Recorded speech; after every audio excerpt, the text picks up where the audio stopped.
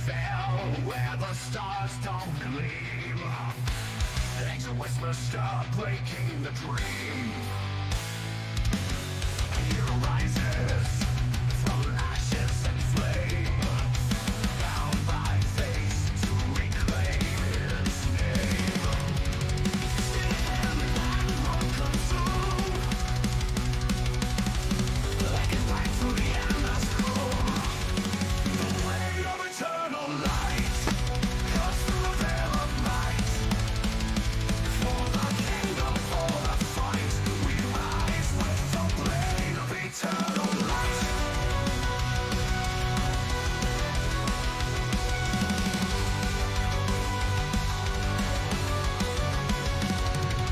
Winds howl veil, cross through the veil of night.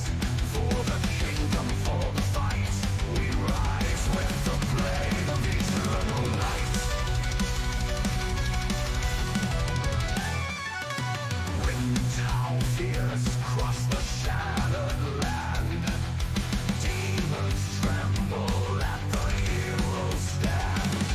Through forest deep and mountains high, the fire within will never die. Ancient runes, they guide the way to the dawn of a brighter day. The blade of eternal light cuts through the veil of night. For the kingdom, for the fight, we rise with the blade of eternal light.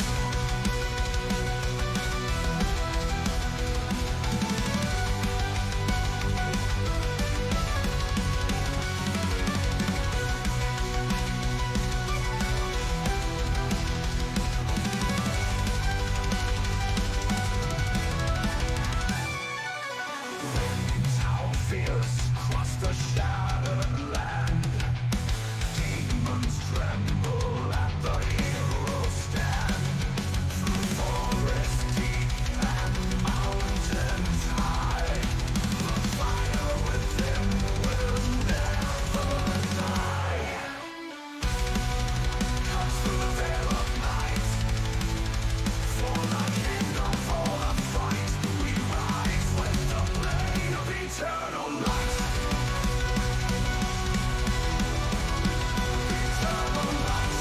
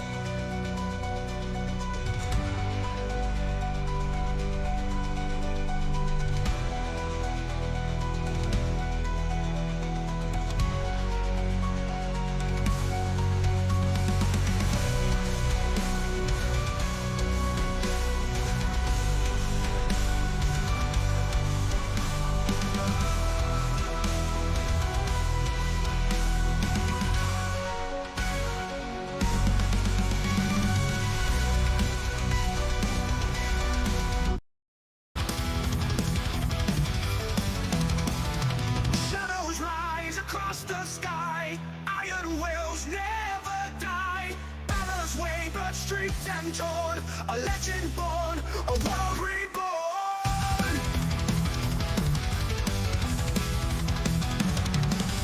Blades collide, the heavens scream. Through fire and steel, we chase the dream. Wings of eternal flame, we soar through the storm, through the war. Light the fires, break the chains, forever bound by the dragon's veins.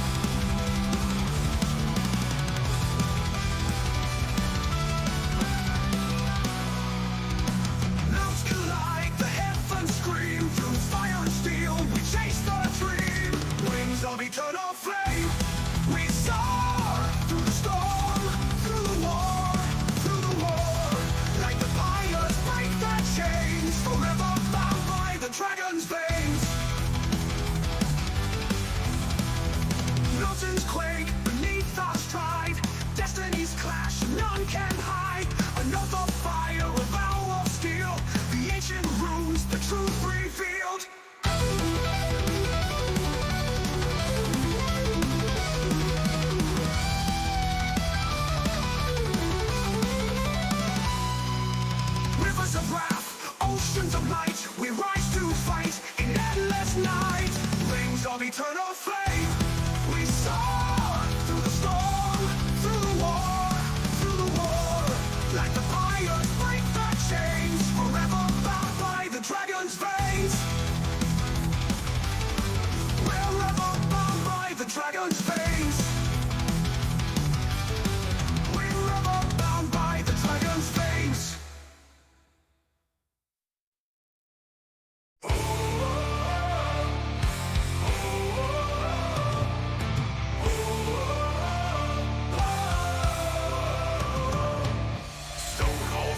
Shadows creep, axes high, shadows deep, steel meets bone, war drums pound.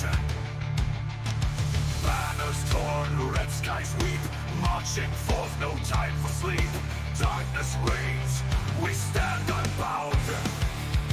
Axes high, shadows deep, through the fire we shall reap. Victory calls, the earth will quake. Axes high, shadows deep, none shall rise when mountains break.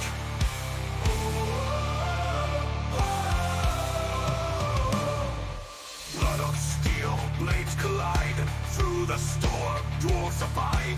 Minds of fire, forged in flake.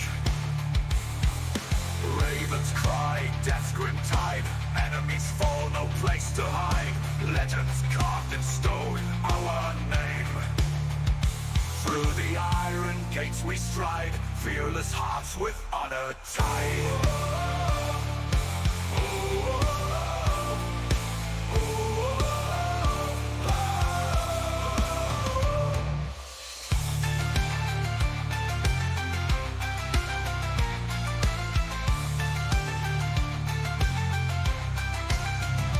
Axes high, shadows deep, through the fire we shall reap.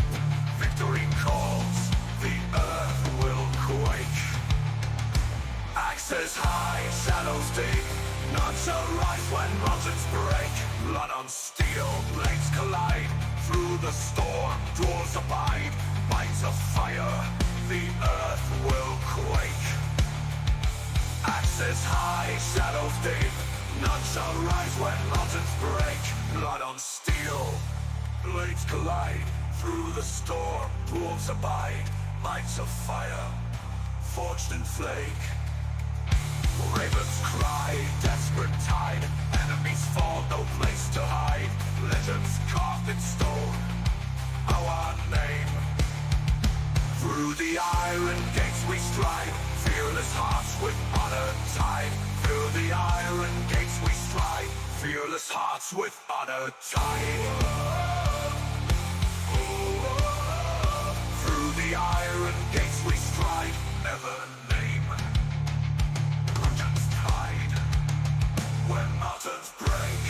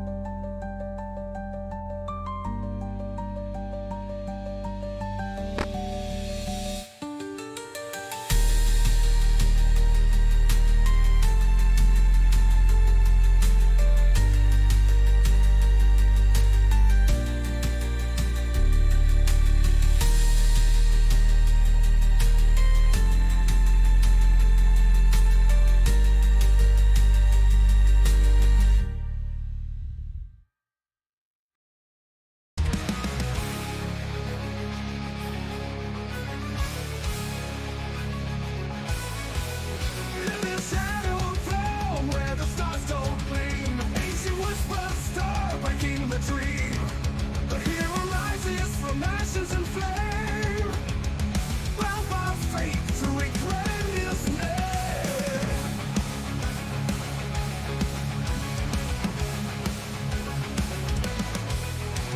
Steel in hand, the night won't consume, a beacon bright through the endless gloom, a blade of eternal light, cuts through the veil of night, for the kingdom, for the fight, we rise with the blade of eternal light.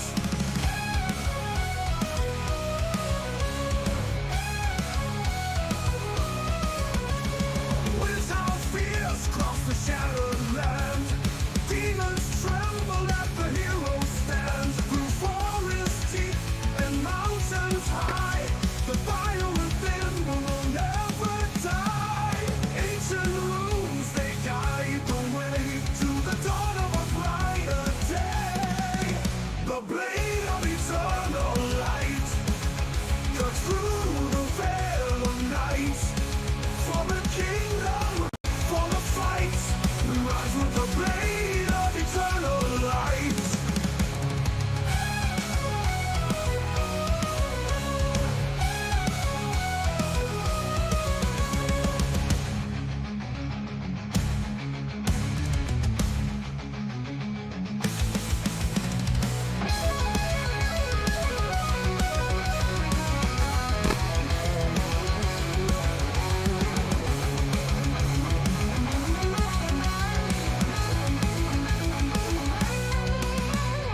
Ancient rules, they guide the way to the dawn of a brighter day. The blade of eternal light cuts through the veil of night, for the kingdom, for the fight, we rise with the blade of eternal light. The blade of eternal light cuts through the veil of night, for the kingdom, for the fight, we rise with the blade of eternal light.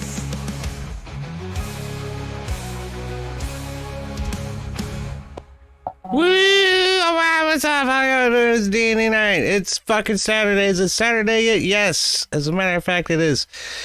Welcome in. How y'all doing? I hope you're staying safe out there with the weather and everything. The snowstorms coming through. It's supposed to be crazy, y'all. It's supposed to be crazy for everybody. I wouldn't want to be in the Northeast, I'll tell you that. And I wouldn't want to be in the Southeast either right now. I'm kind of in an optimum position, even though we're still going to get supposedly 2 foot of fucking snow. So, we'll see what happens. Fingers crossed, everything's all right. Hoping and praying everybody's safe and warm, man. Like, for sure. What is it? We got a lot of great people hanging out with us tonight. Independent thinkers saying, I heard Southern States got it bad. Even Texas got hit with ice. We just got 0-degree weather down my way. That's rough, man. Be prepared. Mrs. Friday. What's up, Mrs. Friday? She says, we are due 24 inches and then a layer of ice. Should keep me out of work for a day, hopefully. Here's hoping, right? The MSN weather has a wild forecast, though. Says we should have the storm slow moving to the end of the week. I was looking at our forecast, too. It's supposed to be super low temperatures next week. We're supposed to get down to like 0 and negatives. That'll be the coldest it's been since last January. So I would say of the year, but that would only be this month and these 24 days. That wouldn't really count very well, would it? Anyway, I know it's been a while since I streamed, so so glad to have you guys joining me, man. It's good stuff. And I'm sorry we didn't really do the session last week. I thought there was a necessary sort of session 0 that we should have had to transition into what will be homebrew content. So it should be fun. It's going to be a good time. Unfortunately, I don't think Mairin's going to be joining us tonight. And she may not be joining us in the future. Which is super big bummer, dude. Because she was just spinning up her character, which was going to be a bard. But I don't know. Maybe we'll see her again in the future. I'm not sure. I hope so. Anyway, let's go ahead and jump into the Discord and see how everybody's doing. Should be a good time. All right. Let me turn this down a little bit.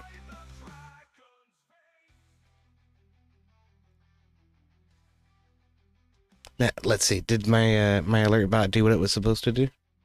I don't know. No.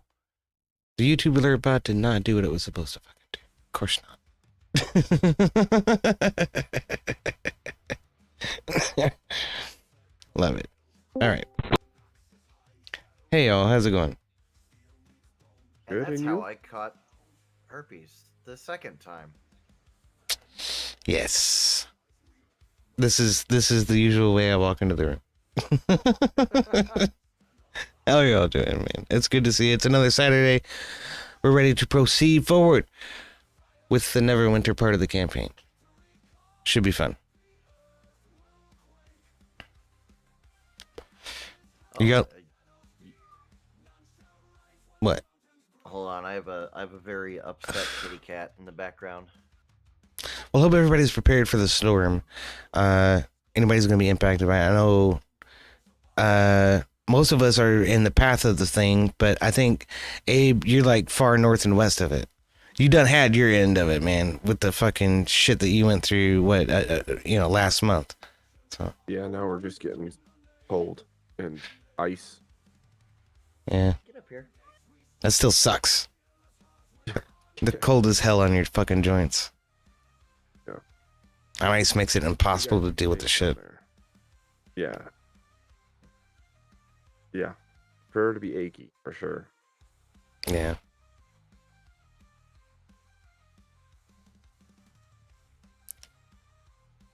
Well, like I said, I hope everybody's prepped and safe and warm and everything, for sure. Did y'all... Heeded to my own advice, I ate all my snacks in the first 30 minutes. That seems like exactly what you're not supposed to do.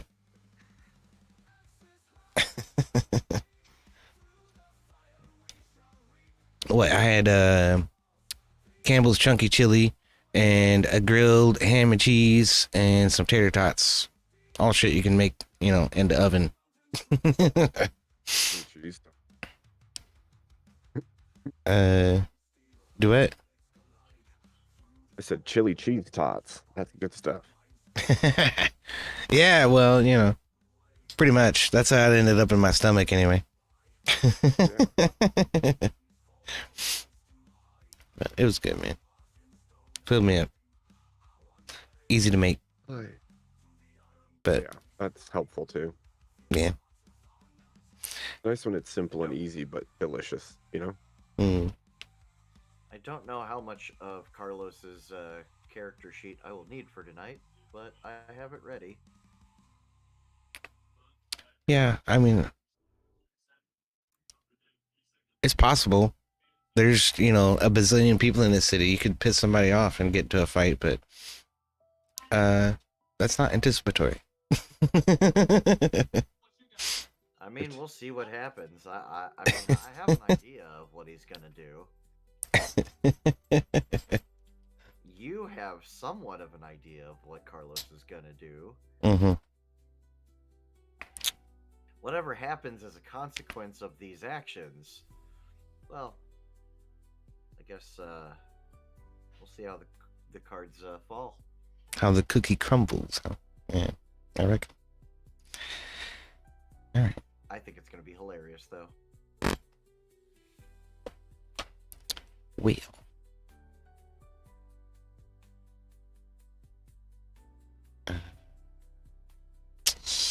I always forget to open up the player tab. It's fucking my bad. Hey, under player characters, can you add my other characters thing on my end? Because I can see Carlos and Nathan. I still have Nathan on here. That's because he's your pet and he's not dead yet. What? Oh. You can aid him. Oh, did he? Fuck yeah, he did. Yes. That's right. All right, my bad. Well, there. I'll just do that. He's dead. He dead. Fine.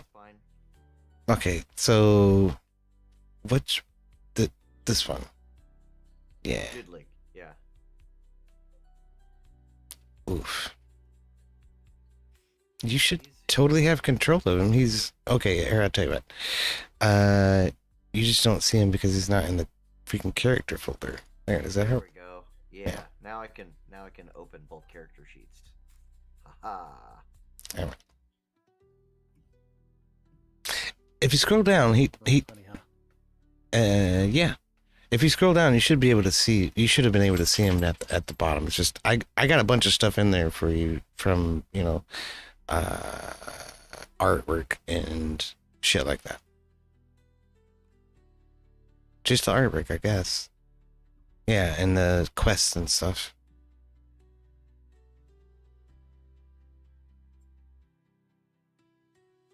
Anyway, yeah, I got the tab open. This one.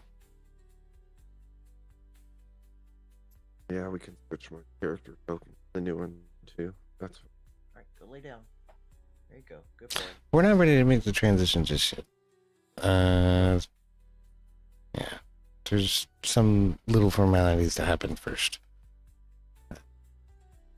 Say, I know how I'm making my transition, and we're We're it doesn't involve surgery. we're all going to go through the transition this evening. We're all about to go on a wild ride following Carlos into a world of debauchery and Oh dear Lord. degeneracy. Let's go. Son of a bitch. Well,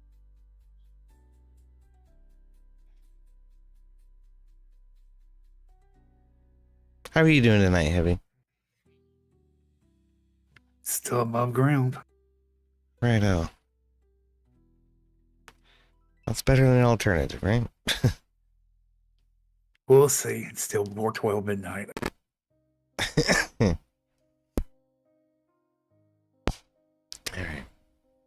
All right. Well, whoa, I should have done that, shouldn't I? My bad. Okay. So, we find our adventurers, comfortably rested at the, what the hell is the name of this place? The Forgotten Tower? I'm sorry. The Fallen Tower. The Fallen Tower Tavern. And yeah, you guys have hung out and enjoyed a comfortable evening at this very strange bar that has this weird enchantment about it, where the ghosts of the alchemists and sorcerers who used to live here keep falling through the middle of it every night at like 3 a.m. So, yeah, I'm sorry, I'm on the wrong layer. So, as you guys wake, you come down the stairs from the upper levels where your rooms are, and are greeted warmly by this big orc and his assistant dude man lady waitress. Dude, man, lady waitress. That's right. You just assume their gender. Yes, the dude man lady waitress. And you know, they say, hey, hope you slept well, welcome in. Hope the disturbances last night weren't too much for you, because it is a little bit strange and newcomers to the town don't really understand what's going on there. So Slept well, but why I does think I my slept butt like hurt a all of a sudden? like a rock. right, like you've been asleep for 2 weeks. Yeah, exactly. It's my bad. It's not. We had a productive conversation last week. We That's true. did. Yeah, I reckon. Very good. I guess so.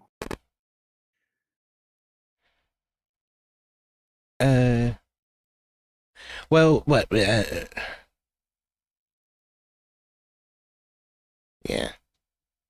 We get into it. Don't worry about it, Heavy. All right. So, The fine young lady at behind the bar comes up and asks, "What do you have?" We've got warm breakfast and plenty of ale, and any kind of enchanted potion that you might require. And she sort of winks at you when she says that. Oh, I've got something enchanted for you. Piece of bread. Bread. Of course. She rummages behind the shelf, grabs a loaf of bread, brings it back out. Bread and water. You know. Basic. Oh, goodness sakes. I'm sorry. That's why that was so low. All right. Just bread and water. Are you sure? She says. And she looks you up and down. For now. Yeah, very well. She grabs a pail of water and brings back a cup. And starts to polish down the bar as she walks down it. The orc behind the counter seems to be fiddling with some kegs, trying to make sure everything's good with the local brews.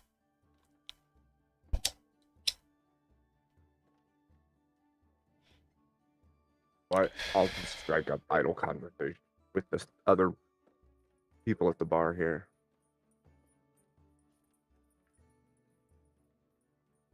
What's going on in Neverwinter these days? To your right, you see a lady elf who's probably, I don't know. You have no idea because she's an elf. You can never tell how old the motherfuckers are. Then there's a young dude who looks like a pirate. He's got like a bandana on, shit, and he's sort of rubbing up on her and saying, you don't know what you're missing. You come my way and I'll fill you right, young lady. And is trying to fucking hit on this girl, and she's just kind of not having it, but she's got like a martini or something in her hand. And I'm gonna say to her, "Been a long time. How have you been?" Oh, this is my friend, who is totally in from out of town, and I'm really glad to see him. How are you doing? It's been a while. And she turns her back to the guy who's been fucking with her. Good. Just came to check on the order, Been hunting the undead and decided it was time to stop back into Neverwinter. She sort of nods at you and thanks you, without saying anything. Get your tongue away from my mouth, for crying out loud. Literally just stuck his tongue right in my damn mouth. Anyway, talking about my dog, not the elf. Lucky French kid. Yeah. So the elf is thankful. Yeah. And then Just keep doing small talk to make it seem like she's too busy to talk to the pirate. she says, have you heard about the comings and goings at the House of Knowledge? During the small talk. I've seen politicians go in and out of there all of the time. Even at the wee hours of the morning, it's the strangest thing. Interesting. What business would they have in the middle of the night at the House of Wisdom? The pirate guy sort of muggles about and walks off to the end of the bar, orders another drink. He says, who's to say? Odd, strange dealings in the occult. There's weird lights and spirits underneath of the building, they say. Oh my. I imagine that probably needs investigating. It's interesting that you would suggest such a thing. That's exactly why I'm here. On behalf of my elven lords back in the forest. Oh. Oh.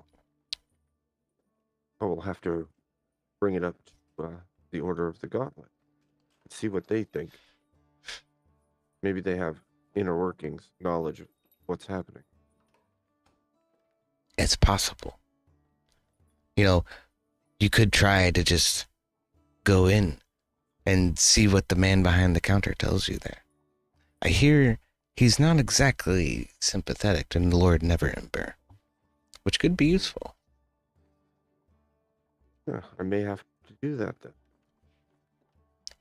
She sort It's of, been a while since I've been to this. Oh, it's been a while since he's been to the city. yes. Yeah, indeed. So much has changed recently. Lord Neverember came in and promised us the world. The delivery has been a little bit lackluster, I must say, for some folk, but quite generous to others. Well, I suppose I should talk to my friends and what they think of checking out what's going on here. Oh, I advise you to be careful with who you spread this information to, she says. And she nods and turns and takes her leave. Without even telling you her name.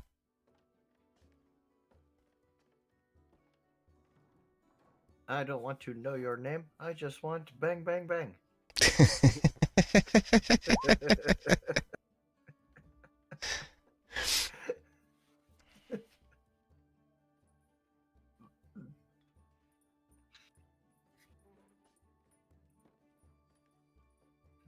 While that was ongoing, Carlos will summon over the Thai ladyboy waitress that EOD Freudian slipped about. Hey, can I get a brew list? Oh, certainly.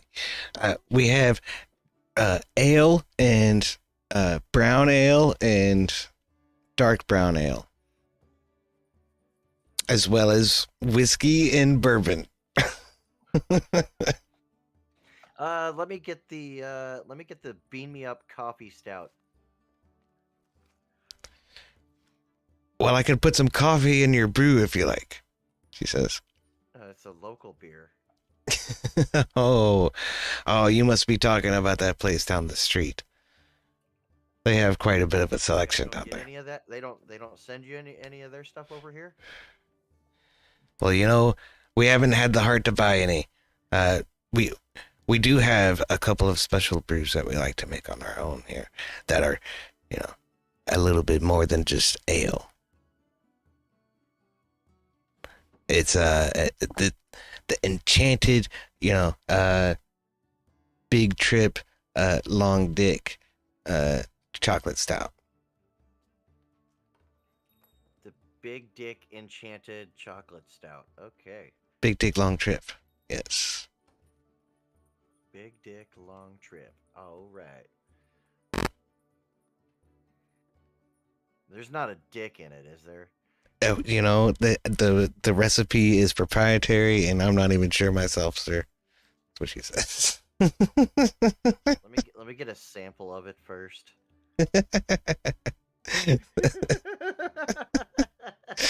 So Be careful, or you'll wind up going to, or you're going to wind up Bangkok.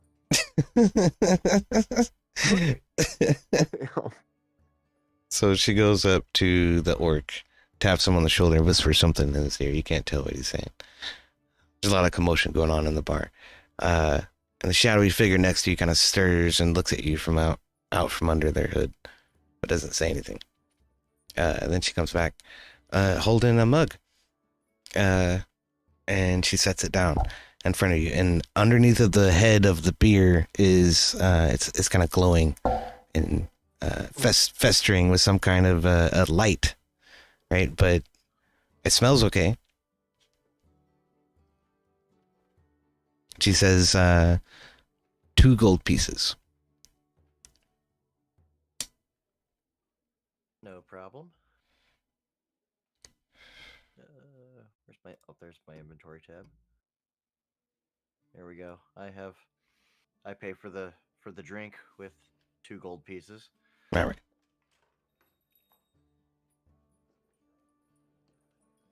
And Carlos will smell it, catch the aromatics of this mythical stout. Yeah, it smells kind of fruity, but it smells like beer.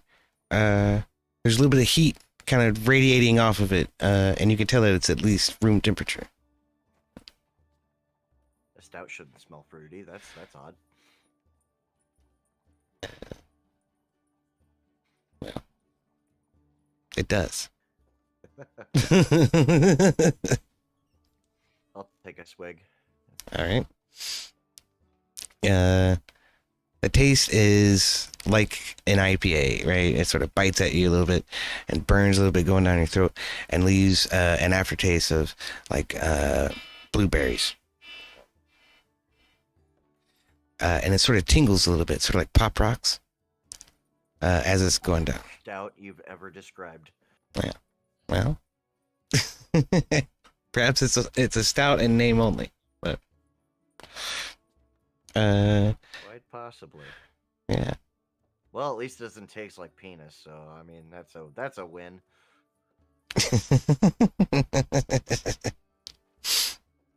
Yeah.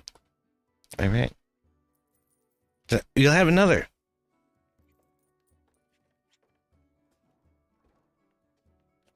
I'm still working on this one.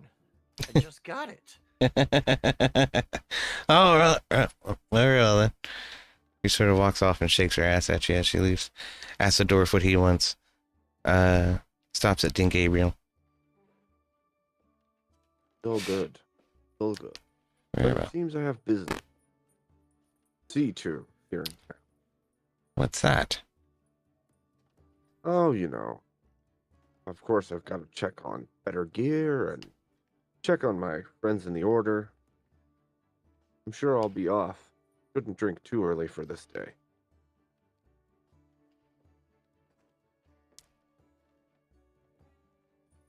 Well, you know, you sound like a right responsible gentleman. And if I were you, I would get as far away from this place as I could. Interesting. So she walks away and talks to the quiet stranger for a little bit.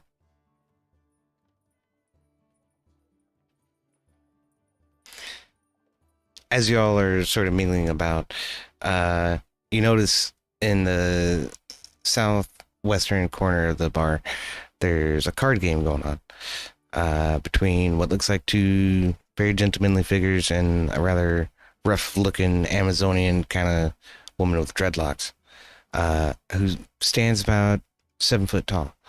The men are rather short by comparison. It's totally not Shilhan Omar.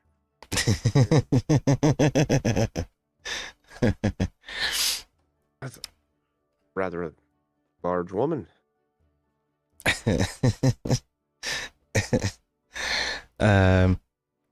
You overhear them talking, and the woman is rather loud, but it's difficult to make out what they're saying across the noise of the bar and whatnot. She seems to be having a bit of an argument with the man in the top hat, who's sitting there with his large fat gut sticking out. He kind of shakes his fist at her and points a little bit, and she calms down and sits at her seat. As that happens, a very well appointed courier walks through the door wearing the herald of the Lord of Neverwinter, with red flowing hair. She marches in and stomps to the middle of the room like she owns the fucking place and starts looking around, vehemently searching for someone. And she spots you, Dink Abriel, and you, Magnus, and immediately rushes to your positions and says, Magnus is just looking around going, how the fuck did I get here? I'm still trying to figure that one out. "Oh, I'm sorry, man. You're not even here, are you? You're escorting the prisoner. You put the prisoner in the jail, and now you got to escort him back to the other place with the dudes. That's totally my bad, man." Anyway, she sees you, Dink, and marches straight towards your position and says, "Brother Abriel." Is it like aggressively or Yeah, just in a hurry? a little bit of both. Aggressively. Yeah, a little bit of both. She says, "Master Abriel, We have heard of your deeds. I am the herald of the Lord of Neverwinter, Lord Neverember. He demands your presence. Yeah. Fantastic. You are to, Head that way. you are to be awarded the Heroes of Fandelver medal, which we just sort of decided that you should have because you saved Phandalin and stuff. That was really cool. Oh, Stuff. what if my friends? Are they be awarded the same? Oh, of course.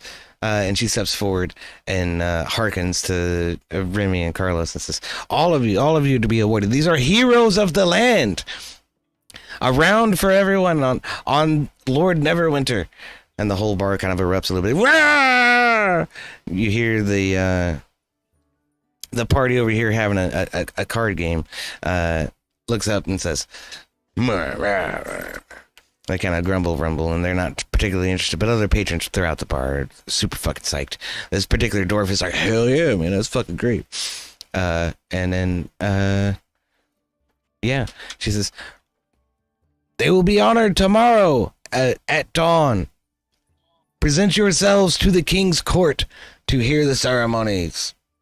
And then she looks at all of you and she says, you do not have to stay in such squalor. You are invited to the bedchambers of the king's guest rooms. Follow me. Sure. And she marches towards the door.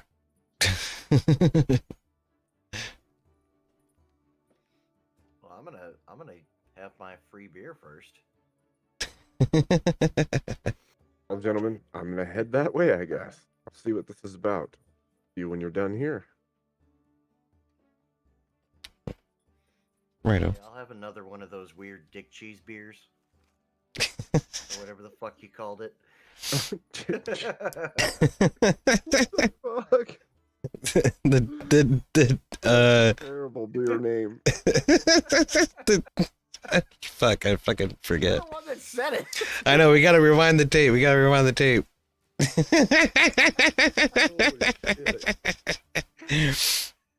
Oh, fuck. I don't even remember. We'll just call it the Dick Cheese beer. Terrible. That's great. Yeah, all right, it's the dick cheese beer now. The Dick Cheese beer. So it is. All right. And that's how you make lore in D&D, folks. That's how it works. Yep. All right. So she goes up to the orc again. The orc looks at her kind of sideways and says, really?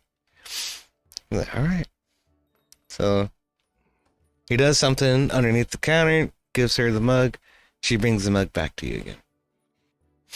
She sets it on the table, and it is again sort of glowing and changing colors and stuff from underneath the foam. She says, 2 gold pieces. Oh wait, no. Okay, we'll put it on Lord Neverwinter's tab. All right, we got that. Yeah, bitch, I'm a fucking hero. Very well, Lord Lizardman. Damn right. No. Carlos will gulp this one down, and then I guess he'll go follow after Dink. All right. What about you, Remy? Remy will follow with him. All right. You don't want any of the Dick Cheese beer? Are you sure? No, Remy does not want dick cheese beer. Okay. I'm just checking. All right.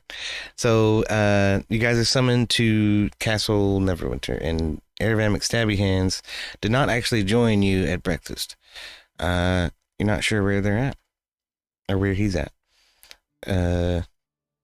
But right. In the meantime, Magnus, you are wakened early in the morning, around 6 a.m.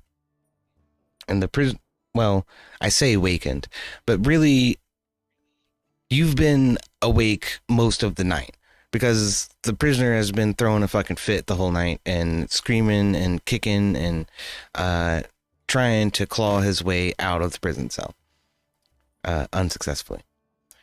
But at 6 a.m, a guard comes in and approaches you, and he says, Hammer Magnus, we are ready to transport the prisoner back to the temple. There you go. And he presents you a guard of 2 hammers, such as himself. And they're all poised and ready to escort you and the prisoner all the way to the temple of Tempest, which is embedded inside of this place, which there you go.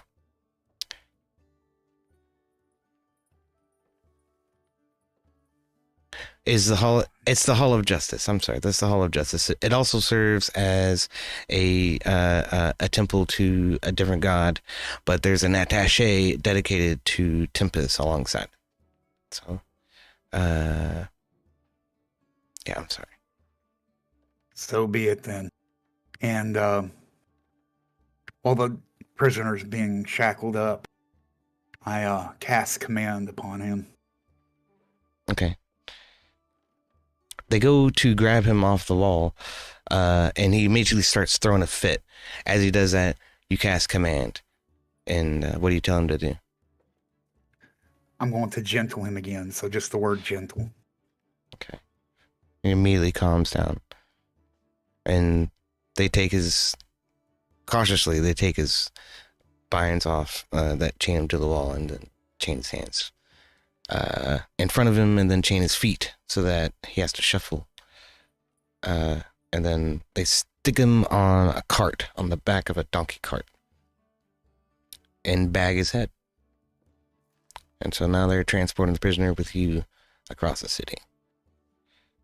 Guards, we don't need to be dragging one of our brethren, no matter how bad he has been, what he's done, in the open air so everybody can see. So make sure to cover him up in the back of that cart. So one of the guards sort of pins him down onto the floor of the cart and then throws a tarp over him. It says, "Don't fucking move." Don't make this worse for yourself, Tiberius. It's already bad as it is. We don't need a public execution as well. And we proceed. Right now. So you travel north along this way, and as you approach this area, you notice in the daylight you can see a huge chunk of the land throughout here has been hewn out of the land, and there's this gigantic ravine in the middle of it, and alongside the edges of this ravine and along the crevasses of it are just built all these houses, these little shitty houses made of, you know, like cardboard and debris and trash and stuff. And so you walk amongst these houses. You can just say homeless encampment. It is basically a homeless encampment, but it's among a cleft, and I don't think the map represents that very well, but there's a huge cleft in the ground right there, and there used to be water in it and all that kind of stuff. Anyway, so you travel this way, and then so through this neighborhood, it's kind of nice. It's not too bad. People are really curious what the fuck gang of hammers is doing in their neighborhood, but it's not a big deal. Nobody's fucking with you. Just protesters. Yeah, there's no protesters. Not there. Sorry, kidding. As you round the street corner here, a huge wall sort of erects itself out from behind the houses. You said erect. Yeah, and there's a tower there. That's the wall of the Royal Cemetery. And you walk amongst its shadow past this really big building right here. Not sure what it is or what it's for. But through the side streets, down to the river, And along, passing through all this, Magnus looks around and goes, I see not much has changed in Neverwinter. The poor gets poorer, and the rich get more. Yeah, I can see that this isn't going to change anytime soon. that's very true. And as you walk through this part of town, you notice the buildings are very well kept. Everything seems to be brand new almost, and tall and strong and well-to-do. You arrive at the Temple of Tempest, attaché under the Hall of Justice, and are greeted by 3 more Hammers of Tempest, who hail and escort you into the halls of Tempest. And let me see. While when we arrive, I pull Brother Tiberius out of the back. I have him re-don his tunic. He still doesn't have his armor and all. I take his leg shackles off. I leave the hand shackles on. And I then proceed to walk him in myself. Not manhandling him, but having the guards to stay around, but not doing a perp walk for him. That's not what's needed. Right. So you're sort of walking alongside of him. And he wears his tunic. Here.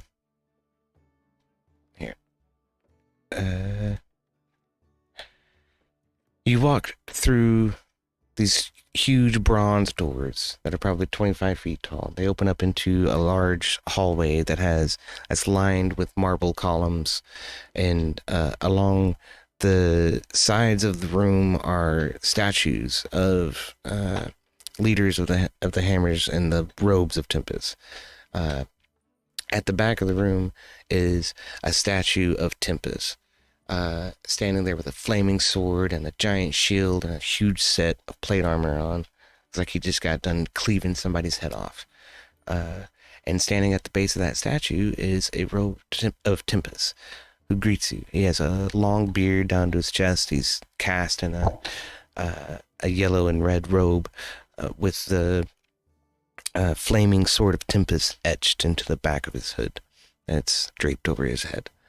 His hands together, he greets you as you come in. He says, our dissenter. I see. You've brought him to justice. Good on you, Hammer Magnus. And he bows his head. Hell, Hierarch. This, and I start looking at his fine robes, and I just look at him and I say, seeing what I've seen from Tiberius coming out and his aggression, sometimes we need to be reminded that not only the flaming sword is our only symbol. Indeed, Hammer. You are correct. I'm probably supposed to have something else etched in the back of my robe, aren't I? No, it's just aggression isn't the only purpose for our order. Indeed. Well, we will see that this one gets the attention and knowledge that he is lacking. He wasn't the only one. The whole troop that you sent down was more than willing to go full in on combat instead of trying to reinstill confidence in Phandalin. The one thing that they're needing right now is protection and confidence. I see. This is most troubling. Most troubling. Tiberius was a commander. Perhaps he wielded some supernatural force over his troops.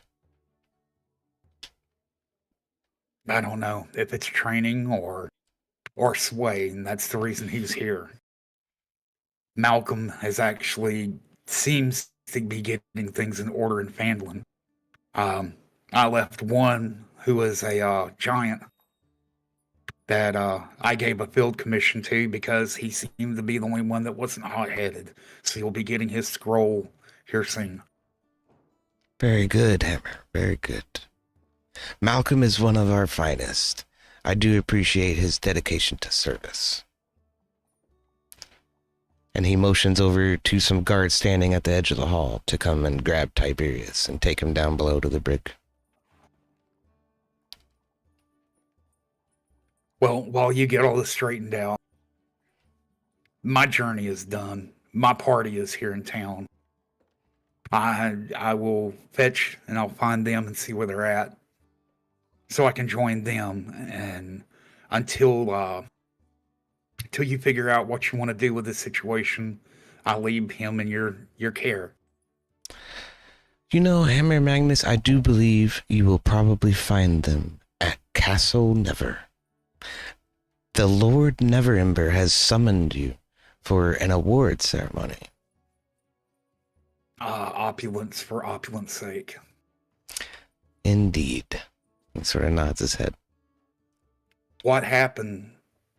It seems that the town is worse off since we've gotten here. After the eruption of Mount Hotnow, Lord Neverember promised us to be fully restored, and yet he seems to only be interested in the parties that can help him raise money. Of course, it's not much of an issue for us, but other communities have suffered greatly.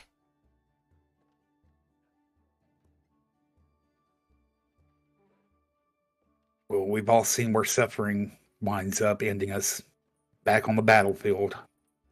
As always to battle. Just depends on what side of the battlefield we'll be standing on this next one, I guess. Whomever is victorious, Hammer Magnus.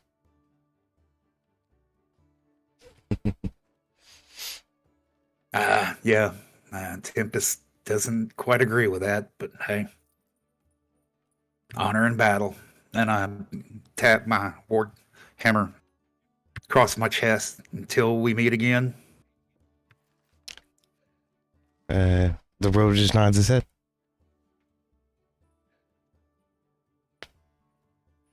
All right, so are you gonna head out? The castle is just north of where you're at the Hall of Justice. So Yeah, I'll head out to wherever he directs. And while I'm heading out the door, if we need to correct this problem, feel free to call upon me.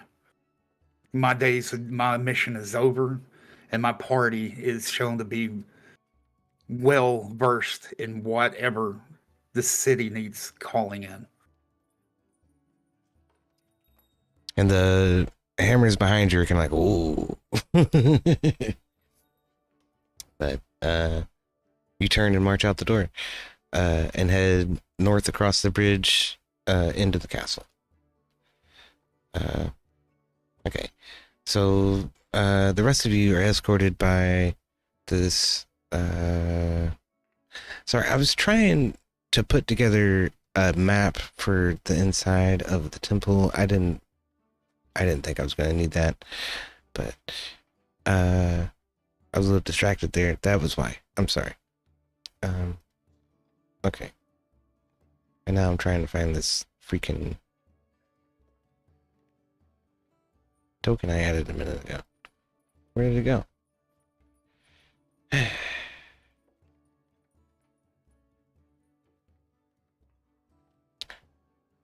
it is.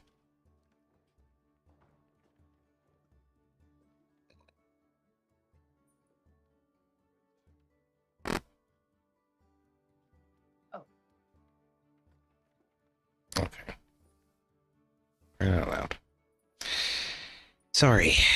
Anyway, you guys head out through the neighborhood that you're in, and many of the buildings are mostly destroyed. It seems like they've been that way for several years. But the tower that you just walked out of is sort of a twisting spire that goes up about 120 feet. And it's mostly intact. It seems to be recently rebuilt, oddly, compared to the other buildings that are around. As you near the end of the street, things start to get better. Buildings are more put together. There's a church on the south side here, and a large sort of inn on the north side, called the Sunken Norwegian. Yeah. So we head north through here. Things are getting progressively better. More and more rebuilt, more and more sort of bougie. As you approach the south side here, you run into the wall of a fort, an old fort, and there's a spire peeking up over the crest of a 110-foot wall or so. Your escort doesn't say much. She just marches onward at a deadening pace, so much so that you feel yourself having to stretch your gait, your steps, in order to keep up with her. You march through crowds of people who are just sort of aloof to your presence. They don't exactly know who you are, but they seem to recognize the ginger. As you approach the walls of the castle, there are guards there. Look and see who's escorting you and immediately open the gates. They don't even ask. And so as you enter the gates, be down here. Yep. That one.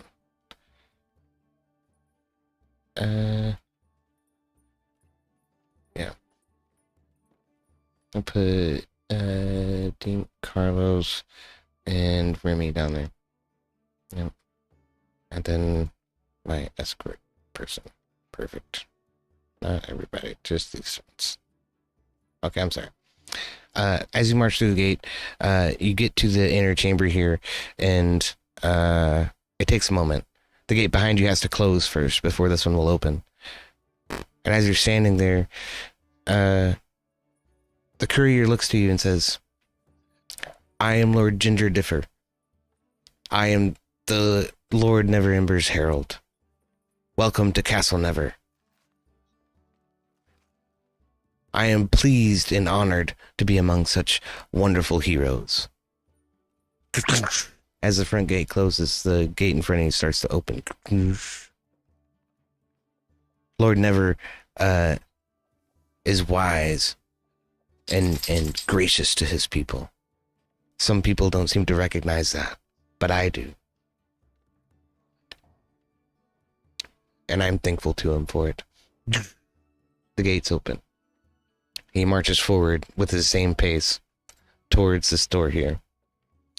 And he reaches up, grabs the handles of the door, and swings them open to a gigantic atrium. Which is there. Yeah, it has this stone-lined floor, and there's a fountain at the back. As you walk in, you're flanked by several columns, and standing in the middle of the room is I was going to say an Argonian, a dragonborn paladin wearing plate armor and carrying a scepter. And he says, Hail, Ginger Baron! Who have you brought to the king's court? And she says, it's the heroes of Phandalin. And she steps aside. And the Dragonborn says, I am Lord Dragonrember. Welcome in. Welcome to the king's court. I will escort you upstairs. The king's court is above us, he says, and he points. You are to be honored with the Hero of Phandelver Award. Welcome, heroes. I am honored to be in your presence. And he starts walking upstairs. Carlos, is that your cousin? No, I don't know him. What do you think? You think that just because all us dragonborns can just shoot lightning from our dicks or something? I mean, I figured. I don't know. You're the first one I've known.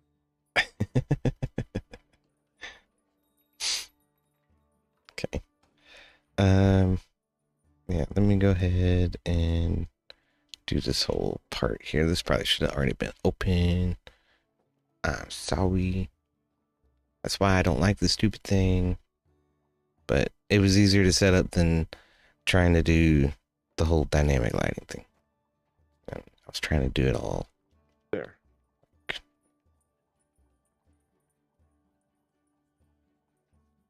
Okay, so everybody's right about there. And here.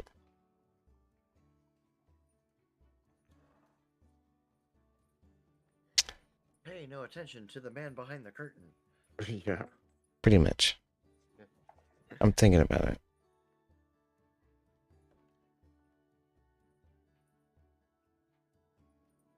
Yeah, okay. So, as y'all are coming in here, Magnus, you arrive and are escorted by guards to a different stairwell, and you come up here. And the steward of the court escorts you all to this room and says, "Just a moment." As Magnus is rounding the corner, following the instructions the guard gave him, he comes through this door and says, "Oh, there you all are." Magnus. Hail. You're a little late there, aren't you, pal? How did the dropping of the comrade go? Saw more than I wanted, heard less than I wanted. So nothing's new in Neverwinter. Yes, I would say I saw corruption quite often everywhere we went.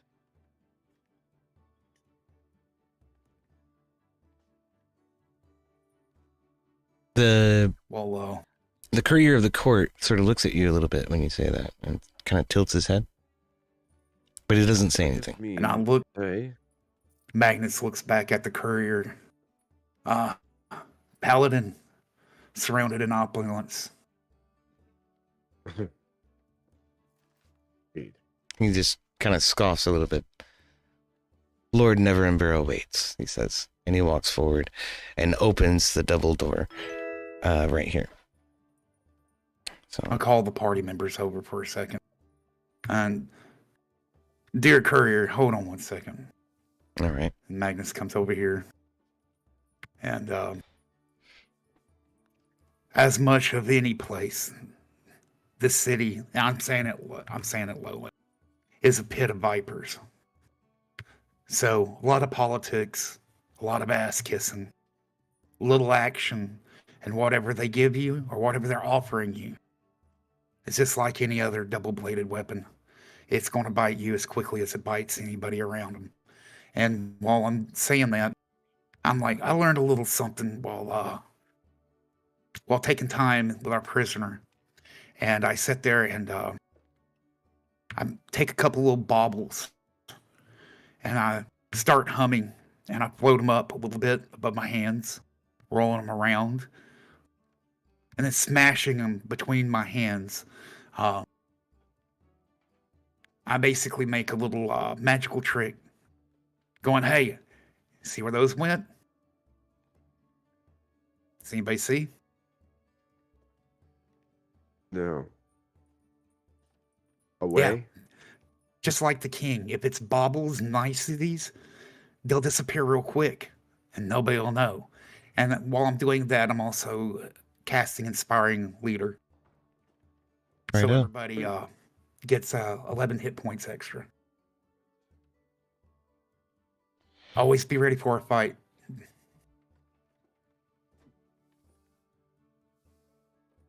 Perfect.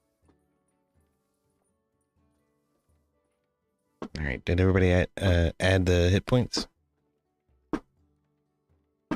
I'm adding mine. Concur with. Hey, that puts me at 50. Okay. Hold on a second. I gotta figure out what my dog is doing. He's eating something. Strong possibility. I would say to keep in mind, gentlemen, strong possibility for being awarded because they want some drama. They want honor. Well, I got what I expected from my leader of my order. A lot of empty platitudes, words, and no real answers.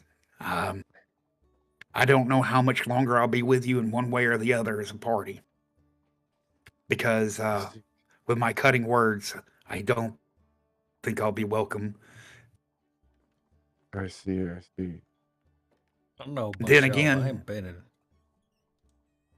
Then again, who knows? Somebody might actually take my words to heed, and we might actually see some change in my order, but I can't guarantee that. So just be forewarned. Well, sounds like you're saying it's time for a reformation, Magnus. Keep that to yourself. That's words that get you killed in this hall. Yeah, the Dragonborn is just sort of scoffing under his breath right now. And he says, ready.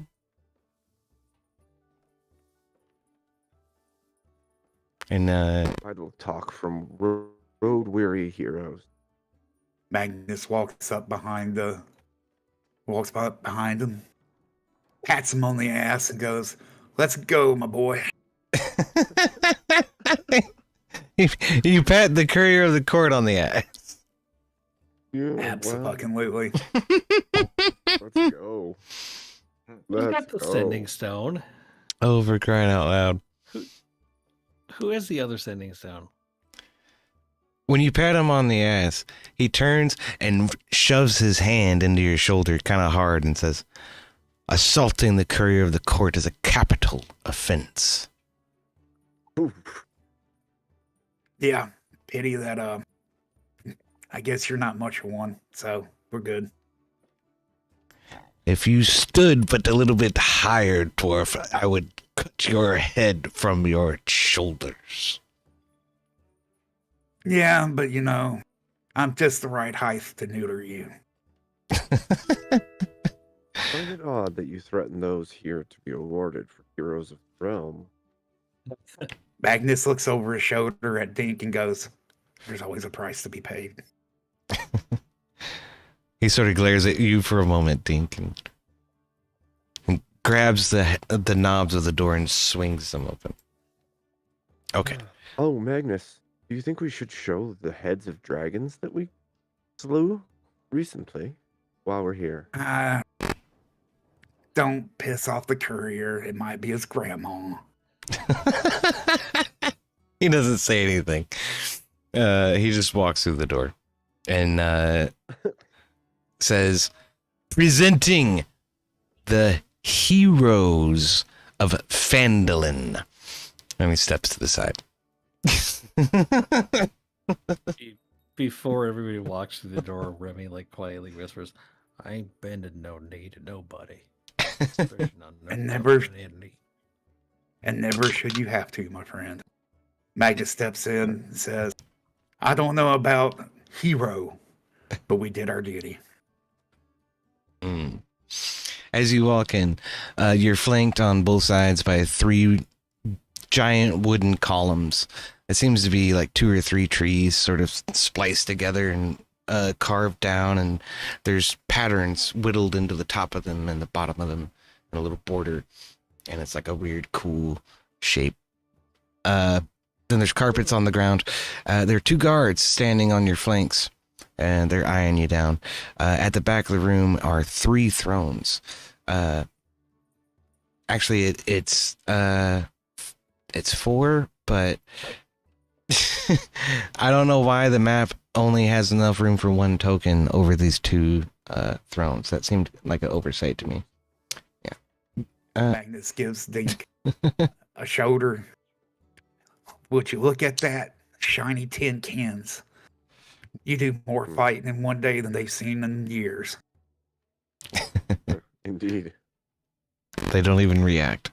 They stand stalwart. The thrones are made of wood and adorned with sort of gold plate, red velvet. It's very fancy, very fancy. The Lord Neverember greets you as you walk in the door. He stands up and he walks forward and he says, "Heroes, thank you. Thank you for your service to our community. I too am a servant to the community, and I know what the sacrifice means.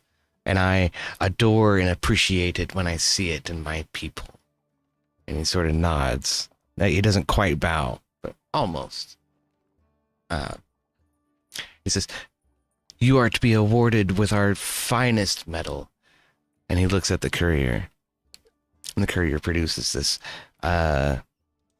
box. It's like a cigar box. He opens it up, and inside are 5 medals.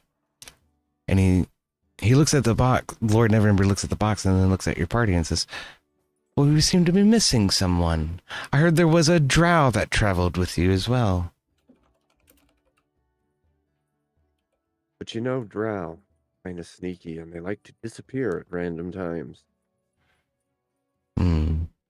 That's- Maybe Gabby just didn't think he deserved the honor. You know, all that sunlight, they tend to be afraid of it.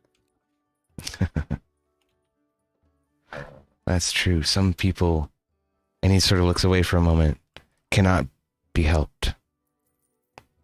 Nonetheless, I will grant your party his award, even though he is not present with us here today.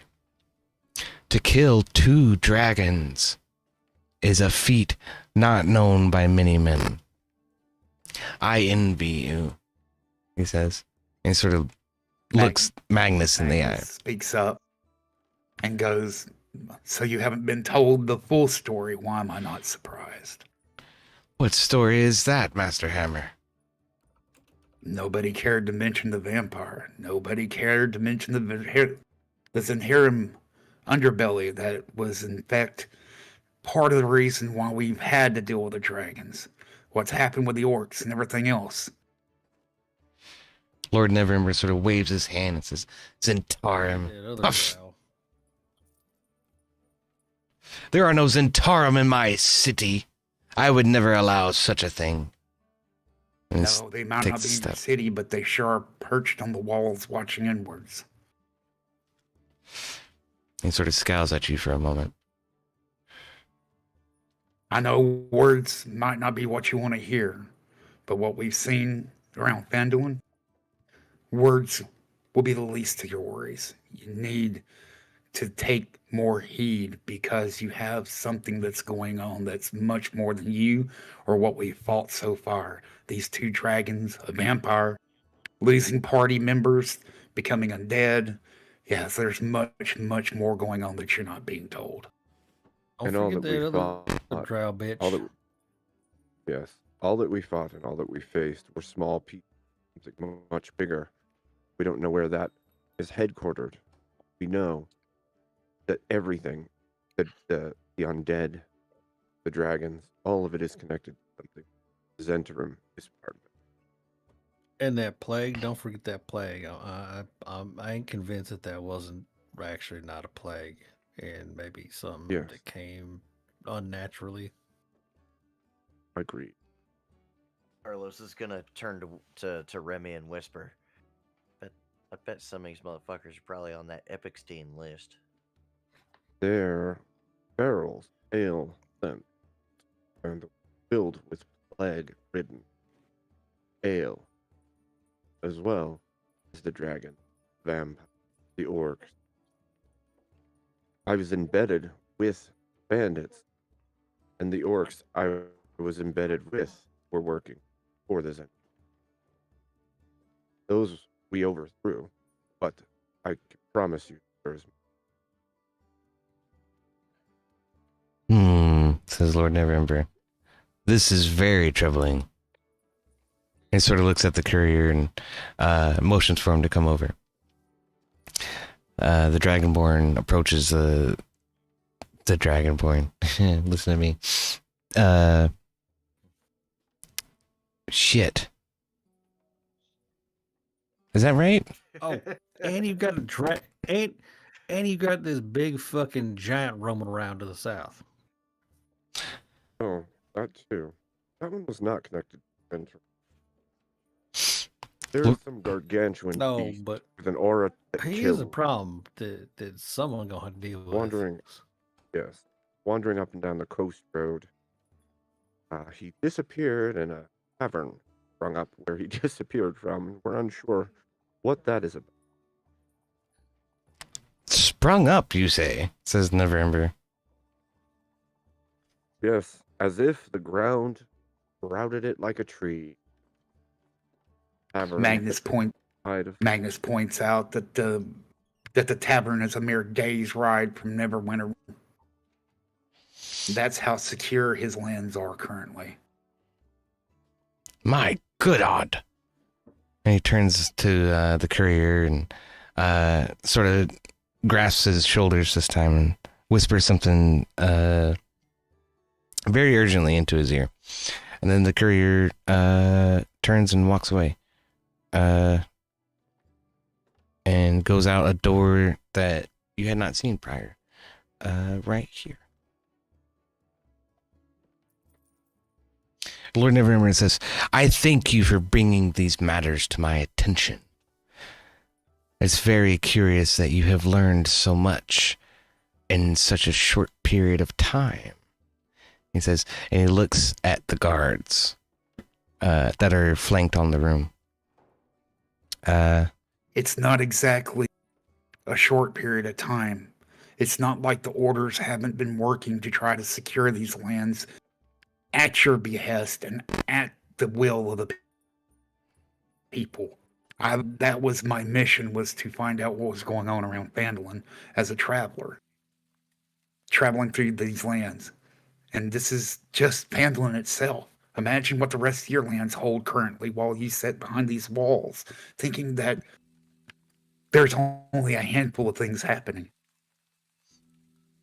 At that point, the young man sitting in the throne off to the side of the king's throne steps forward, and he introduces himself to the lot of you.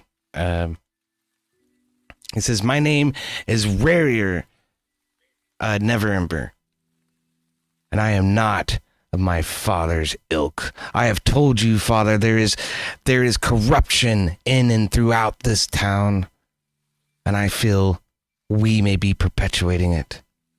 Don't you see? Don't you see what these good men are trying to tell you? That our lands are filled with the blight of corruption,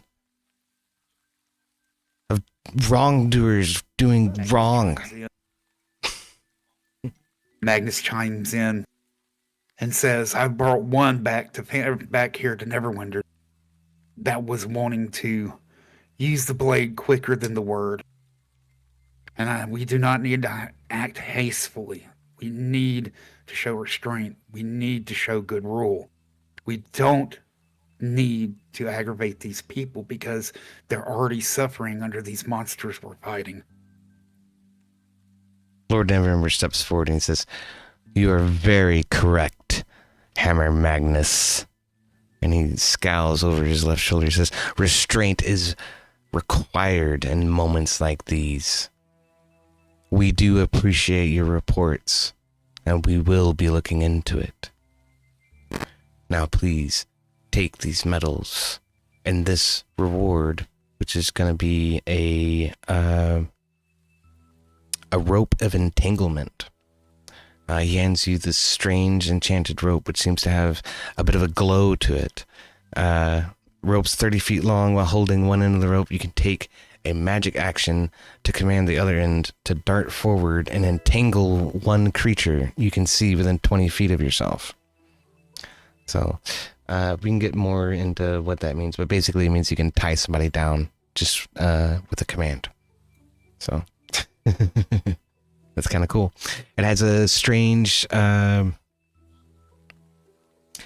I wish I could just show this to you. I guess I can look it up in the compendium and put it on the stream at the very least. But it's the rope of entanglement. And that... The dog, Indiana. Anyway. And I make an insight check on the glance that he gave his kid. What are you trying to figure out? Trying to figure out like what the like discord there is, like what the like why is there some sort of disagreement between them? Is he hiding hiding something? Well, you're not psychic, right?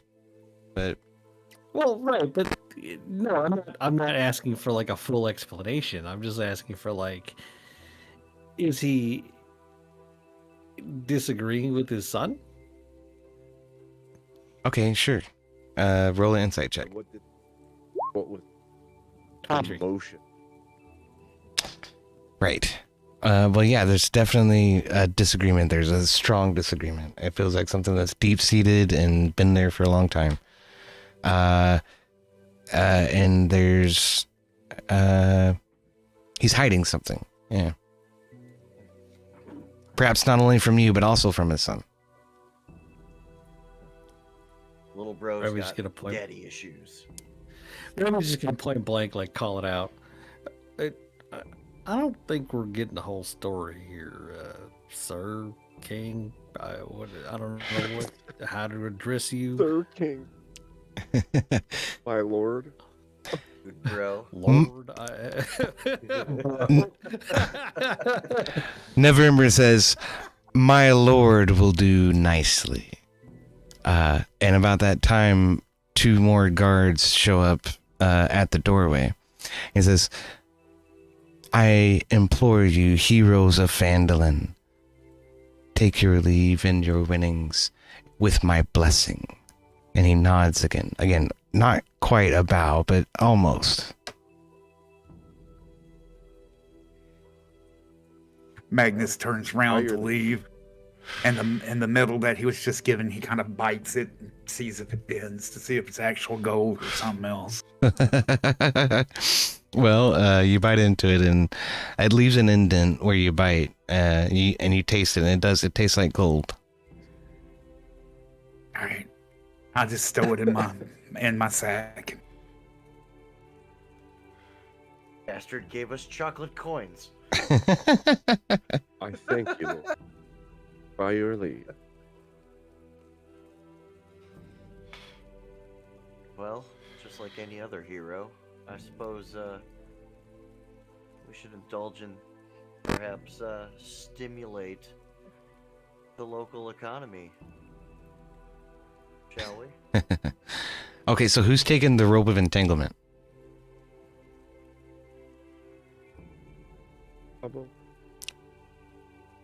I think our bag of holding gentlemen should. Righto. Toss it in with all the other elated. And while we're heading out, once we get on the other side of the doors, I kind of look around and I'm like just muttering about to be such heroes. There's nothing but a medal and a pat on the back and get out of my castle. Some don't sit right. Well then, I mean, it's not like we aren't of the wee folk, so I guess this isn't to be anything to be looked upon. It's not like the rich and crusty wants to get involved and get their hands dirty with us. But do you won't get your hands dirty with them? One of the guards, How about y'all? one of the guards shifts his armor and kind of takes a step towards you. When you say you want to get your hands dirty with them. Look, he's kind of kinky. He's into that kind of shit. Right, armor is kind of his thing. He likes to Could roleplay. ask him about the gnomes, gentlemen. Ask him about the gnome. Hey, Carlos. You know what you haven't asked them? Hey, who's got the other son ascending? Seriously, I don't remember. Oh man. I think Ereven had one of them. Yeah. Oh shit. Okay, never mind then.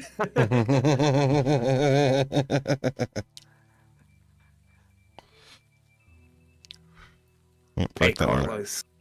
Do you think they want to see your wiener? I don't know. I didn't ask him. Yeah. Maybe I should. Surprised you didn't. There's no, Well, gentlemen- no time like the now. I don't know about y'all. I've already had enough of these highfalutin assholes.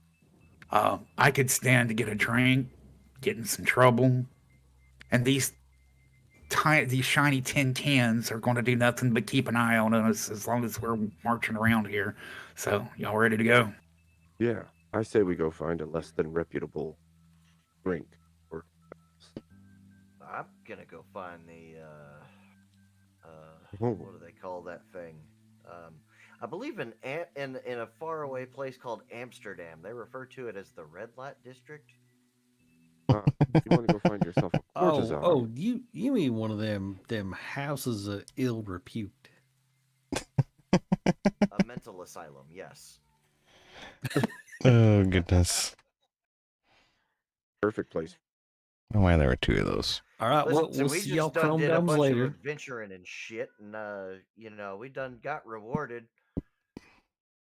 I'm About just saying, stiffs. I think it's time to kick back and have a at least. I think we can take a day off. You think? Hmm. I never was much for this place. I just know a few little spots and what I've been told. So y'all lead the way. It'll be as good as anything that I can show you. I suppose say you we- probably ain't into them hookers and blow, are you?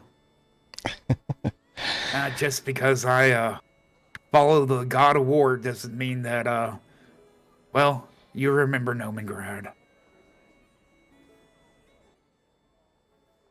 I don't, actually. I don't Yes, remember that was much. Quite the. in Nomingrad, Shrooms. yeah.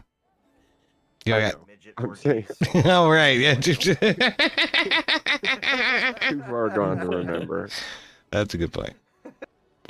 All right, well, on your way out, Carlos, you asked one of the guards for the nearest whorehouses. It's over here. He tells you about the floating rocks that before the cataclysm, there was a wizard and a dragon who tried to destroy the fucking town. And one of the things they did was create an enchantment that tried to draw away chunks of the earth.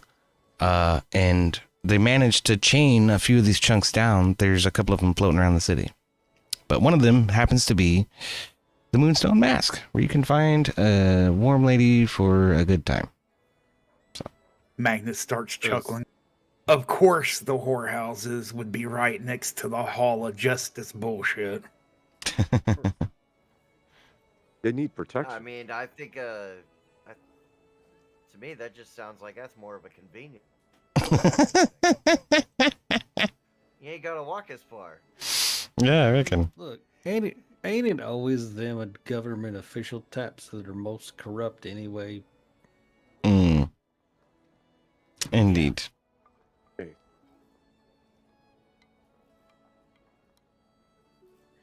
Which, by the way, now that we're out of earshot, any looks around, are there any like of them chrome domes like looking around at him? Well, y'all are within close proximity to the gate, but you can move away from it to get out of earshot. Sure. Yeah, as soon as we're out of earshot, he still like kind of whispers, "Something don't sit right about him." A little more than something. Kind of like everything. You think he sits I mean, down when he pees? Yes. Definitely. Oh, you mean the chrome domes inside the castle? No, you all left the castle. So you left the castle and walked out the gate. You're out the gate. You're in the street now. Okay, So something don't sit right about him. Gentlemen, I can't quite put a finger on it, but his kid just there's something wrong there. I think his kids. His father playing.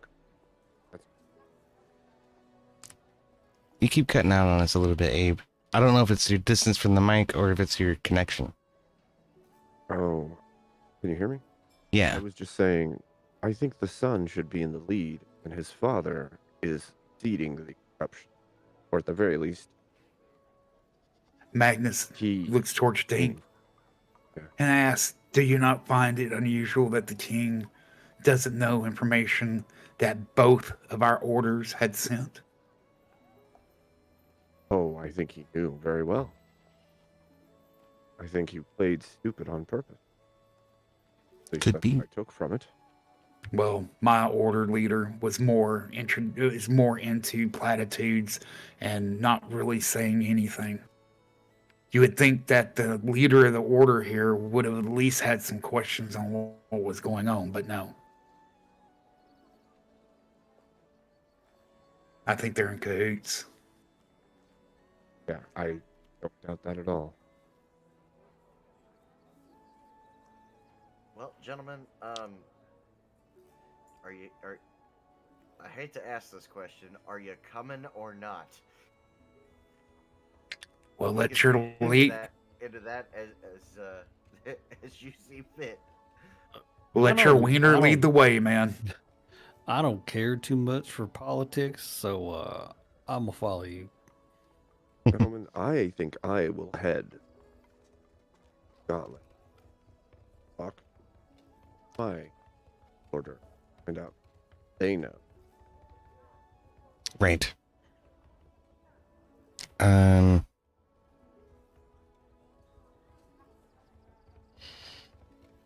Okay, Dink, the Order of the Gauntlet has an attaché at the House of Knowledge. The House of Knowledge is over here. And it's a well-known... Follow along with Dink. Okay. The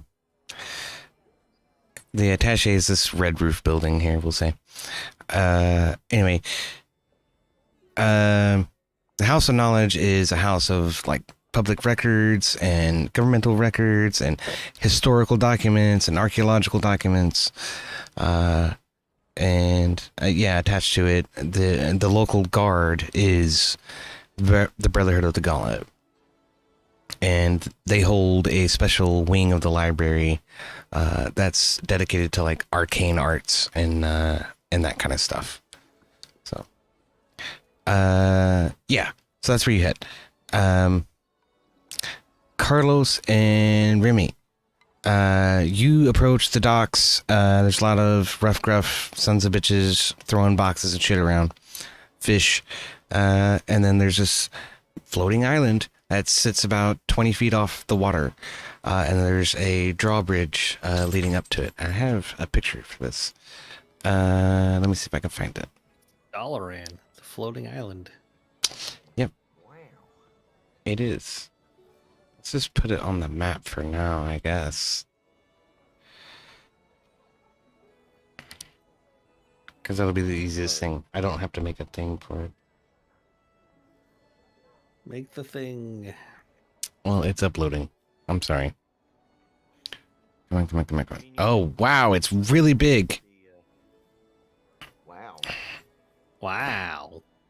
Wow. No, it's just a piece of artwork that represents what it looks like. All right, it's the Dalaran whorehouse. Got it. Yeah. Okay. So, It's got a Dollar General sign, like under Right. construction going up. anyway, you walk up this drawbridge that leads up to the floating island, and you approach this building that's stucco and marble with some strange patterns etched across it. You're greeted at the door by a young elf lady who almost looks way too young to be where she's at, but she opens the doors for you and bids you welcome, and then you go. She's very scantily clad, lots of cleavage, and you're greeted by let's see here. Wait, how young is she? Well, do you want to ask? He's an elf. He would know. She looks to be like 43 or 45. Okay. But elves look unusually young. So, yeah. There we go. Don't elves live a long time in D&D? They live a really long time in Lord of the Rings. They do. Yeah, okay. So she's young for an elf, but... okay. Okay. Got it. Not Von Epicstein young though. No, certainly not. Anyway, so you're greeted by the lady Lisette Cheldar. and she welcomes you in, wearing a mask. And as you walk into this lush room that has curtains of red and blue and purple and velvet carpet and velvet seating, there's like this round sort of bench in the middle of the room, sort of surrounded by other benches and girls and nefarious characters that look like most of them came from the docks, or sort of sitting and flirting and poking at each other all around the room. And most of the girls have masks on. So this lady in this bright green dress with this black thing on top of it approaches you with her mask, and she says, "Welcome, gentlemen. What can we do for you this evening?"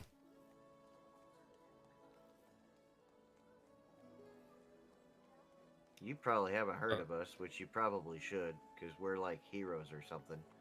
Oh, is that so? We have special treatment for heroes here. Lord, We had a long trip. We just need to relax. All right. well, I see. If relaxation is all you don't want anything to drink, anything to eat, any company? I mean, of course, that too. That's kind of what I meant. Ah, yes. Well, you're in the right place, Master Elf. Let me show you to our dining room. And she escorts you guys over to the little dining room where there's 2 or 3 tables. There's not a lot of people in there, but there's one girl sort of walking around waiting, and 2, maybe 3 patrons. One in the corner that you didn't notice at first when you walked in. She seats you at one of the round tables with comfy velvet chairs. And there's a tablecloth and a little flower in the middle of the table. And she says, "Martha will be right with you." She turns and walks away. A couple of minutes go by, and then an older lady comes up with a mask on, and she has a purple dress. And she sort of nods and says, "Hello, gentlemen. What would you like to eat?" I'm on the seafood diet. "Oh, that's good. We have lots of good fish. The No, I mean, I just seafood and I'm gonna eat it. oh, ha ha ha ha ha.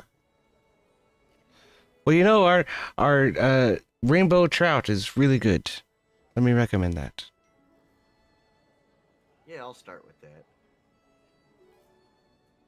I'm more on the liquid diet, if you catch my drift. Oh, Master Elf. And she pulls a drink menu sort of from her brute, or in between her tits, and sets it down and gives it to you.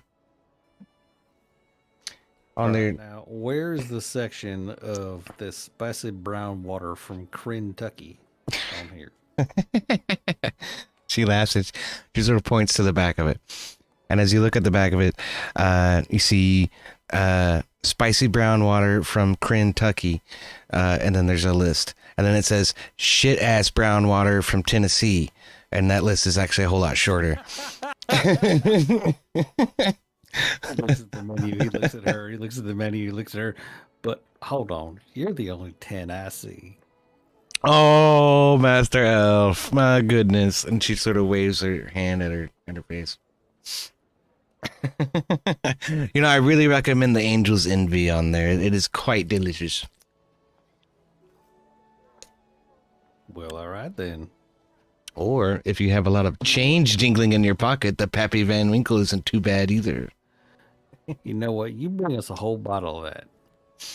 Of which? The Pappy Van Winkle? Of the Angel's Envy.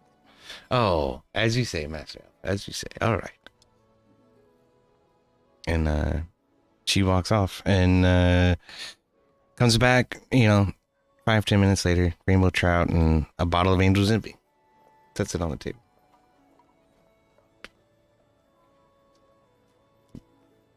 What? Hush. The trout is, I don't know, reasonably well presented, but it's obviously not their specialty. The restaurant's not the focus of the inn. That becomes apparent. But I'm on a light diet for reasons. the fish looks good. It's served with a potato and some asparagus. Potato. Yeah. Potato. Boil them, mash them, stick them in a stew. Or boil them, mash them, and register them as a silencer to the ATF. Oh, for crying out loud. You saw that too, huh? I did. Apparently that was a staff member of the National Gun Rights. You registered a potato as a silencer? That's ridiculous. Yes. Legitimately actually happened. That's I amazing. believe it. I fucking believe it. Are you gonna give us a chance to regulate something? Hell yes. Couldn't have happened any better. That was fucking well done. All right. Well, you've had your meal. You got your bottle. What are y'all doing?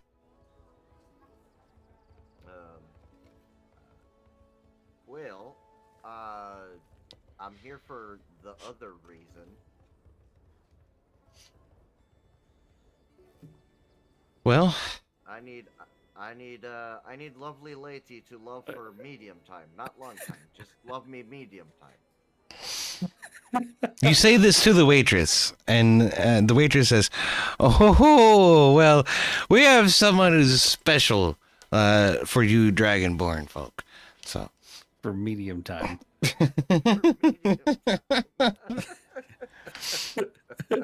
and so she sort of beckons you to come with her and back into the lobby. So leave your plates and glasses and go back into the lobby. And she calls on one of the other women who are running around with a mask. This one's kind of tall, and says something into her ear. And then that lady runs off and grabs two ladies. One of them is a Argonian, nope, a Dragonborn, and the other one is an elf, Remmy. And the elf is sort of tan-skinned with brown hair. Dragonborn is kind of a yellowish green rather than a dark green, and I don't know, tall, and just totally your type. And they're all cooing and rubbing up on you and getting ready and saying, "Well, why don't you come with me? Why don't you come with me back to the back room?" Well, here, actually, why don't you take this and just let her rip, and I'm gonna go back to the bar and have another drink. Wait, Attach it, like, hands her his detachable penis.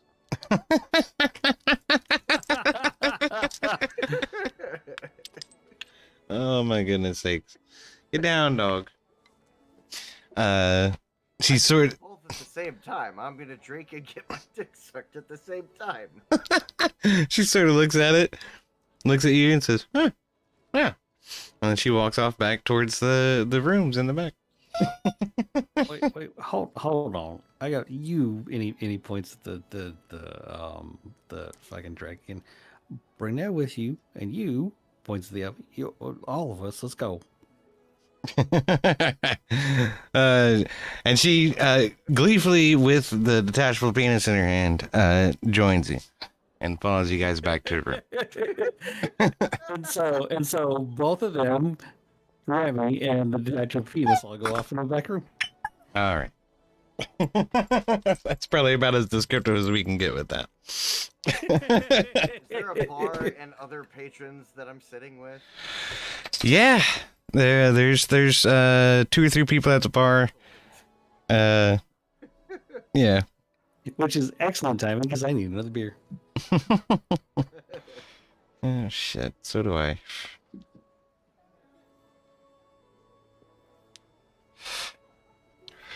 So what do you say to the other people at the bar? I just sit down at the bar and order my beer, and then as they they're doing their thing in the back room, Carlos starts making some really funny faces.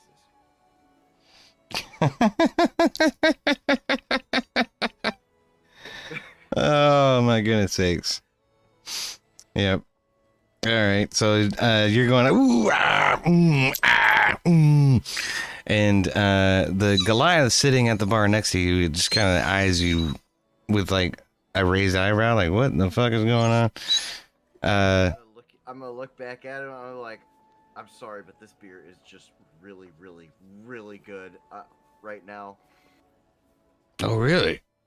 What is it? He says as he leans in. Well, here, try it. And takes a drink. Continue to make weird faces and just like, oh yeah. All right, so he grabs your beer and takes a big swig of it and downs the whole thing in one shot. Slams it on the table and says, It actually tastes like shit. "It tastes like a regular beer." And What's wrong with you? he slams this fucking thing down on the table and says, "That's not bad. That's not bad. Tastes about like mine though." And he belches real loud. And goes back to his own. Still continues to like make faces and just kind of like his arms start twitching. Okay. About that time, the dwarf sitting down the bar from the Goliath, he sort of looks over and says, "What's wrong with that boy there?" The Goliath says, "Well, I don't know really. He gave me his beer though, so he's all right by me." Takes him with a swig of his own.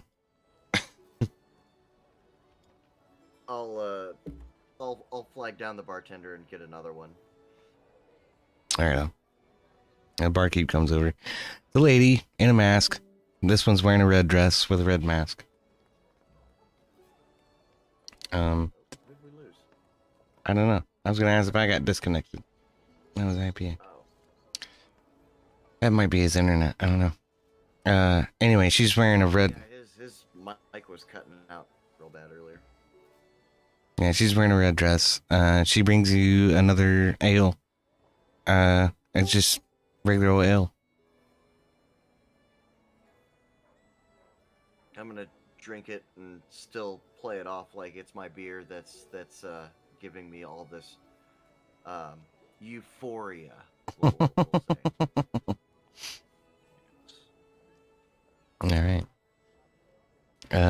By that time, an elf lady walks up. She's not wearing a mask. And she's dressed rather modestly compared to the rest of the women who are running around. She has a apron on that's rather dirty. And she says, "Where's Lilith?" to the barkeep. And the barkeep says, "Well, I don't know. She's around here somewhere." And she looks over at you and says, "Well, fuck, he doesn't need any help, does he?" I reckon not. She grabs a beer and... Only you knew how good this beer was. Is it the beer that does it? My goodness. And she grabs a beer and The beer. she takes a sip and she says, "Well, it tastes particularly special to me, but it'll do." She turns around and runs off.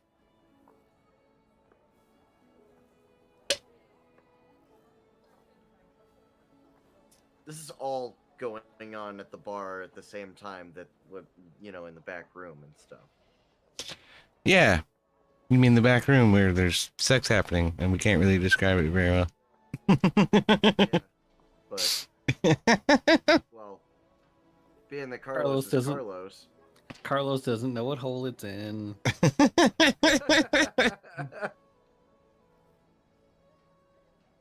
All right. Remmy's like secretly getting begged or something. My goodness sakes. You'll never know.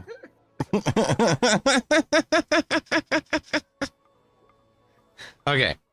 Well, when Carlos goes to finish, he ejaculates lightning, and and chaos ensues. Okay. Well, let's just say. Third-degree burn. Damage. In fairness, commoners only have 4 health. Yeah, actually, yeah, do roll damage for your fucking lightning bringer. Oh, for fuck's sake.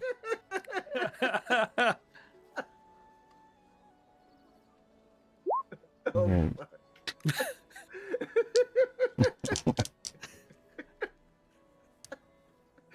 roll damage for your lightning.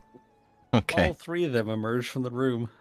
No. Okay. So you're going through all this with the people at the bar, and then suddenly, shit happens. You know what happens, and then from the back room, you hear, "Ah!" And then there's a bright flash of blue light coming out of one particular door in the hallway, and then out from that door bursts one of the women wearing her mask and screaming, "Oh my god! Oh my god! Oh my god! They killed Candy! They killed Candy! It killed her! It fucking killed her!" And the lady in green comes running to console this hysterical woman and says, "What? What's going on? What are you talking about? They fucking killed him! It killed Candy! Oh my god!" Yeah, she explains what was going on and where everything was happening, and suddenly a lightning bolt shot out of the thing, and it struck Candy dead right there, right on the bed. Boom, dead, stiff as a brick. Oh shit! Carlos overhears it coming from the lobby and everything, and suddenly realizes that's his exit cue. Well, as you get up and Just casually get up and kind of nonchalantly walk away, which totally doesn't look suspicious at all after he was like twitching and everything for the last 15 minutes. Well, as soon as she says that dildo killed Candy, the lady in green immediately looks towards the bar and sees you sort of casually starting to walk out. And she says, "You! It's your fault! You killed Candy, you son of a bitch!" I don't know what you're talking about. Is And he anybody starts still in the walking room with backward. Remy besides the dead body? No, it's just you, and you're laying there like, whoa. Is there a window? Whoa. Yes. Remy's gonna attempt to slip out the window. Okay, as you approach the window, you look out and you realize it's a good, probably 5 foot to the ground, and then the ground is about 20 foot off the water. And if you jump out the window, you're going all the way down to the water. A 25-foot drop. Remy will accept the fall damage All right. if necessary. Well, yeah, why not? Let's do an athletics check.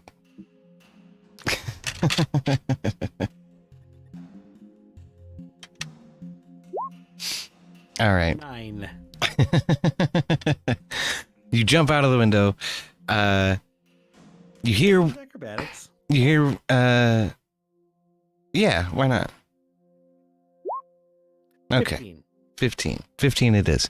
So you hear what's going on out in the lobby, and that Carlos is about to get his fucking ass reamed for murdering this girl. And you head towards the window, look at the drop and say, fuck it, and jump. You jump out and just dive straight in. Graceful as a swan. Screaming. Doesn't that cost more? Graceful as a swan. Hit the water, no problems. You start treading water. So at this point, you're about 150 feet from the docks. You can swim towards the docks. So Carlos, you are in the lobby, and the green lady is pointing at you and staring you down and accusing you of killing Candy.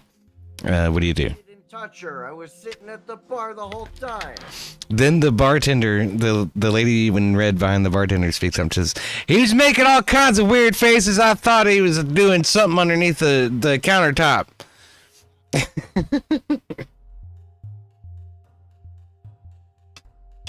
I mean, it wasn't me. I don't know what to tell you, but I really don't want to have to do this because.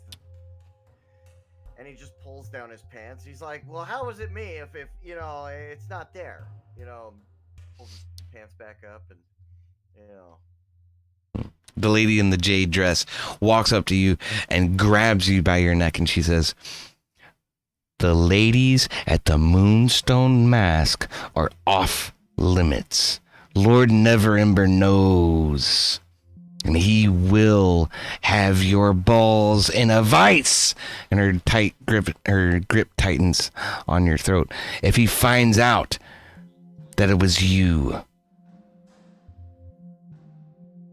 And she lets go of you. "We will investigate this. I will figure it out. But I know it was you." And she storms off and goes back to the room.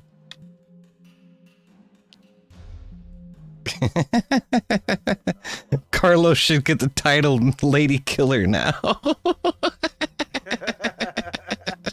That's freaking thing. I'm just laughed so hard out loud. Oh, that's. That is pretty good. That's a good one.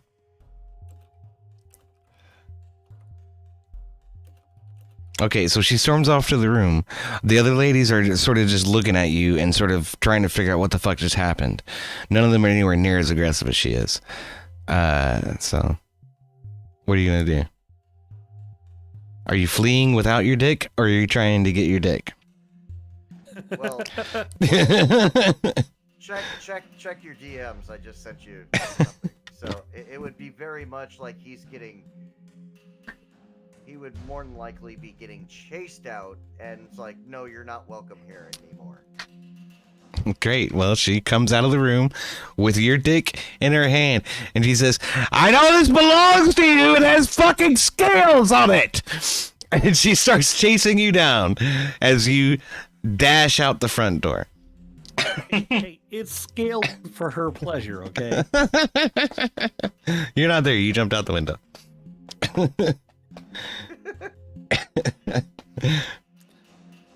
All right. So you are... I'm running away without my dick. You are henceforth banned from the Moonstone Mask, and the Jade Lady has your cock.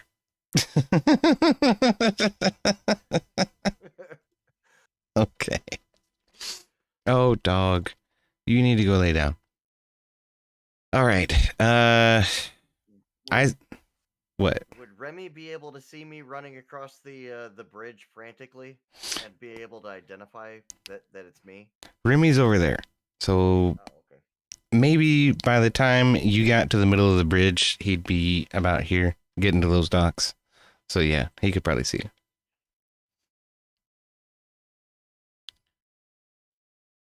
But I would have no idea that he's in the water. So if Remy Remy definitely sees did not. Remy definitely did not fucking see him. Yeah, all right, fair enough. okay. But Remy, you come ashore there. Carlos, you're here, and the fucking Jade Lady's chasing you all the way to the door, but she does not leave the island that the hotel is sort of stationed on, and she's standing there shaking your dick at you as you run away.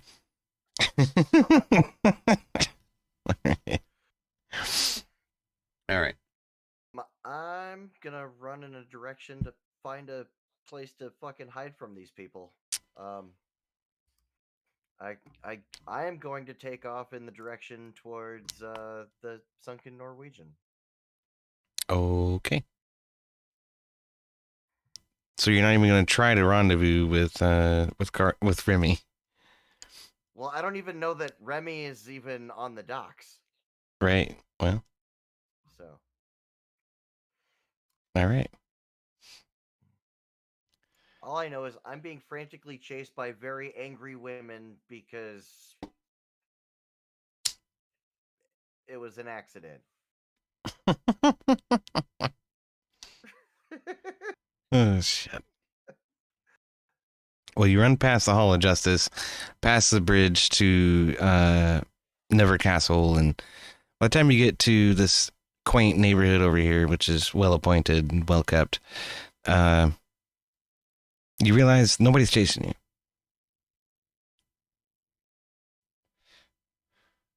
Okay, so Casually walk to the sunken Norwegian from here then, and play it off like nothing happened. right on. I don't need to make a scene.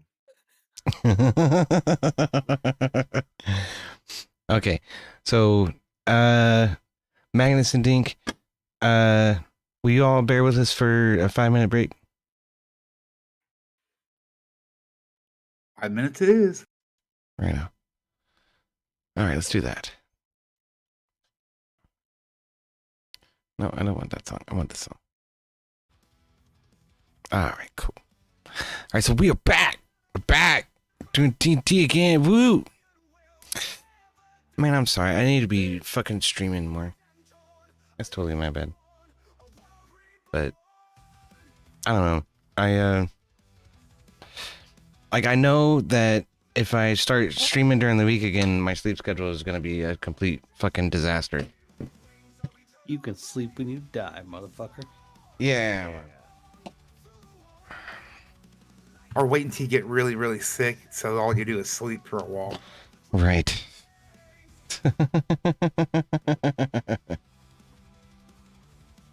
Oh shit.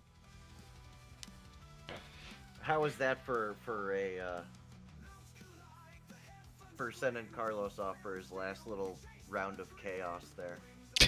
That's pretty good. But you didn't tell anybody in the party about your friend's bar. You walked right past it.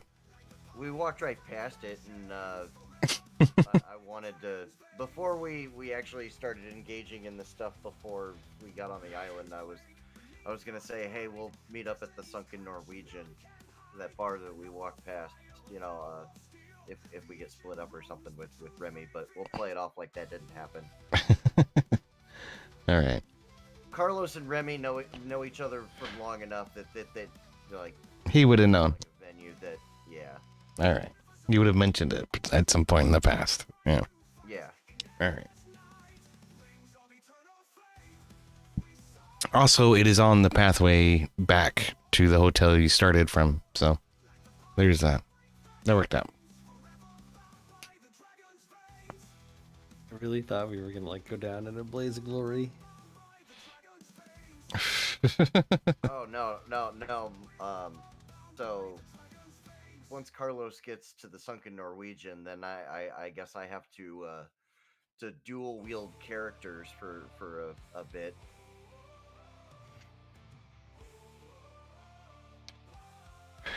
I don't know.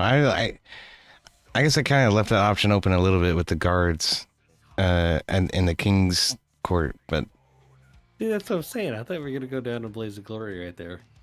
Oh man, I figured that the guards at the floating moon would have tied them up and tossed them in the water and let them drown. yeah, that's the thing. There aren't any there. It's not exactly a sanctioned resort, but I mean, I even sent a race car a message about, hey, are we going down? This is how we doing it? Well, the part of how the transition happens from Carlos to my next character, like I basically Carlos is going to become an NPC and work at the brewery that where they trade off from.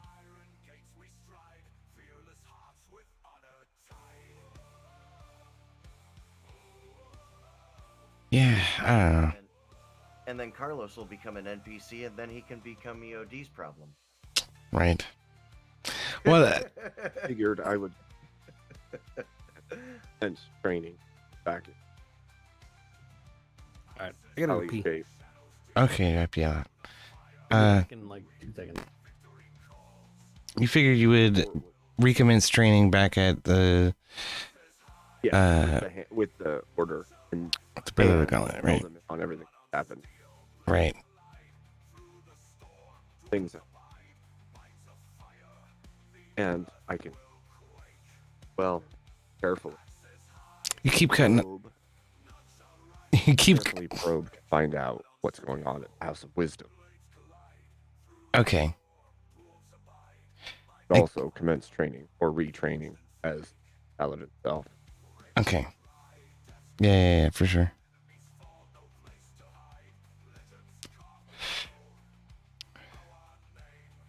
Yeah, right.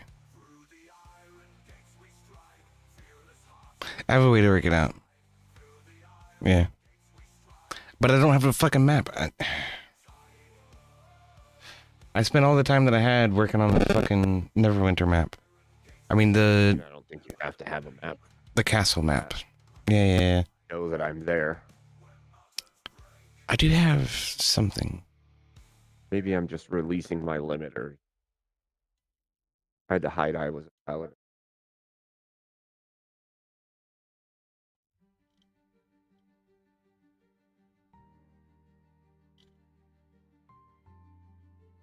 Mhm.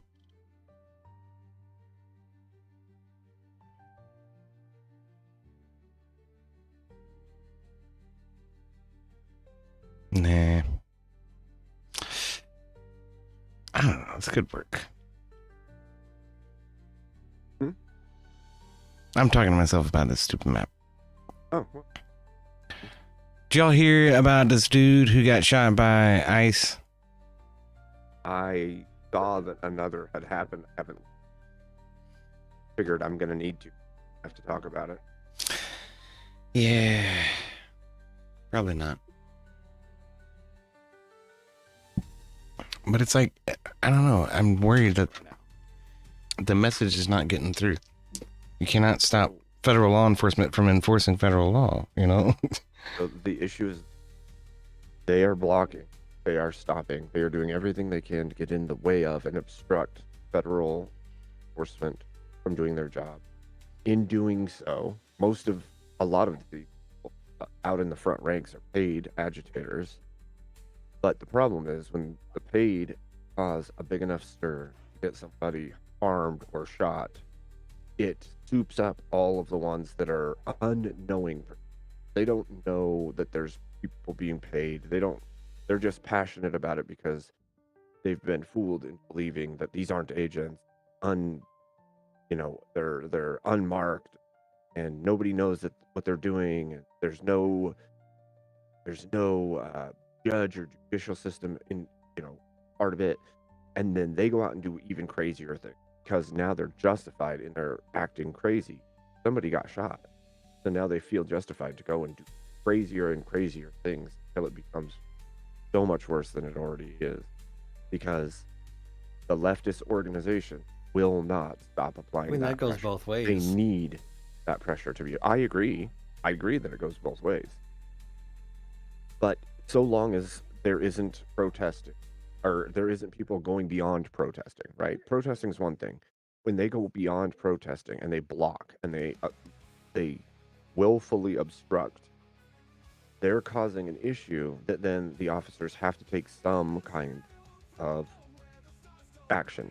Like with the Renee Good, for instance, that officer was trying to get her out of the vehicle to arrest her because she had parked her vehicle in the middle of a road during either an investigation or a raid. I of don't some kind. entirely disagree with you. There's a very nuanced legal argument to be made there, right? Like he absolutely was hit by the vehicle. Like period, Yes. end of story. There's footage showing that, Yes. right? Like there's a very nuanced like legal argument they had about did he place himself in that situation, and yes, Governor Walz signed a fucking law in 2020 that says yes, you can in fact shoot a fucking car if it is coming at you as the use of a deadly weapon.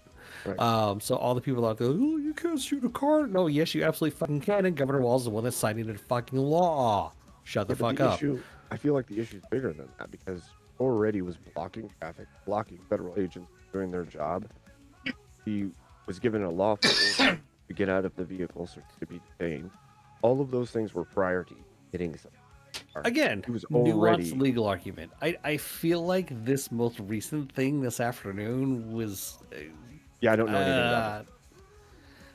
well, again, there's conflicting information, and I don't want to say like hardcore one way or the other, because there is conflicting information as to whether like he was brandishing a weapon or Right. whether he like there's rumors that like he bit the officer's hand. Like Here's the thing. Here's the thing I would say, right?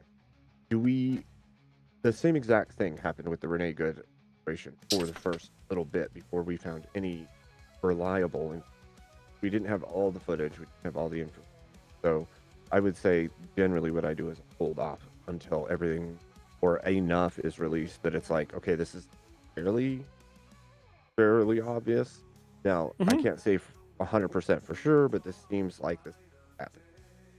And I think we should be cautious with all those situations. We should never jump to, oh, she I was agree. guilty Yeah, or he was guilty. 100%. I agree with you. Yeah.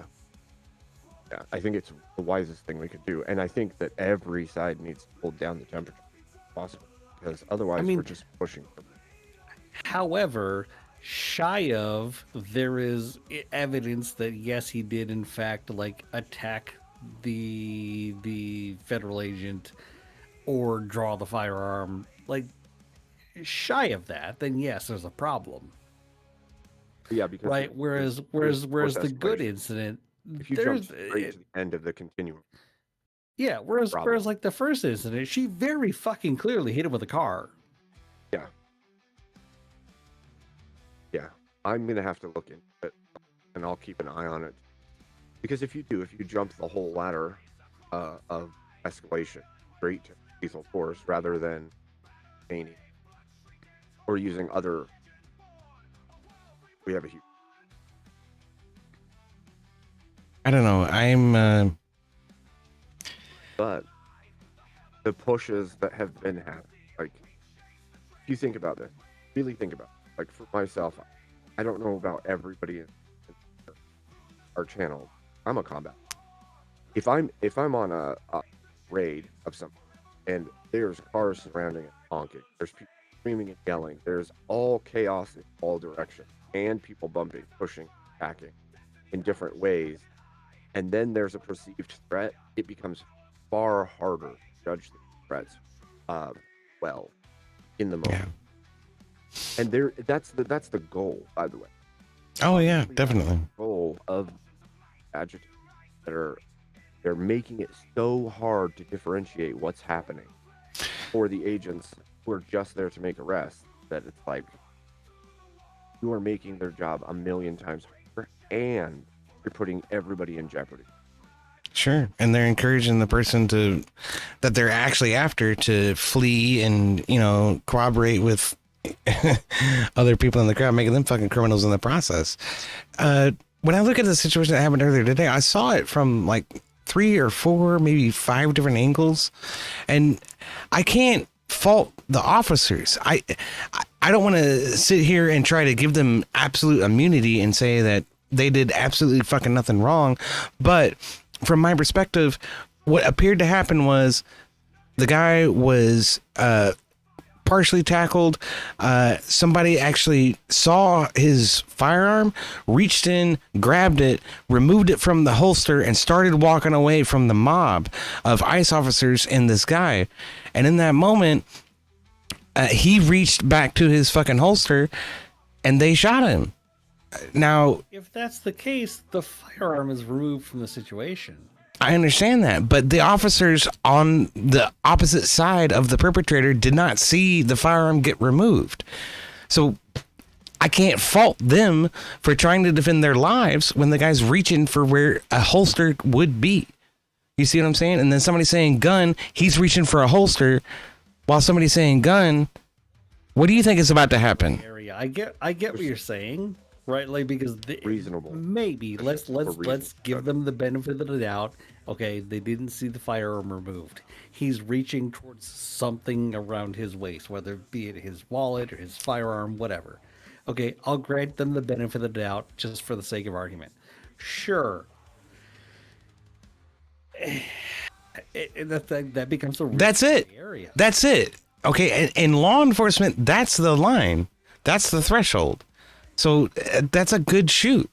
I'm sorry. It's tragic that the guy didn't get a day in court and that he wasn't arrested instead of being shot in the street. That's not what should happen. I agree with you that is not what should happen. But it's still a. I'm sorry. I think that if it was believable and reasonable to assume, then that's the hardest part. Yeah. If it's reasonable to assume that they intend you harm and they have a weapon and they are drawing the weapon to harm, Well, I don't know how else. That's the thing is it all happened in an instant, you know, the guy removing the firearm from the suspect and then starting to walk away. Then the shot is fired. It's instantaneous. It's less than a second. It's barely enough time for anybody to react, you know. We all look at it in freeze frame mode and frame by frame by frame and do an in-depth analysis. These officers don't have an opportunity to fucking do that. Right. That's the issue. Always Monday morning quarterbacking. Yeah. Because even like when we look at the Renee Good situation, everybody's like, well, he could have done this, he could have done that. Well, guess what? In the moment, things are a lot different. Yeah. Battle in the heat of the moment. Whatever it is. Again, like this is where that specific incident is getting way more nuanced, right? Yes, 100%. She drove the car towards him. Yes, 100% he got hit by the car. Yep. The legal nuance becomes, did he knowingly and intentionally put himself in that scenario where he was endangering his own life? Questionable. Regardless. He's a law enforcement officer. Control point. No, but that's No. that's Have you where ever the seen- legal battle is going to happen. If this goes to court, that's exactly what the argument's going to be. No, because he circled the front of the vehicle to start with, went all the way around to the rear of the vehicle. Correct. To look at their He did it license twice plate, and circled walked back in around front of to the front. vehicle. She was given a lawful order to get out of the vehicle. He's in front of her. He did.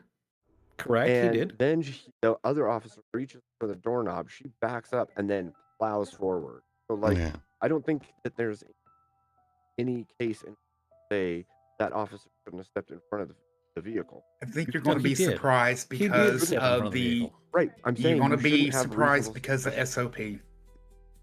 You should not, dude. Like, this is a crazy thing. Like, you don't take an automatic stance that somebody who's protesting is going to use a vehicle to spam you. If you knew that this person was fleeing police because they're a flea risk or something like that, it makes sense to stay out of the front of the vehicle. This Right, is just and again, a this is random where I'm soccer saying- mom blocking roads. This is You where don't- that really nuanced legal argument is going to come from. This is what any subsequent court cases are gonna hinge upon. There's I do. there's absolutely 100% evidence that she was driving the car at him. There's absolutely 100% evidence that he drew the firearm before he was hit. Let me ask you. There's absolutely 100% evidence that he hit him with the Right. car. Right. Yes. Those three things we know. Is it reasonable to hit a person in order to leave a spot you're in with your You're vehicle? breaking up. I'm sorry. What'd you say? Is it reasonable to hit a human being with your vehicle in order to move your car? Absolutely not. Not under any fucking circumstance at all. So even if he put himself in jeopardy by stepping in front of the vehicle, she still hit a person with her vehicle. Regardless, Again, she that's can where see it he's standing there. That's where it gets tricky. I don't think it's that tricky. Under Minnesota state law, that's where it gets tricky. We are not a standard ground state. If this were a There's stand your no- ground state, no, that changes. No, talking? that's again where it gets really nuanced. No, No, hold on. Stand your ground state. If we are a stand your ground state, this No, is no. not a question at That's not all what I'm asking. whatsoever. If this That's not happens what- in Texas, no, fuck off. She fucked around and found out. Yeah. But in which case is it reasonable to hit a human being in order to move your vehicle? By law. In which case is it? And then Again, When you're being surrounded by fucking protesters in Florida. and then furthermore, in which case is it reasonable to hit a law enforcement officer with your vehicle in order to move your? That's Okay, where it- so where- that's a no. That's where the nuance comes in. No, there's no nuance. That's a no. You would. Okay, this is what I'm saying. In a You forget there are state, states that you are allowed to use deadly force against law enforcement if you fear for your life. There are. Yes, okay, but let's take this again. The reason I started with when is it reasonable to hit someone with your vehicle in order to move it is because you would say, if it wasn't a law enforcement agent, that it's never okay, that's not an okay thing to do. The second you bring law enforcement in, everybody's like, wait, he put himself in that position. Well, it's still unreasonable for her to hit a human being with her vehicle, regardless of whether or not he's law enforcement. So that is still on her, regardless of whether or not the law enforcement agent put himself in that position. Again, You But it that's doesn't dive in change front the of it. legal nuance That- that he's saying, though. That's the thing. That's where it comes down to state law, case by case. This case is a very different case in Texas or Florida than it is in Minnesota.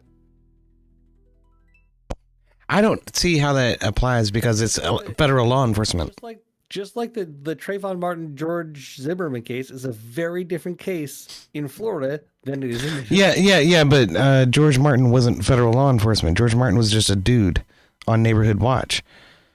Federal law enforcement changes the context of it too. Don't you agree?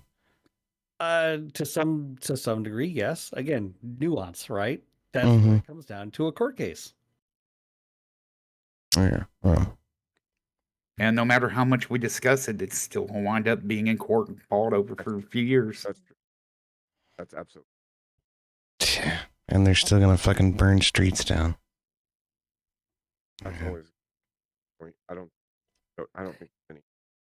In doesn't matter what in this particular case, this afternoon, as long as the gentleman who got shot and killed was not flagrantly attempting to harm the federal agents, no, I think they're in the wrong. Sure, but the street burning is going to happen regardless, whether he was in the right or in the wrong. Even if he was in the wrong, I don't think. From what I have seen, I will say this. From what evidence that I have seen, I would say that I don't think you can reasonably charge the officers because in that situation, you're struggling with somebody. They're armed. They have a firearm. They're reaching for their firearm. How is that not okay for them to stop that threat before it happens? Okay, also, I'm going to get real spicy here for a second. Okay, sorry, YouTube. If there were 500 armed citizens and this happened, I think we'd be looking at a different scenario. Yeah, we'd be looking at a civil war. Uh-huh. Yeah, which is not far from Which is what how this this is looking like fucking it's country heading started. towards. You're saying that's a good thing? I'm not saying it's necessarily a good thing. I'm just saying on principle, that's what the Second Amendment's for. Here's the issue I have with that. So many people are like, yeah, let's do it. Let's get it on. Let's get this thing started. Because Well, I'm not maybe- saying well, that. Look, No, I get it. don't take me as I'm saying not that. saying you. I'm not saying you. I don't I'm want saying shit I've tons of heard it a bloodshed lot for, of times. if we can avoid it. If we can avoid a shit ton Problem of is- bloodshed, let's avoid it. The Okay? average human being doesn't understand what any of that means. They think they do. They don't. Oh, they see it on TV. Yeah. And I warn people all the time that, like, look, if it's necessity, if it comes to necessity, I understand. But everyone and their brother should be against that happening. Because everything you know and love is going to Yeah. change and maybe taken Until it's from you. completely unavoidable. Look, and I'm saying this as a guy who is not a natural born citizen. Okay, I am a naturalized citizen. I was not born here in America. I don't carry around my fucking naturalization papers. I think it's an absolute fucking overreach if some federal agent stops me and says, "Yeah, papers, please." Okay, that's fucking Nazi Germany. Okay. But you know what I'm not going to do? I'm not going to immediately draw my firearm and fucking shoot that officer, okay? I'm going to get taken off to some random fucking detention center. I'm going to get held there for too long. I'm going to fucking sue the government Okay. and I'm going to get rich, okay? That's let me how it ask- works. Yeah. Let me ask this. Only like 2% Has of the ICE- time. Has ICE been just profiling based on appearance Yes. No, on most of their yes, arrests? that's they have been- bullshit. they have been no. Because- They have detaining people. They have been detaining people without warrants. Yes. Shit, just right up the road, we have one gentleman that's been detained twice because of the color Okay. of his skin. Yeah. And let's be clear about something, okay? If the government or if any local or federal or state level agency has a warrant to arrest somebody, by all means, go ahead. I have not heard the first whiff of any of that.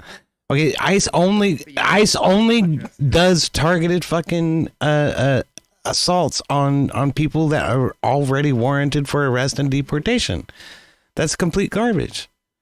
Feel free to go look up the Institute for Justice. They're representing a few of them right now. Hmm.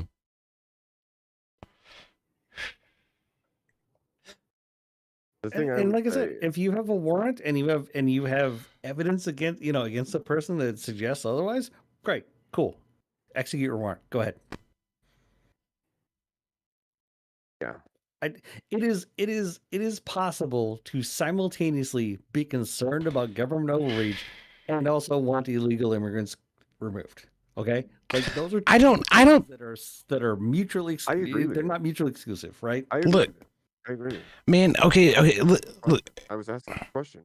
If it's random because they look a certain way, then arrests are being, then that's an issue. But There a are lot of what I've seen is I- there's lists because they have foreknowledge of certain, and I don't know what the limiting factors are. Sure, there are secondhand accounts of people coming forward and saying, yes, this has happened to me. Mm-hmm. Well, how come none of this is reported in the news? How come none of this is official knowledge? How come none of this is being blasted? How come none of it is being blasted on fucking NBC and CNN every fucking day? I haven't fucking seen any of that shit. What are you talking about? What? Give me an article or something.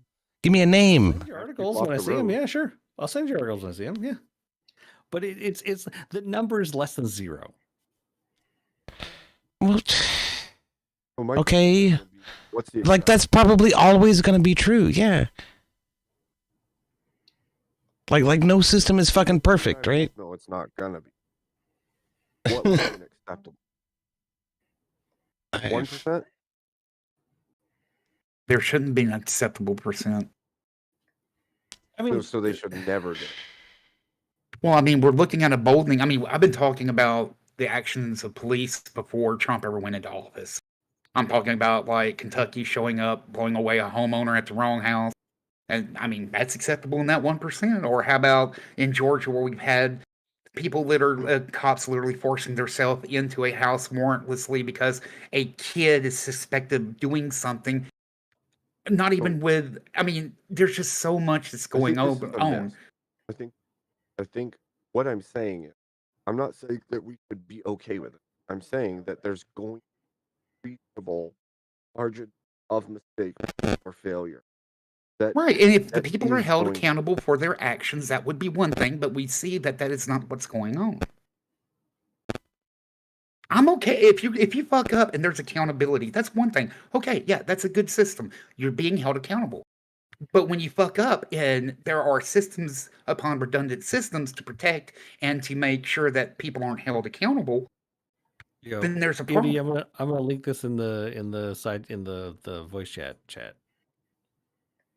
We are transgressing pretty damn far off topic right now. This was just supposed to be a short little discussion for the break, but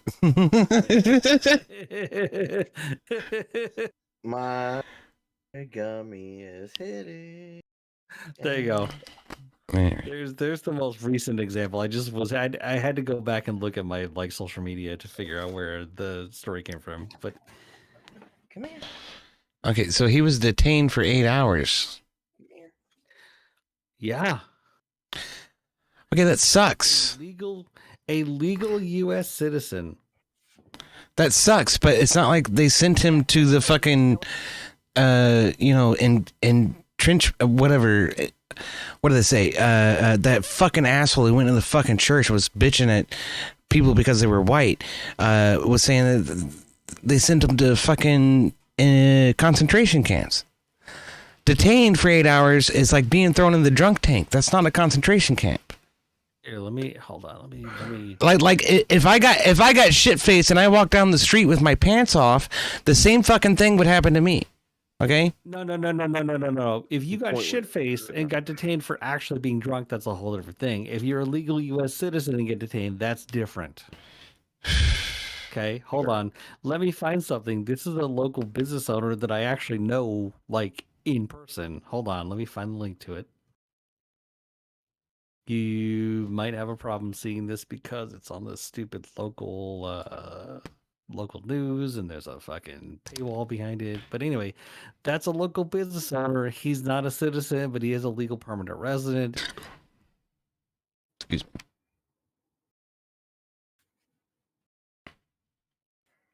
He's a local car guy. Detained. Okay, well, that's I fucked would up. ask, do they? What? So again, I'm not saying it's like. Well, hold on. What does detained mean? Again, is that 8 hours in custody, or is that weeks, months, and years on end? That's a huge difference. That's a huge fucking difference. Okay. It So is- if law enforcement shows up at your house, EOD, takes your firearm and keeps it for months or a couple years, but Without gives a it back warrant. afterwards, Without a warrant. how much treading is that on your constitutional right?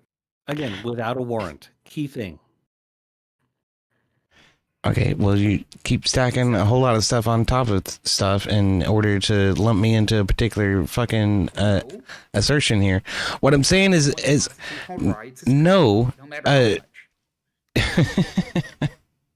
Okay. You have to think. Yes. You have to think. If Yogi. somebody, Wait, if law wait, enforcement wait. has a warrant that says you did a thing, and therefore we have the actual legal right to search your house for said problem or thing, evidence, right? By all means. Okay? Sure, go ahead. Arrest and detain for nothing, like nothing, literally, and they confiscate all of your stuff. And some of your is held because of it. Like, first of all, being arrested, there's no reason, there's no cause, any other than look a certain way. That's an injury. Kind of like Right. asset forfeiture, right? That's like an right at the forefront. Unless you've come over more authoritarian side, I think that's it. Should the police have the ability to arrest at any time because of their appearance? No, that's the difference between a reasonable suspicion and probable cause, right? Right. Reasonable suspicion says, "Hey, you match the description. We're going to make a Terry stop." Probable cause says, "Oh, your ID matches the person." Like, Well- there's a big difference, right? Well, this is- Reasonable. Sorry, go ahead. I was going to say a big part of the issue is there's a level of if they are the person we're looking for and there's no way to confirm or deny it at that time and we take them into custody, we've done a wrong. But if it is the person, we've done a right. And there's like a whole level of if we don't take them in and they get away and they were the person we were, then we screwed the pooch, right? But again, Yeah, but that's it's the becoming difference between reasonable suspicion and probable cause. Right? Right. Reasonable suspicion says, hey, we're going to stop this person and do a short investigation and kind of figure out what's going on. Yeah, but we're also seeing the elderly lady who gets picked up on her front yard and held for a long time, and it's not even close to being the right person, or the vacationer in Correct. Florida that comes back from a cruise and that gets detained over Christmas for how many weeks and wasn't the right age or anything. Yeah, we keep seeing these same mistakes made, and That's not accountability not probable held. cause. Right. That's not probable cause. Well, who are the officers who perpetrated those mistakes? They should be held accountable. Take them to court. I agree. If there's a system where they're held accountable, I agree. then Which is that's why There is a system where they're held accountable. You take them to court and then you prove your case and then they're held accountable. That's how that works. Which is why I want to get fucking rich off of ICE if they pull me over. Thanks. Well, by God. good luck with that 2% tort awarding. They'd Well, make I'm it about asking- impossible. I'm asking for reasonable expert. I don't give a shit. I'll show up in court. I'll show up in fucking court with my naturalization papers. They're in my And safe.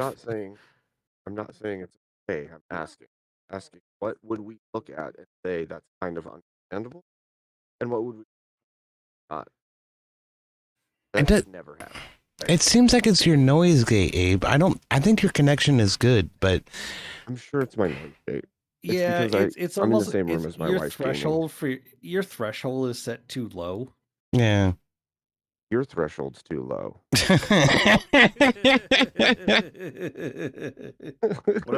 What about Carlos's threshold? Oh shit. That was good. Sorry. Way too low. Dude came way too No, early. I mean, if I want to fair, ask about your threshold, man, we need to talk about what just happened in D&D, okay? Lady Killer? Mm-hmm. I'm not trying to say that I'm okay with any level of like corrupt action or stepping completely outside of the boundary of constitutional rights of U.S. citizens. What I am saying is that there's going to be gray areas that are harder to discern, and I don't know that we can. We need we need like a clearly definable way.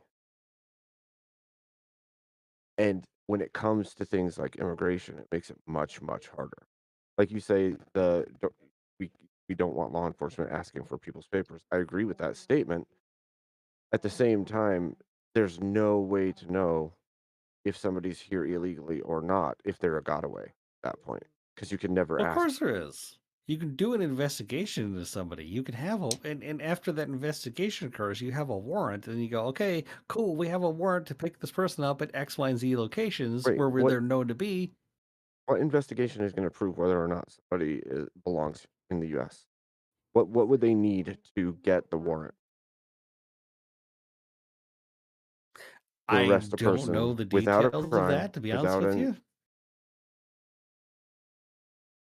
That's kind of my point. It becomes very gray because this person's just here. You don't know if they are or aren't. No, supposed if to be well, here. okay, so let's do the inverse of that, right? If you were here legally, you have a work visa, you are a permanent resident, you're a citizen, you're a naturalized citizen, whatever that happens to be, there is documentation that you were here legally. Right? So the inverse of that being the absence of any of those things warrants but further how did they get investigation. that information? How did they get that information? You have to get a warrant for that information. Why would they get a warrant for that information? Everything what? that you're saying is recorded and put down on massive servers. Everything you say, everything you do. So the whole Hey. needing to have information, no, they've already Point- got it. Yeah, It sure. took me now. Granted, it took me Oh. 3 FISA requests to get it, but I recently applied for a point- passport because I'm going to go out of country next year. But Right. like, point it is- took me, but it took me 3 FISA requests. That shit's on file. If you follow the full extent of the law, as you are stating, you need a reasonable suspicion to even start looking into that information. Which means you have to have a cause in the Correct. first place. You get a tip off. You get a tip from somebody that says, "Hey, I know so and so is not here illegally." And that's going to be enough cause to get a warrant to start digging into it. It's at least enough cause to subpoena the records, but Yes, to get the correct. Exactly. It was going. You subpoena the records. Yes. And go, oh, and how do you know that? And they That's say, what I'm oh, saying, well, though. they're So not an that H-1B we're gonna employee, or do they're that they're not whole a, process yeah. for every individual. It may be. Or like, oh, their visa expired. that's a lot of what's happening, right? Hey, their Most- visa expired. Cool. We have most- their actual visa and when it expired. Most of the deportations that are happening are people that are leaving on their own because they know they don't want to get picked up by ICE and face fucking charges in federal court. If they leave on their own, they're absolved of that. So that's been appealing to a lot of fucking people. That's been very effective. It's very good. My thought process more along the lines of got somebody that came across the border illegally. They didn't have a at all. They're just here. Maybe they're working under the counter or something somewhere. Yeah. How in the world do you have any? If they were not breaking any laws Again, and you nothing can wrong you has can been search. done, Okay, so let's just and I'm not going to name them all because A, I don't know them at all, and B, I don't know the ones I do know. that's Okay, fine. but if you said, okay, so and so doesn't have X, Y, or Z legal thing, right, to be here, it's very easy for somebody to search a bunch of databases and go, oh, you're right, they don't have those 10 possible legal reasons to be here. Let's look into that. Yeah, but there's definitely record of them existing, right? There always is. Like, okay, two of you in this channel know my legal fucking name. If somebody said, hey, legal name IPA law doesn't have the legal right to be here in the United States, somebody could very easily You'd look have to at have my the legal legal name, right? fucking name You'd have and to have go, their name, right? and go, oh, wait a second. Yes, he does. He has naturalization paperwork filed That's with the my state of whole point. Illinois. My whole Cool, point is no you problem. have to have information on that person to begin with to even get that far. Right. So people who are crossing the border illegally don't have that stuff, right? Right. And absent that information, you don't even have a name to put into a system to look them up. You have maybe a face. That's my whole point. Like, there are going to be cases where you have nothing to go off of. And then you're going to try to get warrants on a person that's not breaking Correct. any And laws but after that crossing the that border, and you have but no. that like that reasonable suspicion does warrant some level of investigation. It doesn't warrant a certain level of scrutiny. Sure, that's a whole different legal issue, right? But it does at least say, hey, let's look into the legitimacy of this claim. Okay. Again, if I say, hey, race car's not a legal citizen here, someone can very easily fucking figure out if he is or isn't. And if he doesn't show up in any of those databases, okay, cool. He doesn't show up in any of these Okay. So legally allowed to live. I think, therefore, now probable cause. I think we're Execute warrant. we're touching on two different issues. And then it's all starting to come together. Okay. The primary complaint that you guys have is that people who should not be arrested or detained are being detained, and yet at the same time you have to admit that determining who should be detained and who shouldn't be detained is a bit of a quandary, especially in the instance where people are hiding their identities or filing false information or crossing the border illegally and not being appropriately documented. As you're saying, they don't have naturalization papers. They don't have a passport. They don't have a driver's license that's actually attributed to their real name. It's attributed to somebody else. It's somebody else's identity, right? In those cases, detaining those people becomes exceedingly difficult. Can we agree on that? I'm sorry, I'm just not for shortcutting justice. Is that you have probable cause to obtain a warrant to detain them at that point. If you can't find them in any of those databases, that's probable cause in order to obtain a warrant in order to arrest them. Right. But who are you talking about? You're talking about a description at that point. You don't necessarily have a name. You might have an identity in Mexico that may or may not be the person that you're fucking looking at. You see what I'm saying? Like it's rough to zero down and decide where's the perp, who is the perp. You probably have an alias and a picture. I mean, this is something that law enforcement has faced for centuries. Sure. And yes, if somebody, and the problem that you're pointing out is one that has existed for centuries. Yes. What? Arresting the wrong people? Yes. Yeah, and how much accountability's come with that? We're still centuries in and still not there. None. I disagree. I think people are held accountable for that. I don't think it's none. Right? It's less than zero. It's more than zero. Yeah. In prison, It right? is more than zero. Uh-huh. Less than 50%. I promise you that. And yes, part of this means, right? Most people don't have the right. Most people don't have the means to fucking sue the government. Some people would say that is the mission of a fucking public defender, right? Isn't that the greatest fucking challenge? But Guess what I do, and I'm going to sue the government if they do it. Well, I mean, a public defender is criminal cases, and we're looking at a situation where this goes above and beyond that. That don't come to their docket. well, yeah, but the system is corrupt. I'll agree with that. But in principle, it should work, and if we can enforce it to work, then we ought to. In principle, it should. Absolutely. I agree with you.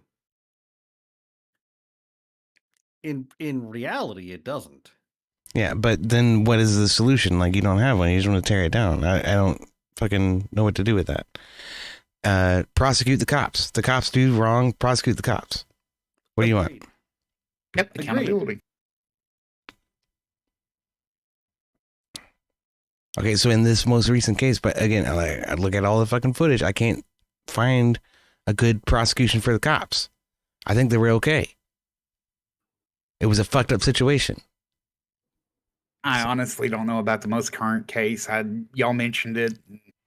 I think thus far, unless some other damning evidence comes out, that no, they did not. Again, I'm willing to accept that some other evidence may come out at some point in the near future. Okay, I 100%. I'm not gonna condemn anybody right now, but as of right now, as of the last 12 hours, no, I've not seen anything that says yes, 100%. That federal agent had the right to shoot him. Yeah, that's about the only silver lining to me being almost But again, on my 12 deathbed hours. was 2 weeks of not listening to the dumb fuckery in this nation. But again, like it's been 12 fucking hours. I don't know. I'm not 100% sold. Well, all right. I guess let's give it some time. We'll see what comes out. But Because I'm not a dumbass. I'm willing to let the evidence lay out. I'm willing. oh, so you're calling me a dumbass because I'm finding a conclusion based on what I'm able to see at this moment. No, what I'm saying, and you literally just said the key point yourself. What I'm able to see at this moment, and I said the same thing based on what's happened, based on what information is available in the last 12 hours. But if it's shown to not be, But implicit in the idea that based on the last 12 hours of information is that, hey, if something else happens and there's very clear evidence showing opposite of what I believe, I'm willing to accept that. Well, okay. I don't know, man. The guy's reaching for the small of his back, and you hear gun. You're not gonna shoot, really? Whoever yelled gun when there was no gun.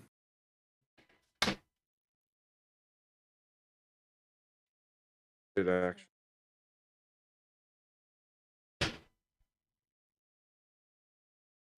Like IPLot was saying earlier, there's a possibility that there was and somebody took it. Then what? There was a weapon. Oh, guy didn't have it anymore, but it was there and he was reaching for it. Like that, all of that is like so nuanced that the officer couldn't know. And Yeah. we have to ask what's the reasonable, really. Is it reasonable for him to have assumed that the weapon was there? Was it reasonable to take the action based on like a whole bunch of like a whole chain? And we have to examine the chain of events and ask for the action by And that's all I'm Just- getting at. Again, at face value, right? And I think we're all on the same page here. At least we're all in the same general agreement that if some further information comes out, that we're willing to accept something different. Yeah. Very good. my Yep. issue too Yeah, I'm not 100% clear cut on it. Absolutely not. But Neither am my I. issue yeah, with I get all that. this is, I'm like, allowing room for, hey, there's something we didn't see in this camera angle. It- Hey, there's physical evidence it's- of something else. my Sure. issue, one issue usually that I see all of this. There's a level of, for sure, there's a level of trying to press them to make the on so that used. And obviously, I don't know whether they want people armed in these, but it seems that they're pushing for ice to make on purpose, right? Why are you out there in huge numbers, and why are they paying protesters in huge numbers to cause as much strain and strife as get them? Like, if you know that it's already a tense problem, tense issue every single time, why are you out there blocking the road? Why are you out there throwing stuff at? Why are you out there? You know what I mean? I can understand protest. I can. But when you're going beyond that, why is that happening? No, 100%. And there is some argument to be made about impeding public safety, right? Like there were the last time this happened during the George Floyd riots, there were reports of ambulances that were held up for longer periods of time than necessary, which could have potentially caused problems. In which case, yes, absolutely, y'all motherfuckers stand out on the fucking highway on 94. Yes, you're responsible for any subsequent death or injury that occurred to that person. 100%.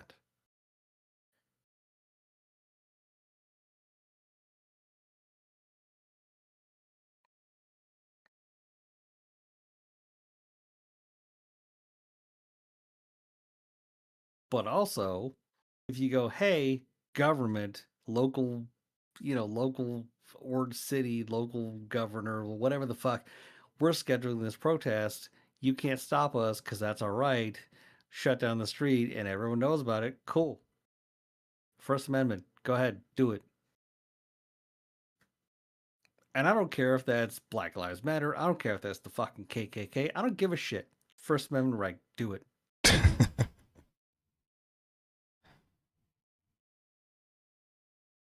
Do you remember the No Kings protest? Yep. Yeah. And it was like this. First Amendment right. I understand what your position is. I'm asking about this particular situation here, where they scheduled this protest to happen at thousands of locations all across the country. You recall this? Yeah. Yeah, we had them here. Okay. Well, Yeah, yeah. that's great. Okay. They did the same thing with BLM. Okay. The point is that all of this was coordinated to happen on one day. So what if all of that happened in LA or New York or Chicago or all three, and just those places, right? Okay. And it happened on, I don't know, the closing day of the fiscal market, right? Okay. Specifically in order to interrupt commerce on a national level Like Tea Party? in an effort to interrupt our global trade initiatives. Don't care. Doesn't give any fucking... Don't care. No, don't care. First Amendment right. Don't care.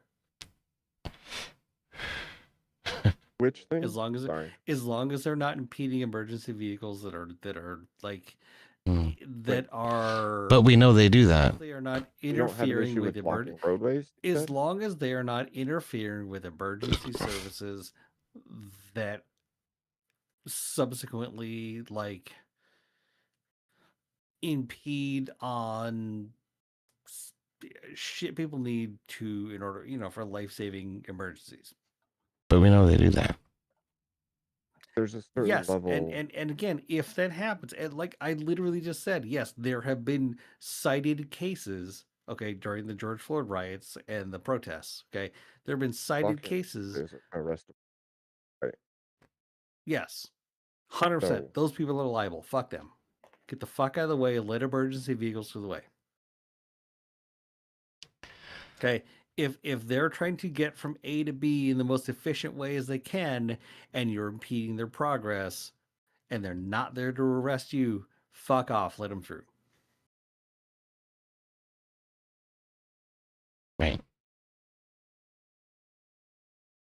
I don't know, man. I feel like you're shaping a utopia.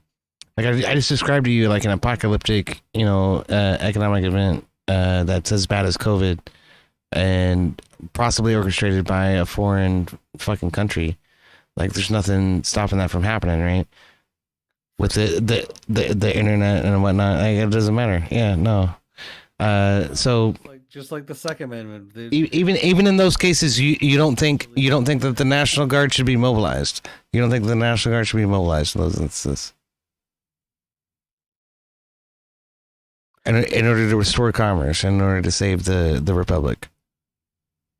In order to ensure that emergency services are allowed through when necessary, yes.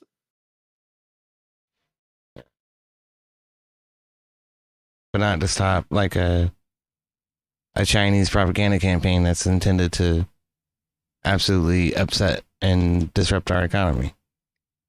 Prove that, but maybe. Maybe, but prove it. Again, going back to the whole idea, like reasonable suspicion.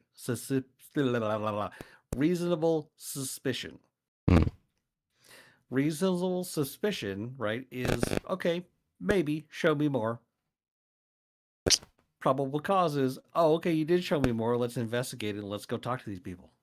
Great. So you're talking about like a 12, 15 year engagement with Congress in order to employ fucking, federal investigators and then bring witnesses to a committee and then have okay, so tell me about the January 6th committee. What did they uncover and what did they actually accomplish? Right? Almost nothing. Yeah. Why? Because it was mostly a bunch of drunk retards that like didn't really pose any threat. Let's be real. No, it's not it. It was a complete propaganda campaign put on by politicians in order to foment the left, and it worked exceedingly well at that. But it did nothing for justice. It did nothing for. Like, this is how you know we're fucked. Oh shit, man. Rocking a hard place, I reckon. Well, do y'all want to continue with the campaign? Wrong there. Yeah, you're not wrong there. That one. Oh fuck, we were playing that, huh? It was the thing Oh, that we right, were doing. that thing. Yeah. Dungeons and Democracy. Yes. Oh no. Don't be any illusions about that. There's definitely no democracy here. Okay. Okay, so Dungeons and Aristocracy. there you go. All right. For shit's sake.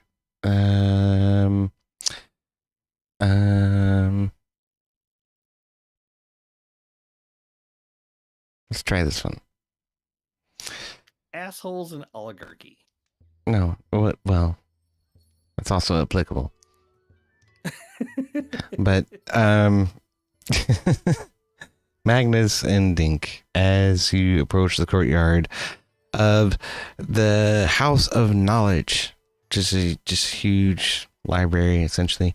You veer off at the edge of the courtyard towards the building that's attached to the side. Attached to that building is a guard tower embedded into a wall that surrounds the entire facility. And this door is about 12 foot tall, made of iron. And in the middle of it, it's a double door. In the middle of it is a shield with a fist that grips a dagger. And standing in front of it are two of the Brotherhood of the Gauntlet. And they see you approach, Abe, and they have this look of dismissal about them. And suddenly your DM realizes it's a terrible song. I don't know why I played that song. It's a stupid song. I will play this one. Yeah. Have a look at this. And Go ahead.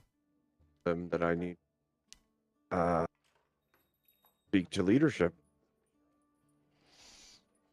He says they need to speak to leadership, do they?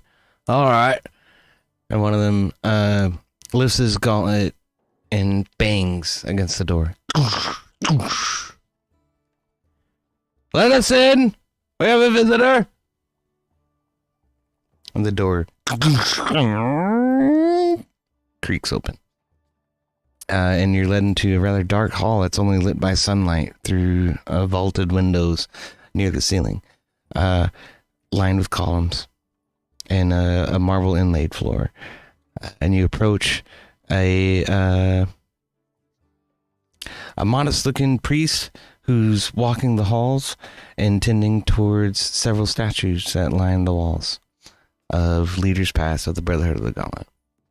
And he greets you. He says, "Welcome, Master Abriel. It's been long since you've gathered here." Has indeed been quite a time. Guards seem to see me as distasteful. Not sure why. Well, you know, there is rumors of your excommunication floating about. Oh hell, I'm sorry. I thought it was just my ass ranked that bad. I hadn't had a shower on the wall. My bad. Oh my. Well, you know, Master Dwarf, there are several good inns in town. I'd recommend you visit one. Ah, yes, but the stench of the poor and those who are prospering, it's hard to wash off just in a tavern or inn. The priest sort of looks at you with an inquisitive eye for a moment and says, Indeed. So, I guess it's surprising to me that they would excommunication. It was a choice to walk away from the order for a time. I wonder who would spread such rumors. But I suppose that's neither here nor there. I would like to talk to the master and discuss rejoining the order and give him information, the goings on. Yes, you've been adventuring through Phandalin. I've heard you and your party have killed 2 dragons. My goodness, Master Abriel. What a way to win back your favor and return to the Brotherhood. We do welcome you. I didn't do it for that purpose. The people are in need of protection all over this kingdom. And I dare say, and I would expect Magnus agrees, that especially within these walls, people are going to need protection. You are so correct. The poor folks over in the cleft have been bereft of any aid for so long. And there's no rhyme or reason to it. I mean, look around you. The town prospers as long as you're on the correct end of it. Makes no sense to me. Those corruption run. He says those over there, and he motions towards the House of Knowledge, seem to have some better understanding of the underpinnings of this corrupt city. We're only here for information. Well, with that, I would ask, what do you know of the Zen activity? Is there any in the city that we've encountered it outside? Just down the road, Vandalin. Oh, you know, the Hammers of Tempest seem to have the Zentarum well in hand, or so they tell us. Don't always believe what you hear, sir. Yes, we seem to be monitoring lots of their activities in the city nonetheless. I would have thought the Hammers to have extinct them by now. But, And what of the Lord of Everwood? you know, I'm not All kinds of rumors of his odd behavior. I'm not entirely sure. He promises the people the world, but he only gives it to those he favors. It's very unbecoming of an honest man. Gentlemen, I do not want to impose. So I am going to leave you with it, good sirs. And I start to walk down the hall, just looking at the statues and all, giving them space to talk about things that they might not be able or comfortable to talk to around me. Yeah. Well, I would say if the Order finds its way to, I will gladly join, and I will carry out investigation. To be honest, Master Abriel, we are in dire need of assistance at this point. Our numbers are few in this town, and our need is great. There are lots of occult goings on, and then lots of corrupt goings on. I'm sure that the Master of the Order will be ecstatic to bring you back. Please follow me. It leads you back towards a room that's off to the side and near the southwest corner of the room. In the absolute corners are spiral staircases going up to the second floor. But at the base of the staircase that's closest to the House of Knowledge is an office. And it's not exactly opulent, but it is absolutely stacked with books of all kinds of arcane knowledge. Library shelves line the walls, and there's not an inch to be found amongst any of them. And there are books piled on the one chair that's stationed on the opposite side of the desk from the person sitting behind it, and books stacked on the desk so much that you can barely see him when you walk in. It's an old, frail man with blonde hair and a rather short beard, but his hair is very long, down to his shoulders, and he appears to be, 80, 90 years old. And he looks up from something he's writing at you and says, "Well, welcome, Master Abriel. I didn't think we would ever see you again." And quite frankly, you're surprised he even remembers your name, because you barely talked to him the last time you were here. Sure. Well, I found some level of absolute on my travels. I had given up on justice and the right after my family was taken by that vampire, but I'll tell you, Master, that vampire came after me and my party a second time, and we took his life, or his own life, I should say.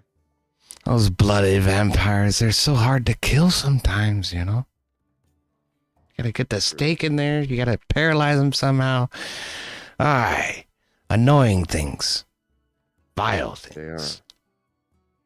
So I would say I've seen great injustice, and this world, or at the very least this land, needs justice again. And so I've come to seek rejoin. Well, that is excellent news, Master Abriel. Welcome back. I am so proud of you, he says. To have found your respite against your family's murderer is a great accomplishment. And to kill a vampire, That's one of our highest honors is among the vampire killers. So you must be appropriately rewarded. Follow me. With a groan, he stands up, straightens his back, and walks out of his office across the hall over to a storeroom, which is at the base of the other staircase on the southeastern side of the building. And there's a stairwell that leads down into an armory. And there's just caskets of arms and spears and arrows and bows and armor on stands and shelves, helms after helms and shields after shields and breastplates after breastplates. And he walks to one corner of the room where everything seems to be sealed up in cases. And he beckons you over to one,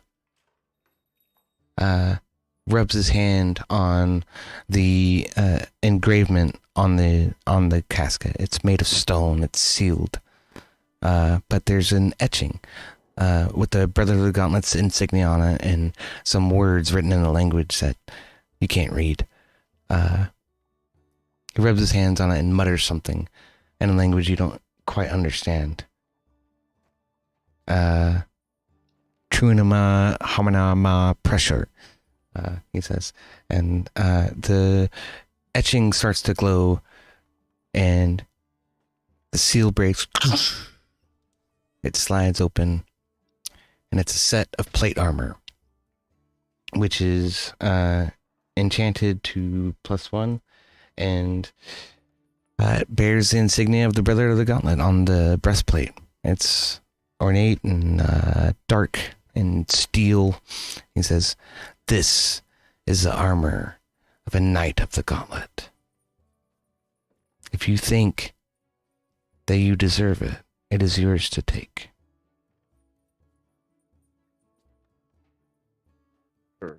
Where it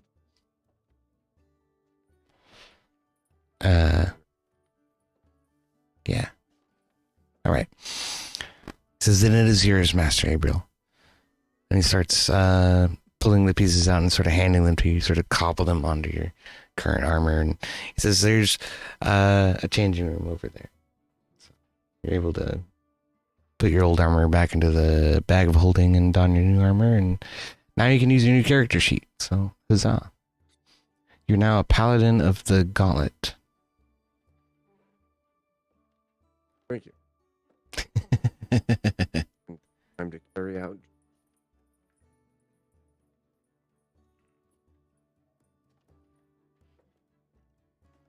That's right.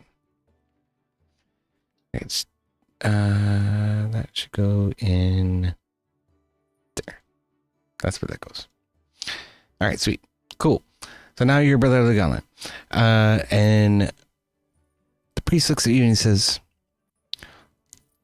"Walk always with the light of the Brotherhood in your heart, and do to evil things what they would do to you, and stop them from doing it to others. Contain the evil. This is our mission," he says.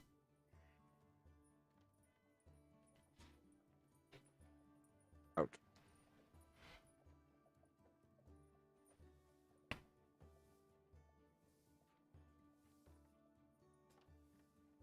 All right.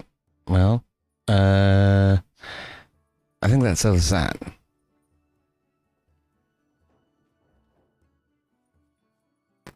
Did I make a... I did not.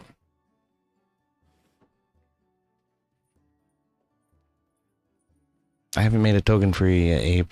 I'm sorry. Okay. While this is going on, Magnus has got his scribing material out, and he's writing something down and packing it away in the inside of his armor. All right. Magnus. Yes. We're twinsies. Just a different emblem. About that.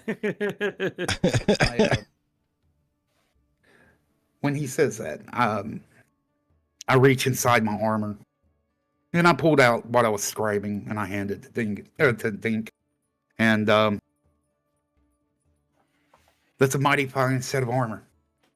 But if I ever happen to fall, or if a time comes that I separate amongst y'all, because my order, I have no idea what it's doing anymore.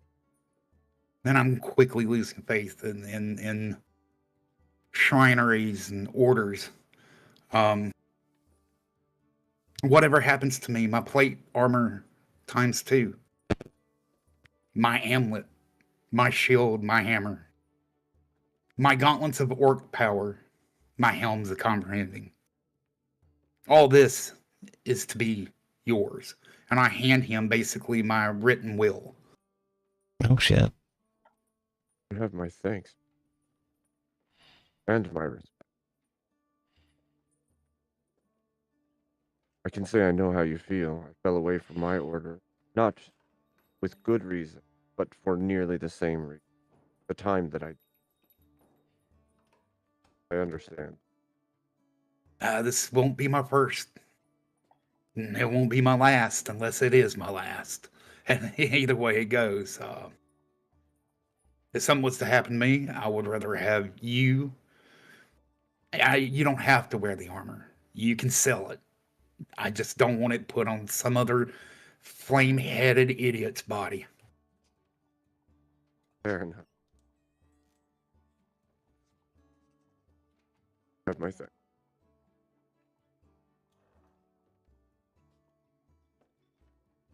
Suppose catch up with the others, find out what they've gotten up to. Yeah. I mean, Oops. I felt kind of strange leaving them, but I didn't know how things would work out. And plus, I'd never been in y'all's hall, so this has been interesting.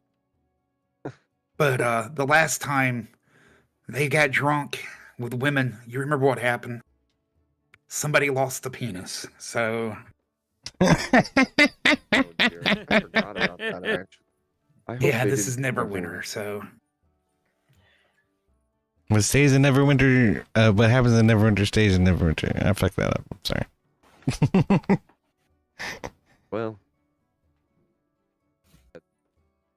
where'd they go? I feel an Pass? incredible need to commit some domestic violence on some cheesecake. I will be right back. Oh shit. While we're walking out of the hall, Magnus takes his amulet from around his neck and wraps it around his wrist, where it's not so prominent. There. All right. That's an amulet of Tempest, yeah? Yeah. Yeah. All right.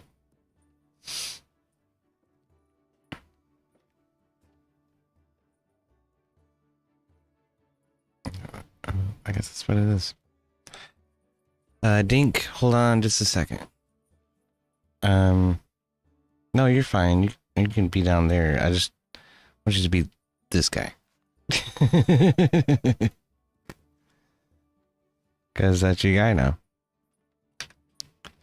Top hat with fucking plate armor. You should be able to control him, I think.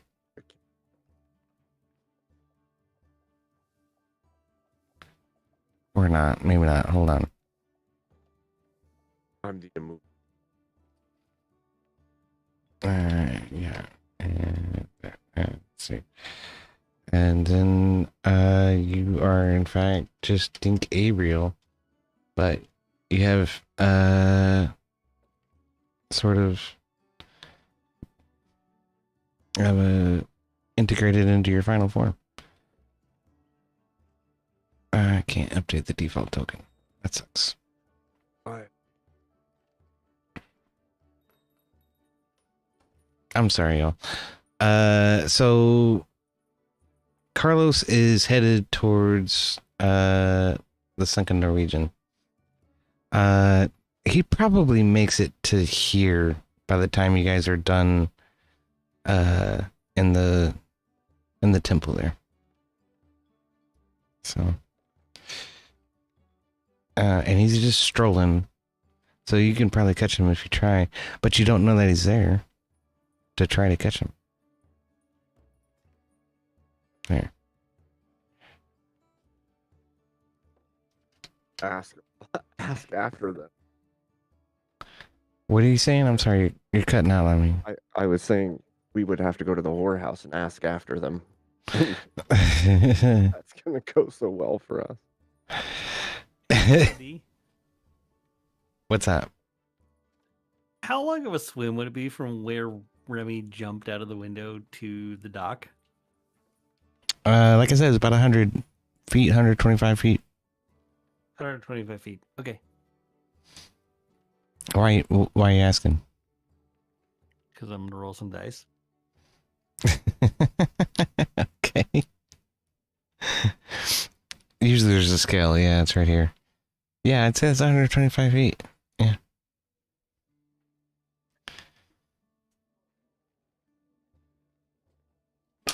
Oh, goodness. Okay.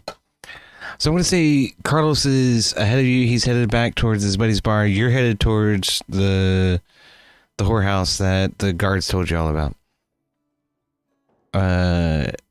Is that fair? Yeah. Is Magnus tagging along? Yeah, I'm just following behind you. Yeah, I think where they're at. And they're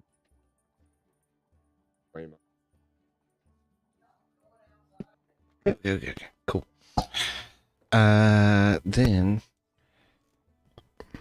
right, y'all pass by the.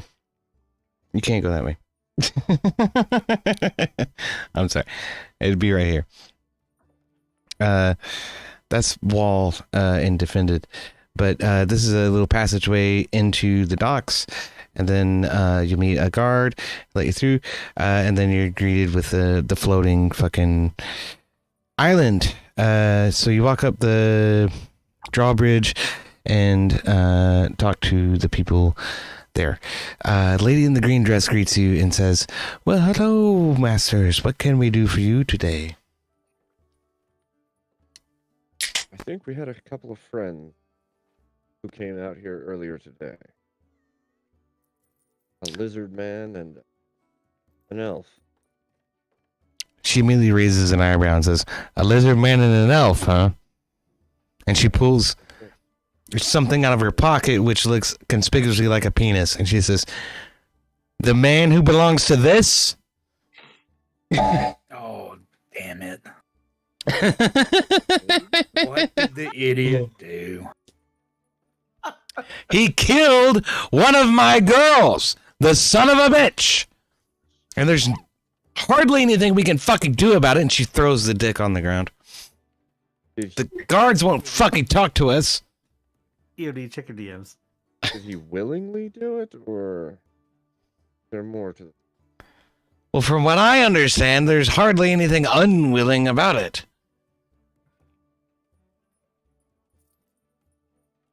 Oh shit, fire. I'd be a lot.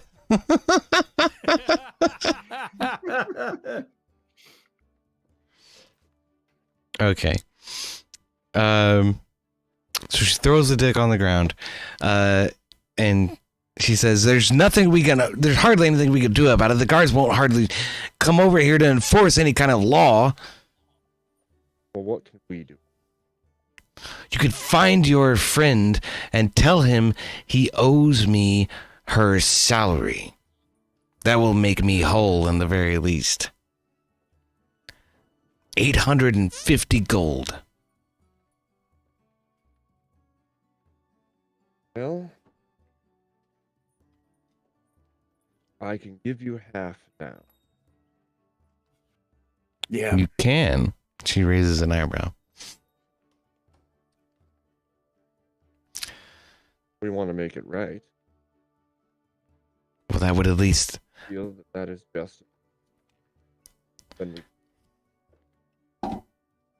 And the very least, it will help to pay for her funeral. The bastard. I hand over 400 gold to Dink. And I'll give Okay, and then Dink, you're just gonna give her the 400 gold, or what are you giving her? Yeah, I'll give her 400 Okay. and also his work to make her square. She gathers the gold in her hands and she sort of looks surprised for a minute. Well, you said you would cover half. This is nearly the entire amount. I offered Yeah. half and he offered half. So, Yeah, hand me that damn thing. I think we paid for it. Well, thank you, gentlemen. It's very rare that men will come in here and give us money and not receive any services. Do you see anyone you fancy? And she motions around the room to the many ladies that are walking around with masks on. I've already done enough damage to my pockets. Whether it's a freebie or not, I'm done for the day. same. And it isn't wise taking part in this as it is. Oh, gentlemen, please. Martha, come give us a couple of your donuts, dear. And the old lady comes out from the restaurant and hands her a paper bag that has 2 pastries in it. And she hands that to you. She says, take this with our thanks. Thank you. You know, there is something I can do better, though. How much did she mean to you? Well, she meant a lot more than $800, but if we don't have this money, then Lord Neverember is going to repurpose our inn.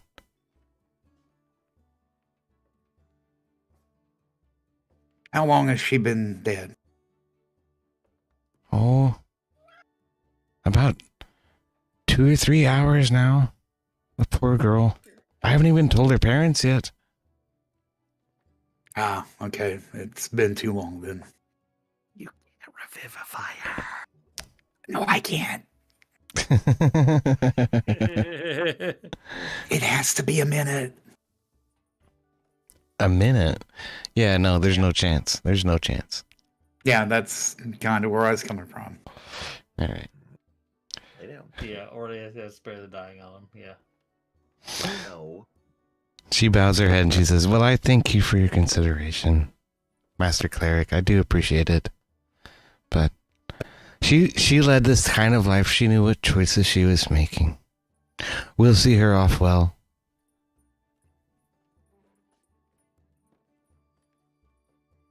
Mayhelm.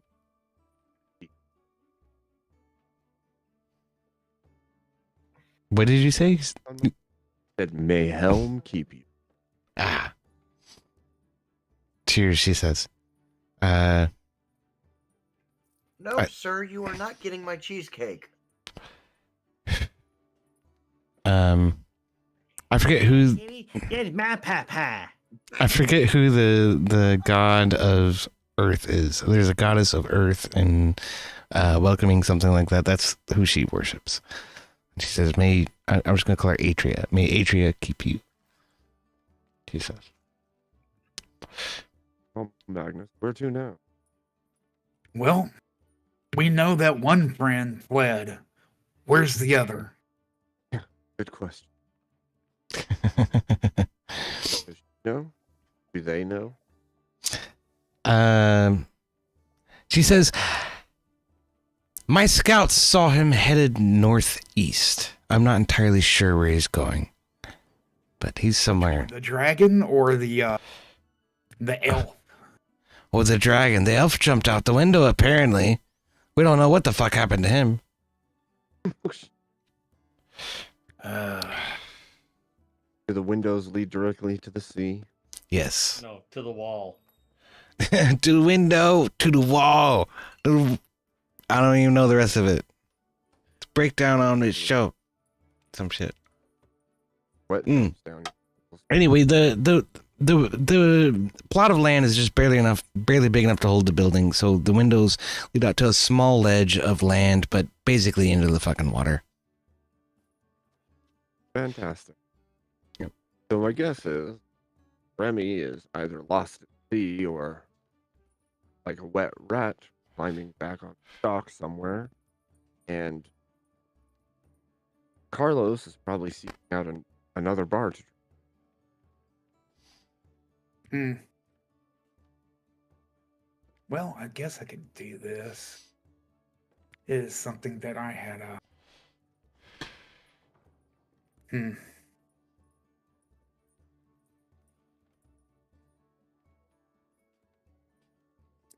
All right, so I guess what I'll do, I'm going to go with my new level 7 spell. Locate creature.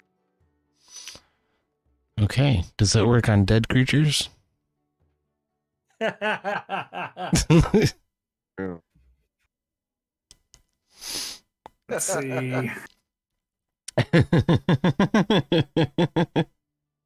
Does it work on dead Great. Describe or name a creature that's familiar to you. Sense direction, the creature's location of the creatures within 1,000 feet of you. Does not say alive or dead. Moving. If the creature is moving, you know the direction of its movement. Spell can locate specific creatures unknown to you, whether known to you, or a nearest creature of Pacific kind. Okay. Go ahead and roll it. It's not a roll, it's just a spell. Oh, okay. Well, all right. It doesn't work on dead creatures. I have one that. It doesn't say it works on living or dead. Yeah, rules is written, no, but that's up to you, Yuri. Okay. Okay. Well, here's what you're gonna find. You cast a spell. Detect creature. You're searching for Remmy. Yes. Yeah, known creature. Yeah. Okay. Searching for Remmy. You feel him, but he's just barely hanging on to life, and he's under the water near the docks. Here.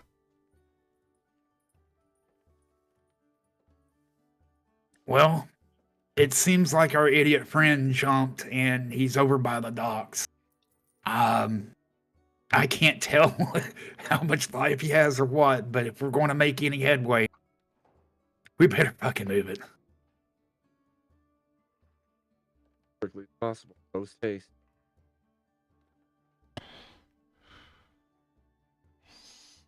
I cannot believe you didn't make that fucking roll, IPL. Holy shit.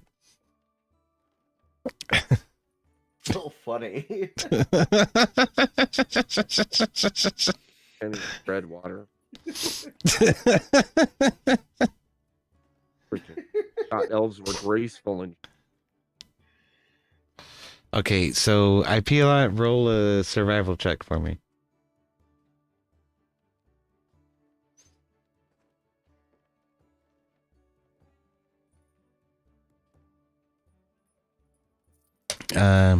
Remmy.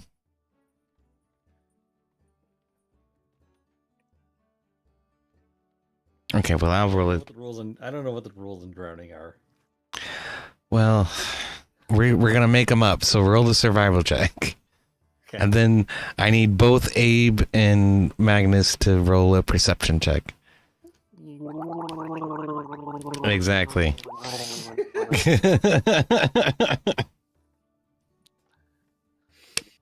check perception. Yes, perception. So y'all are over standing on the docks, looking in the water, trying to find Remmy. I think. Hey, I gotta look up the rules on drowning. It's gonna be time based. It is, and it has something to do with your what is it? Oh, you just make death saving throws. Yeah. Well, okay. The 21, I'm gonna say that this round, you're still alive. Okay, so we'll count that as one saving throw. No. We'll just say that you're still alive for right now. Okay. Abe, you can barely see what appears to be a foot leading into the dark murkiness down below. You think it might be Remmy, but you're not entirely sure. And I use rope. I'll tie a rope Rope at around. him. I'll tie a rope around Dink. Okay. You Well, might wanna, I don't know, gonna rust your armor there, that new pretty stuff that you're Yeah. wearing. I'll just disrobe. Okay, but I was thinking like, rope we got. Airs. Shoots out, grabs Yeah. a creature, pull him in. Go for it. okay, so wait a minute. Are you tying Dink to the dock and he's disrobing, or are you throwing the rope out? Well, I was going to throw the rope first. Okay, throw the rope. The new special rope we just got. What do I need? So, athletics check. Let's do that. So does that rope seek out the target though? That's what the athletics check is for. All right, how accurate are you? It's not very accurate. So you miss. And it doesn't actually grab a hold of him. So now, Remmy, throw a death saving throw.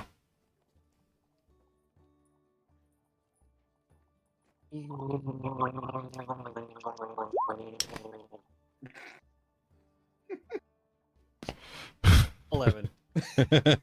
Or I disrobe. I think that feels. Okay, so you disrobe and you tie your, Magnus ties you to the dock. Okay. That's another death saving throw.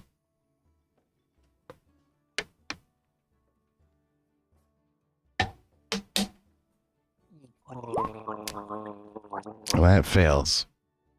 He's got one more. So you dive in, make a perception check. Can you see him after you submerge in the water?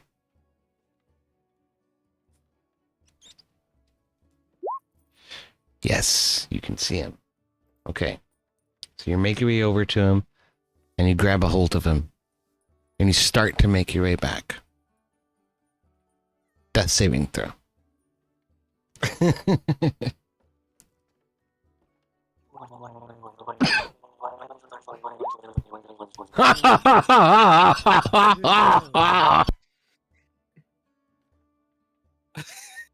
He was inspired. You can't kill him even if you try. You can't. All right. So, Abe, you haul Remmy up onto the docks. And immediately you start pounding on his chest. He spits up some water.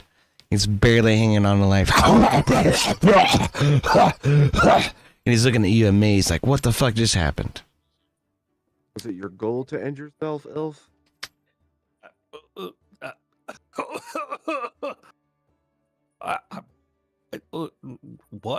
the fuck? No, fucking! I jumped out the window. I'm not real good swimming. Evidently. See that you don't drown yourself. I cure him for 13. With cure wounds.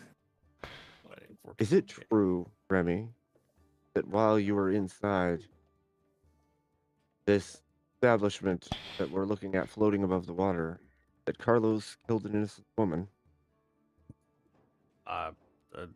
Not that I'm aware of. No, Carlos himself did not kill anybody.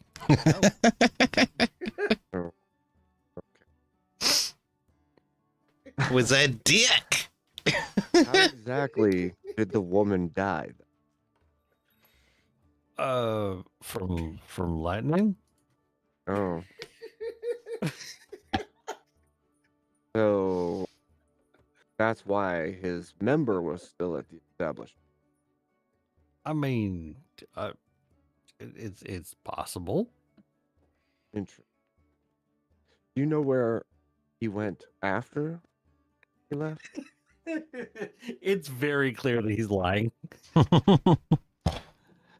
I mean, look, I don't actually know. I jumped out the window like I told y'all, and this is the first I remember since jumping out the window. Well, did you guys have a plan for after this establishment? Knowing Carlos, he probably done went to a bar. I guess so. Well, those will meander back towards our lodging if we find him along the way. I know we're supposed to have free lodging at the castle, but it doesn't seem that the Lord wants us there anymore. Well, seeing that y'all can't keep your peckers out of trouble, I suggest you use at least one of your healing potions on you there, Remy, to at least get you halfway up. I I'll don't know heal if him. I have one. I'll heal. A freaking button. Do I have one? I can have one. Hold on. Hold on. Oh, Waste yes, I potion. do. I do. Eventually.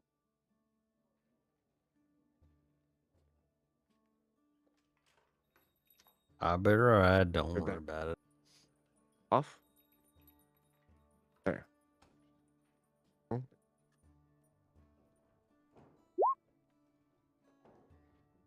Nice. Shit. 22. Damn. Yeah. Cure Wounds got buffed to shit in 2024.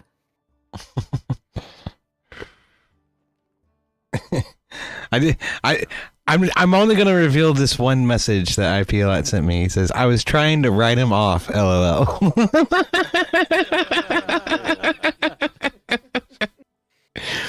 Oh, for shit's sake. That's why I say, like, even when you try to kill him, you fucking can't kill this motherfucker. This is your beast that you created, IPLat. That's what happens when you make OP fucking characters. But I'm also all about like letting the dice roll, so like you know. Magnus kind of shoves his way between Remy and starts going up the boardwalk. You owe us all drinks all night. You ain't going to argue for me on that one. Carlos, freaking half his soul.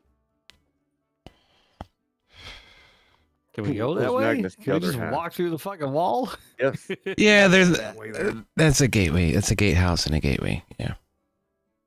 Or right in front of the Hall of Justice. You walk past it, it's like a Capitol building, and then it's big bridge and tower and everything over here. Okay, wait. Yeah, you guys make your way back through town. Carlos is all Way downtown. has already made his way back to his buddy's bar. So let's catch up with what happens between him and his buddy. This should be fun. Yeah. He's like, oh no, I have to do shit. While we're walking along, I'm taking Carlos's detachable penis, and every once in a while just slamming it against the ground, stomping it, picking it up. 100 foot, slamming it on the ground, stomping it, picking it up. Every time he does that, you feel it, Carlos. So you're constantly berated by these fits of getting fucking kicked in the dick.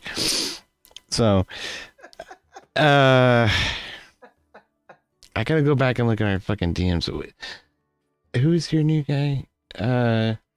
Oh no, I already have him. I'm sorry, I'm fucking retarded, man. I'm a fucking retard. All I gotta do is drag that over there. That'll do for now, I guess.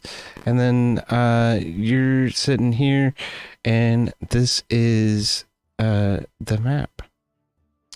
So, all right. So you're sitting in your friend's bar, who you've known for a very long time. But the bar is Seen each other and haven't seen each other in years, like to the point where it's been like a hot minute. Then they realized that they were old friends. they catch up, and he's like, "What the fuck how the fuck did you end up here?" You know. So Carlos explains to him, you know, the whole like backtracks all the way to like the first adventure in Phandalin, yada yada yada. Fast forward through all that, the midget orgy, and throwing of them, and And all the while, every once in a while, he's like, "Oh Jesus Christ! Oh!" He's still just stomping on the damn thing all the way.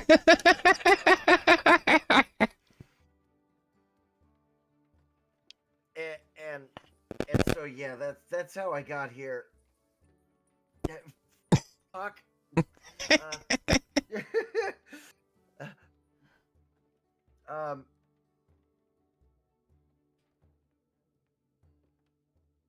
Well, your friend of a long time was saying, you know, I haven't had a lot of visitors here lately, but you know, business has been okay.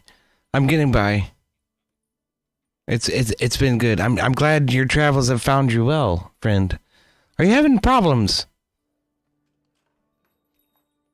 I'm getting kicked in the dick. Well, that fucking sucks. That sounds like it sucks balls. No, I'm literally getting kicked in the dick right now. Well, you should have never had that enchantment done where you made the damn thing detachable. Otherwise, it would be in your pants right now. Well, I did it for plausible deniability. That's good reasoning. You could leave the dick behind. I mean, I usually would if, you know, but I kind of needed it. And yet now we find ourselves in the current quandary where you're getting kicked in the dick and it's not in your pants. Another time. This is not the first time, but the second. Well, Man is yeah, very irresponsible with his member. this would be the first time this has happened.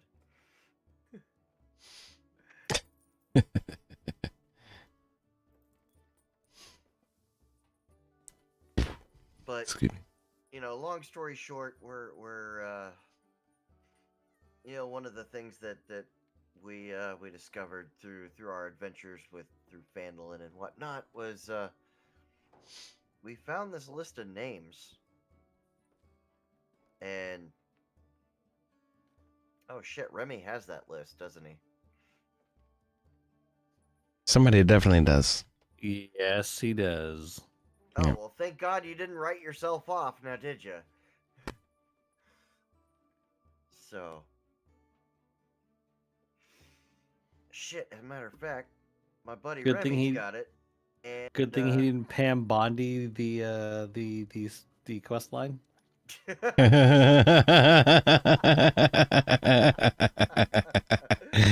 Very funny, very funny. At this point, Magnus is getting kind of weird looks walking down the street. He's even taking his hammer every once in a while and giving the damn thing a whack. Okay. Roll damage for your hammer. Meanwhile, Remy's like, look, if you smack it hard enough, he might yelp, and we might find him. Oh my god! 31 damage! On. That's you are dick. Your dick is flat! Holy shit! I think it's Please, just please roll damage. Please smite it. Oh Smite it. my Smite his God. dick. Smite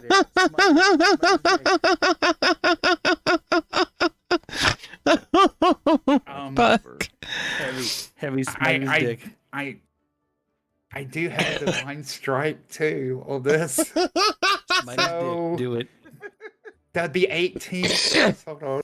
Oh, for shit's sake. 88. No, double. You double it. That's pitch 2d8. in. I can pitch it.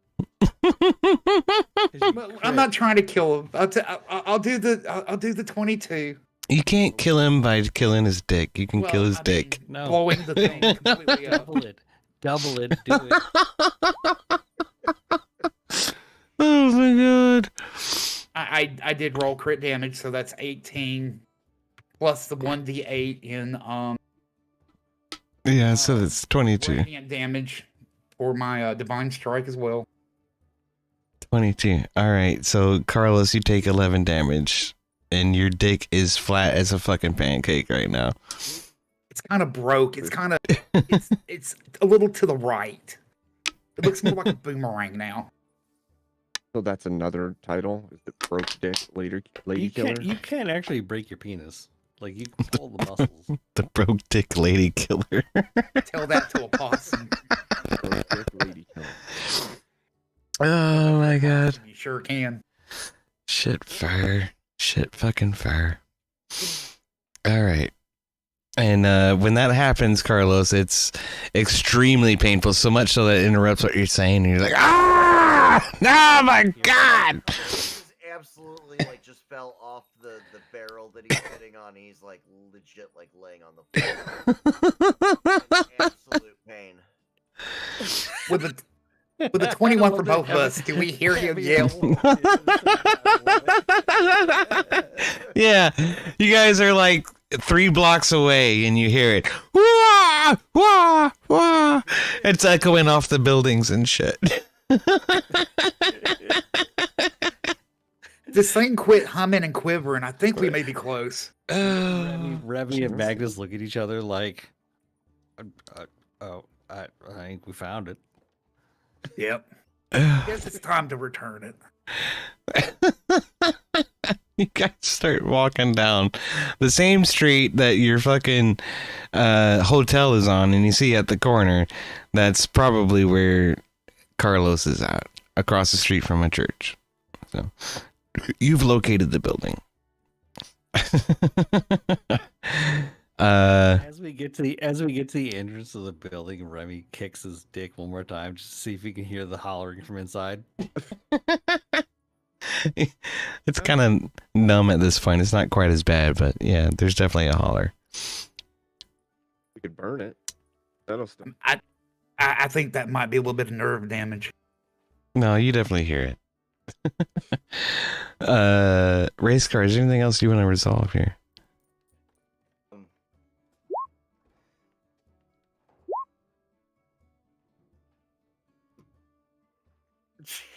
You guys are assholes.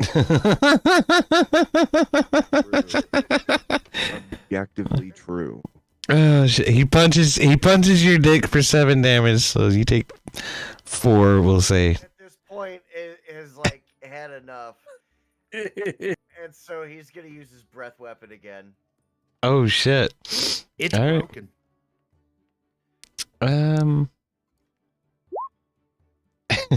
Should I roll it? All right. Wait, no, it's a Dex 10 saving throw. Mm-hmm. So Magnus and Remy roll a dex save. And Abe, I'm gonna say you were standing outside of the cone at the moment because you didn't attack his penis. You both take 15 damage. I fail. However, I'm going to use my deflect attack, which is, hang on, it's like 1d8 minus 5, I think. Give me 1 second.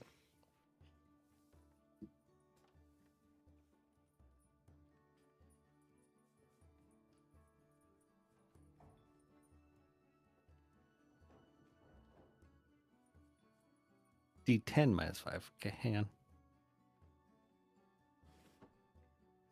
What you talking about, Willis? I have an ability called Deflect Attack, which is take my 1d10 minus plus my monk level to reduce damage. All right, now. So 2 plus Fucking 7. So I take 1 damage. All right. So be it. You take 1 damage. Already taken off on. I was gonna say you take the full brunt, I guess. All right. So the dick erupts and electricity and thunder and shit. And, yeah. Remmy does his save and takes 1.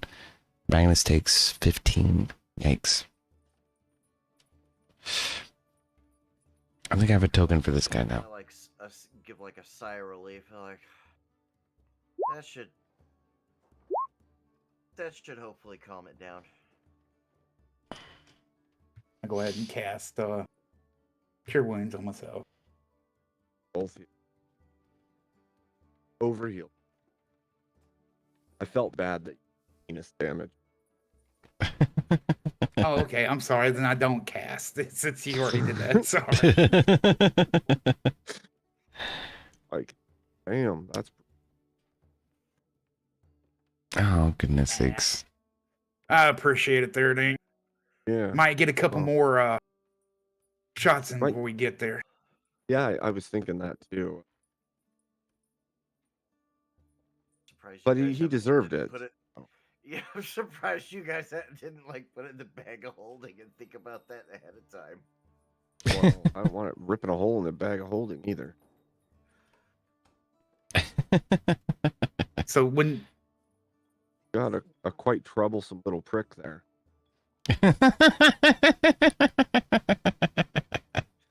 You're not fucking kidding. Oh, is it over there? Okay. I guess I'm lining you guys up at a window. There you are. Nice. Right here. Cool.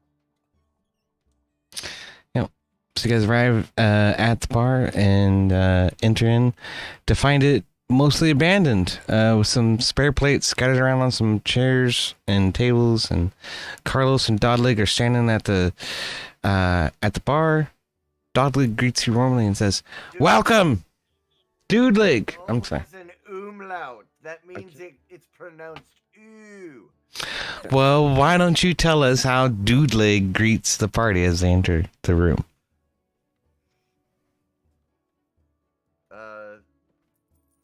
Seat yourselves. Or, well, actually, he'd be like, seat yourselves. I'll get to you. Who has the dick in their hand at this point? Magnus is, since I got hit, I'm marching in and I'm marching right up to him and throwing the shit on the bar. And Carlos is getting back up. this broken like nub, bloody nub, he tosses on the counter. Did you forget this somewhere? Because it sure the hell costs us a lot of gold. EOD, I can't move my toe. I'm sorry.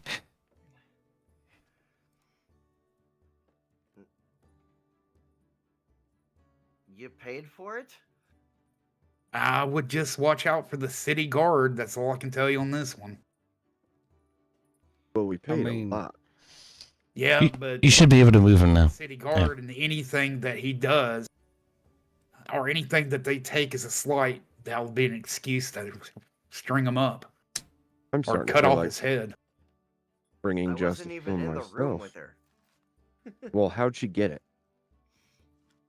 Well, I gave it to her. I don't. If the guards come looking, I'm just giving you fair warning. Well, thanks for bringing it back, but you didn't necessarily have to. Somebody died. Yeah, and Oh, Remmy almost well. killed himself too. Yeah. Well, I mean,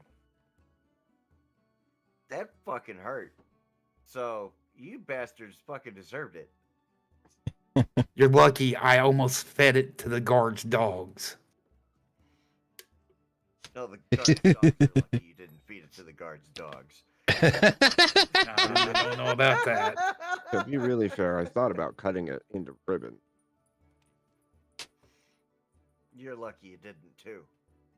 Really? It shoots lightning, and you're covered in plate armor, which is made of metal. Yeah, well. You think I don't have padding between the armor and the skin? Do any of our characters have the insight on how electricity works? Yeah. Oh, okay. Of course we don't. I mean, I was gonna say because everything's don't like think it's lit that up by, modern like here. candles and shit. right? Like there's no electricity in this world. Like a power plant.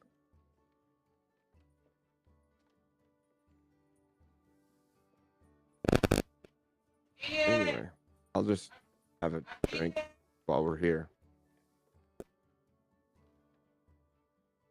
I guess as long as it's not around women, we're good for the moment.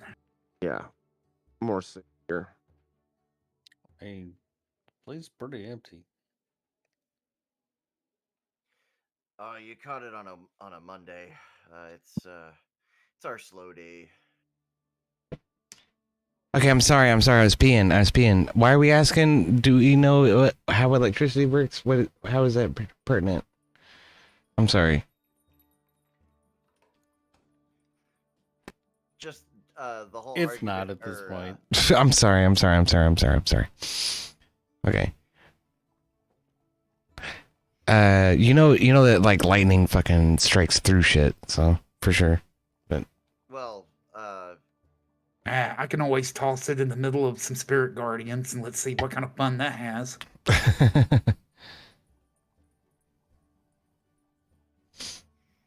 well, essentially, what you missed was they were throwing insults at Carlos for about oh, you're lucky I didn't do this. Oh yeah, well, you're lucky you didn't. Right. Okay. I'm sorry. I'm paying attention. I'm listening. I'm just trying to pee. And yeah, Dink was trying to back up. Like, you sure? And I'm like, well, you're covered in plate armor, and which is made of metal, and Right. Does electricity yeah, conduct metal? wait, do we They don't know have, that. like the knowledge of how electricity works since everything's all candlelit and everything. Okay. Yeah. Probably not. Sure, there's That's probably not common knowledge. Sacred flame it to death. Yeah, exactly. All right, fine. Carlos puts his dick back and. So it's flat and it's burnt and it's like sort of busted up. This is bleeding a little bit. Some of the scales are broken. You're like screwing it on. You're like, this isn't right. This isn't right. Right. Boomerang dick. Yep. And it is very bent in the middle. Boomerang dick lady killer. I'll cast Cure Wounds on myself. Mm. Well, then your dick magically inflates. Covered 10 damage. So, Oh my goodness sakes. Why am I describing all these mechanics? Now I feel gay. Alright. my dick's fine now. Yeah, pretty much. Alright, great. Yeah. Back to normal. So what does this damn place sell anyways? I would recommend getting the Alpenglow. The fuck's it look like to you? It's The a fucking bar. It's a Weizenbach of nearly 9%. Magnus walks over Recipe and that I learned from from all the time that I've spent in the foreign country of Germania. Magnus walks over to the plate of food, gives Dink an elbow, picks up the wiener on the plate, shakes a little bit, puts it down and smashes it and laughs.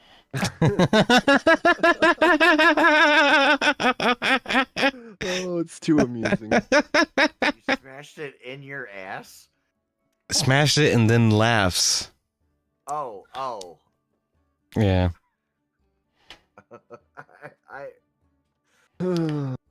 Well, Never mind. gentlemen. I totally heard that he Oh, my. smashed it in his ass.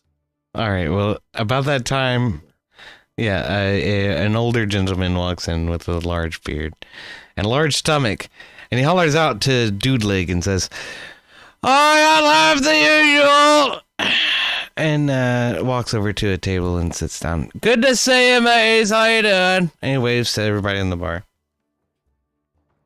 Doing fine. And yourself? Oh, you know, just trying to deal with all this bullshit about bribes and corruption and the people rising up, those little pissants.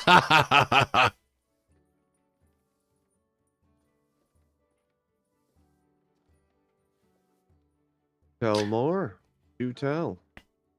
Well, don't you know, I am the Lord Constable to the magnificent Mayor Wall Timms.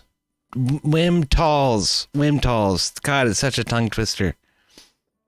Wimtalls. My name is Fackup Gay. It's good to see you. How are you?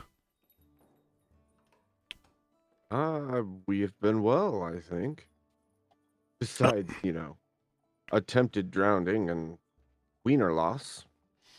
Wiener loss, you say? Who could ever think of such a fucking disease? You're not right with these pissant terrorists that are storming our streets, are you? I can't say that we are. Well, that's good. That's good. At least you seem like fine stand-up gentlemen who'll understand the rule of law, that is. And to understand that when the nobles come down and tell you what is, then you must listen.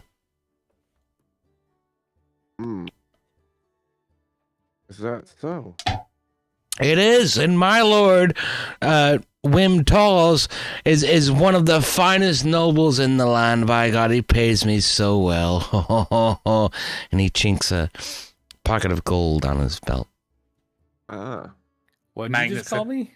Magnus at that time reminds Remy that he owes him a drink.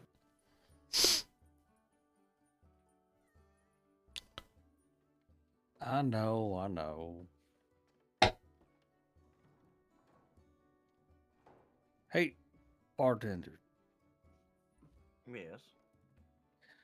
you got any of that spicy brown water, the kind specifically from Kentucky? Oh yes, we actually have some homebrewed of that spicy brown water you speak of in a very similar style. But it's not exactly. But it's not from Kentucky, is it? These poor peasants around here, I swear. Look, I don't care if it's 50% corn. I don't care if you age it the same way. If it ain't from Kentucky, it ain't the same. Ain't that the truth, me? Says the nobleman. I don't care where it's from. Just give me your strongest damn drink. Look, 2 of them, all right? One for me, one for that man over there. Doodlig will go and pour the homebrewed, not from Kentucky, bourbon, and hand you each a glass.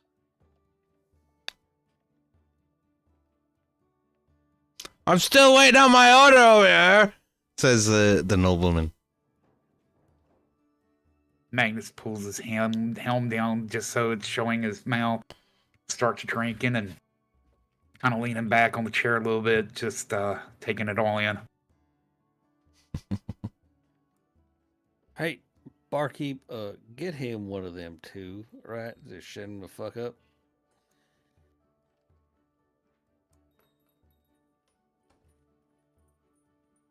All right, here you go. Heads back behind the bar. Starts making another drink. Yep, okay. Well then. I need to get some help around here. Stand by.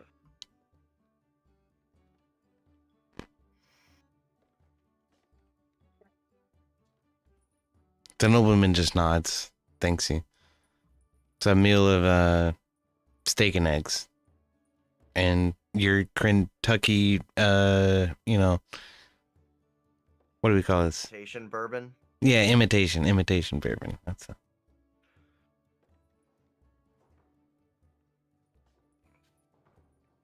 It's not like the real thing, but it does the trick. He drinks it anyway.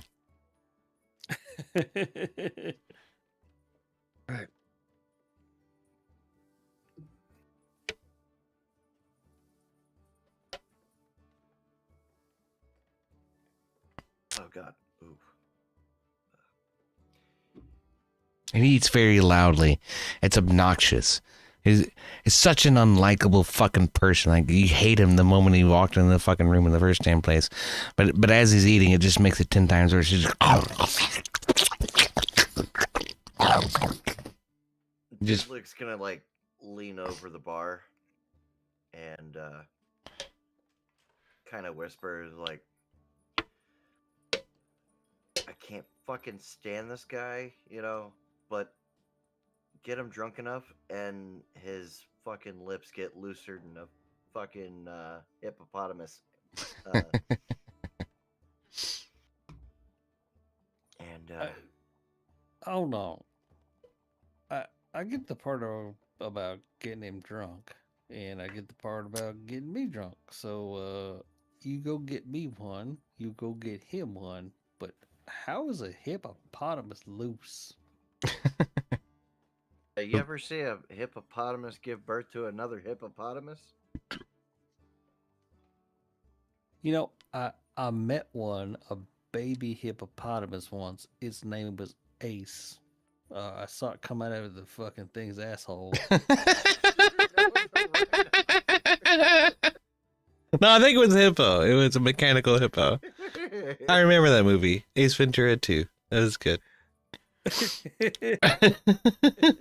You're right, it was a rhino. Oh, shit. Was it a fucking rhino? I'll be damned. It was.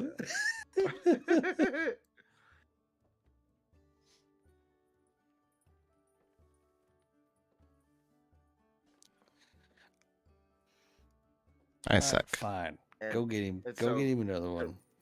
So dude leans in and he's all like, okay, so Carlos tells me you guys are trying to track down some political corruption.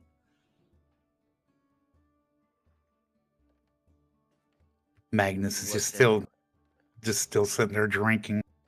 But you start getting this like aroma of hot metal and a little bit of singed flesh, and you notice a little bit of smoke rising from the hand from Magnus that's not holding the tankard and drinking. Shit.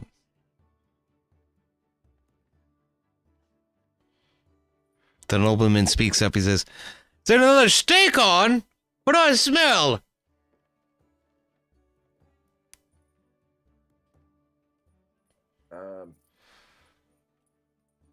No, don't worry about it. That is the charred barrel of the Kentucky you're drinking.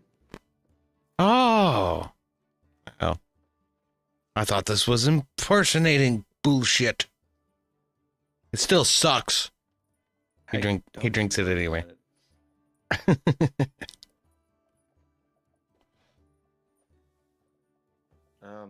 What's up with him? He seems like a schlub. He's still just eating his steak and eggs. Like, completely obnoxious. What do you think, Magnus? Nah. Best if I Leave not it say be. anything. Hmm. My what y'all are smelling and seeing vapors is I had taken my amulet off and put it around my wrist earlier in the day.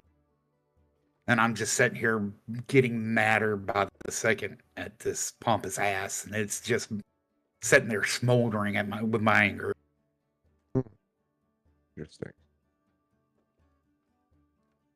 I feel a certain level of vengeance rising up inside me. for the pompousness of this. But I can let it go. Tomorrow's another day, right?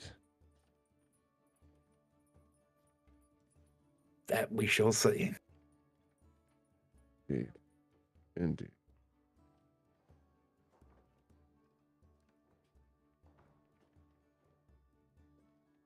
Well, Let me have another barkeep. yeah, I would say give us another round. In fact. All right.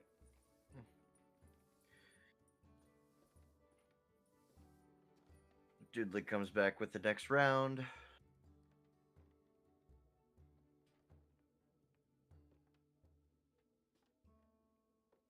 You go get him Carlos one over is there. just gonna kind of remain kind of quiet because he's just like not trying to stir the pot about the whole dick situation. You don't get him another one over there, right? And he points over to the fucking dude sitting at the table on his own. I just mean around for us. I'll buy him another one. I mean, it's not like he can't afford his own. Another from the patrons, you say? Well, he looks over at the party and says, "Thank you, gentlemen. Here quite kindly."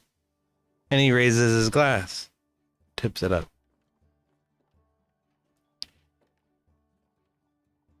Remy does the same in kind. Ah, Oh, am I back? My internet like just took a shit for a second there. There you oh go. shit. Yeah. Dang. Okay.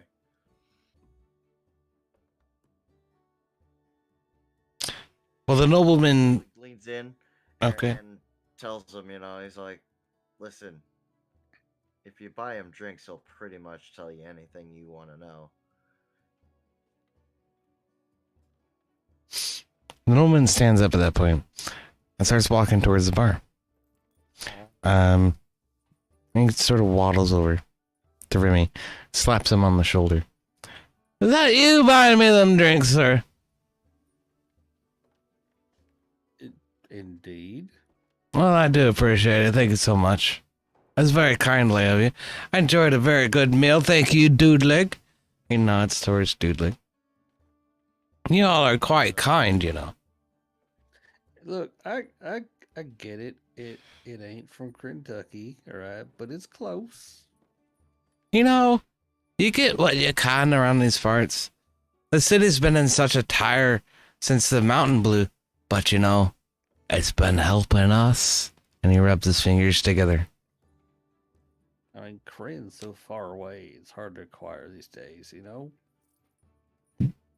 Oh, you don't say, mate. It is quite a ways. About how far do you think? He doesn't seem to be sure himself. Okay, so correct me if I'm wrong, Crane's a whole other fucking realm. Yeah, well, all right, there you go. It has to come through a portal. That's where Dragonlance. That's where Dragonlance takes place. Yeah, all right. Yeah. That's cool. I like that. That means Portal customs. that, You always got the stupid. that means You know what they say? It's not gay if it's the USA. that means Kentucky is a mystical land far, far away. I can dig it. All right. So, that's fine. So he says, you know, the shipments coming through these days have been so sparse. I can understand it a bit. But I would like to have some of the comforts that I used to back in the royal palace. And he sort of looks up, thinking about older days. Hold on. Are you saying you're royalty? Oh, don't you know? I was part of the greatest royalty. The greatest family that the Sword Coast had ever seen. By God, my father would have had us in tires, getting rid of them damn dragons that you all did away with, apparently. All on your own, with the 4 or 5 of you. We would have had an army. We would have had an army of 250 out there, getting rid of them damn dragons, and then probably 100 of them would have died. Yeah. And- Quite a feat. We were very lucky. Well, that is quite the feat. They seem like quite the useful bunch, you know.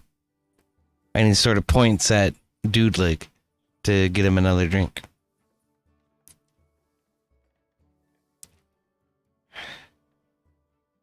You know, we could use folks like you. Oh, Us who make them decisions and whatnot. Hold on. Who's we? Well, me and the governor of the cleft, you know. Wim Talls.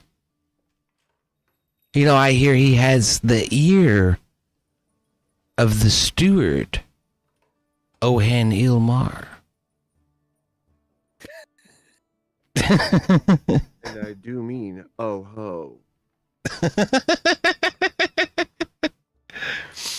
There's rumors that she married her brother, but it's completely unfounded. Okay, it's complete garbage. There's no incestuousness in the court, but Interesting. she has resources that can be used for good causes, such as your own, fine gentleman. And he raises his glass. She that one. She got that luring center. Oh, we have leering centers of greatest quality all across the cleft. You should come and see. Clearing center. Oh, yes. The greatest quality of leering centers. What do they teach in these leerings? Well, you know, all of the greatness of what Lord Neverember has accomplished and everything that he's done for this fine city in order to bring it back from the great cataclysm. What does leering mean? Well, you know, it's quality. It's quality leering. That's what it means. It means quality, okay? I mean, I do have 2 sons, Smith and Wesson, that I care for.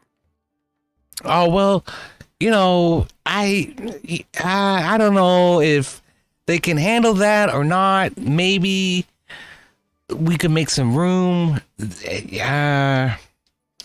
It's questionable whether or not they would get along with the other students. You know what I'm saying? Because Look, right now I'm on the road. I don't see them. Can you give me some information, just like a brochure on how? oh, I don't know about that. I don't know about that. Okay, look, I might be able to provide some information, but you'd have to tell me that you're an illegal Somali immigrant living in the country against the will of the federal government before I could actually give that information to you. So, Diddling, yet another.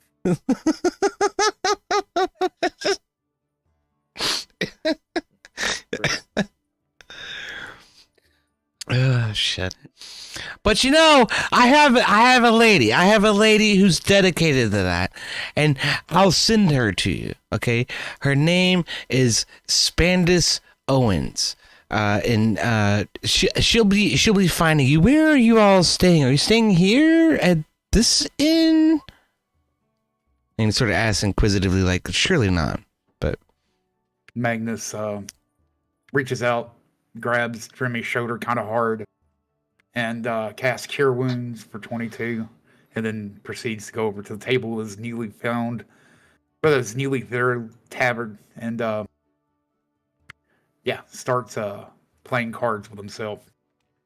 I'm going to tell the guy, technically we're invited. Lord Neverember.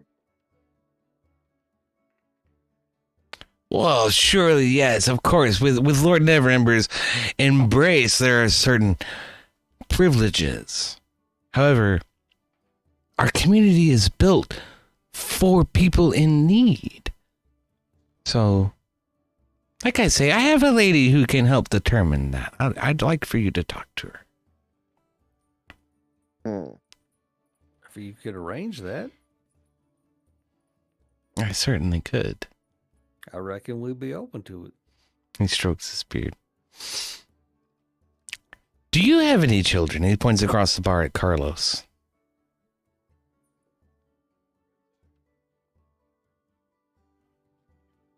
And race car is not here. Oh, I'm here. I'm just. Fucking zoned out. It Oh, is- I took a- I mean, I it took is a 2 in the gummy, morning. and It's like I fucking know. 3 here, and Yeah. yeah. It's getting there. It's getting there. I'm sorry. Okay. Okay. Carlos does not have any kids because every time he tries to ejaculate, he kills someone.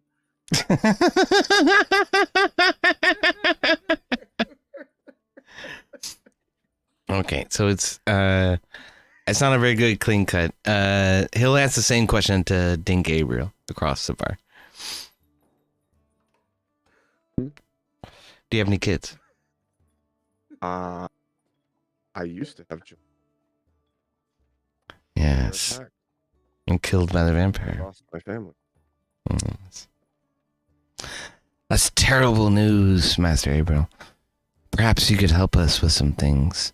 I see your armor is quite new, he says. Perhaps you need to break it in. Well, guess that depends. What? My order Yes. dictates mostly. Your order dictates what you do mostly. Well, or what? Into general. Well, you're cutting out. I'm trying to understand what you're saying. My order dictates what needs looked into generally. Right. Okay. Yes, indeed, your order, he says. And he looks at the fist holding the gauntlet on your chest and suddenly realizes you're the wrong person to talk to. He says, all right, gentlemen. Not again. Here is my office. And he slides a card across to Remmy. It says, come see me when you're ready to learn more. It's been a wonderful evening. You all have a nice night. And he walks out of the bar. We'll come see you when I'm ready to lear more. Leering is the future, Master Remmy. It's the future. As he walks out the door. All right. Magnus chimes in with Remmy. More like that fat bastard would fucking eat your children. You'd never see him again.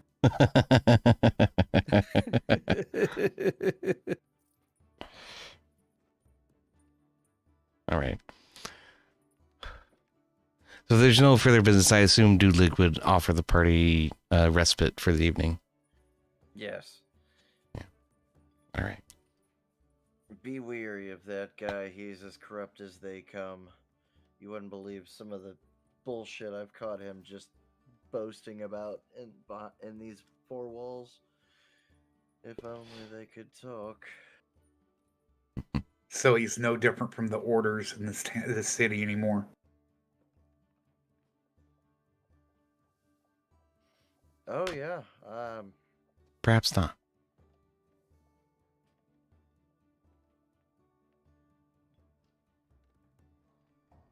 Rooms are upstairs if you care. Don't worry about it. It's on me.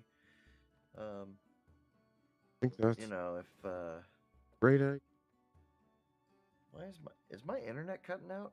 No, you're good, dude. No, you're fine. Okay. Okay, I could have swore I heard somebody cutting in and out. Probably I'm also me. really fucking baked. Magnus Yeah, hollers awesome. over to Dink. Seems like we don't have to worry about the Xantherum anymore. Because they're Yeah. fucking in control here, lock, stock, and barrel. What it seems like to me.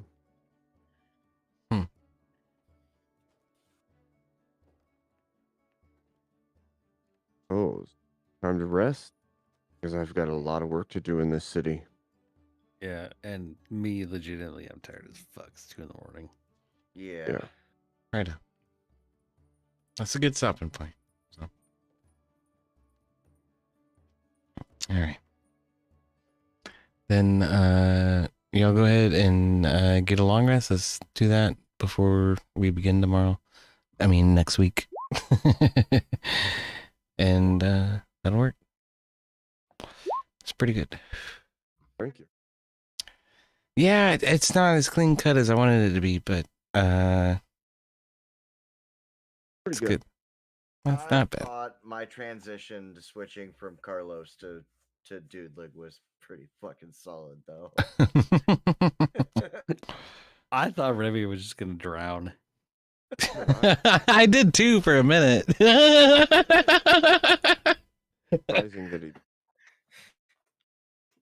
I mean, it's kind of like, in order for us to go after the the Von Epicstein list, it's kind of important that you didn't, because You have the list. I'm glad I had we've ever locate. covered the list. Since we were in the city, I was like, yeah, level 7 locate creature, that might come in handy. Yeah, that was a good call. That played out great. That was good. I like that. It was tense, but with the dice rolls, that was good. I'm gonna go ahead and call it a night, because Cause you Yep. suck. we Same here, because I'm fucking tired as fuck. All right. Well, I thank y'all for a great session and a good evening. So many cheers. And stay safe. I know the fucking storm system is gonna hit you guys. So I think that's what's rolling in right now. That's why my internet's like acting all fucky. yeah, probably. Storms or riots? Yeah, a little bit of both for you, especially. Well, I'm nowhere near where any riots would be happening. They'd have to walk at least 30 miles. No, in you're this just in the state that has now become synonymous with Gen Z as sucks. Skibbity Riz, Ohio, bitch. What the actual fuck did you just say? I said toilet, sex appeal, and sucks. Yeah. Yeah. What? Yeah. Gen Z now has associated Ohio with not good. Yeah. Oh, not the Gen Zers. So if something is Ohio, it sucks. It's just meh. It's mediocre. Yeah. Yeah. Well, I guess I'll have to wear my my Brewery of the Year T-shirt then. So you're saying Ohio is 6-7, right? Oh, there you go. That's it. Got me. Nobody knows what the fuck that means. The motherfucking kids who engage in that shit don't know what it fucking means. I swear. They don't care. That's the whole point. They just want something to confuse people with. Because it's so hard to hide information anymore. But I'm gonna go to bed because my internet is acting fucky. Righto. Catch y'all in Yup. the next one. All right, cheers, man. Thank you for coming out. Yeah, I do goodbye. appreciate it. Oh, EOD, I got something else to mention to you in DMs later. Okay. So Well, I guess that'll You know- happen later then. okay. Man, I missed the perfect opportunity though, race car. When I walked into that bar, I should have hollered, "Ask me about his wiener." That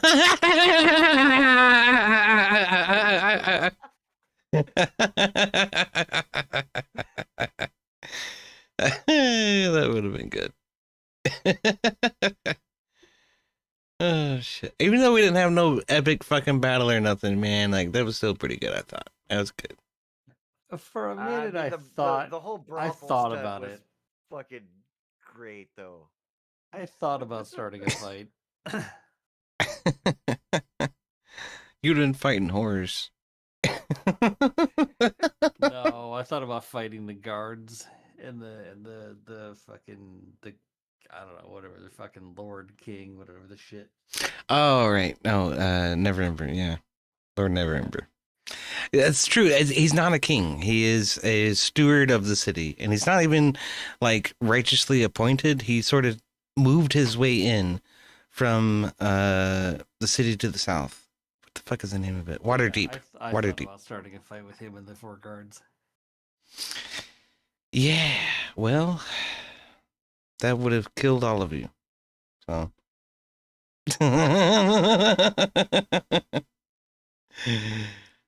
But that would have made the transition to the new content a little bit difficult because your new characters wouldn't have any knowledge of what was going on.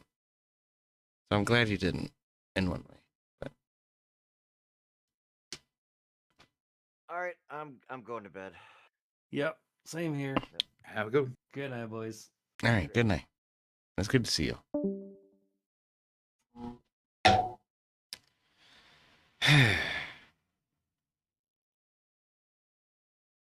You know, I was mentioning this earlier in the group chat is that I do put a lot of,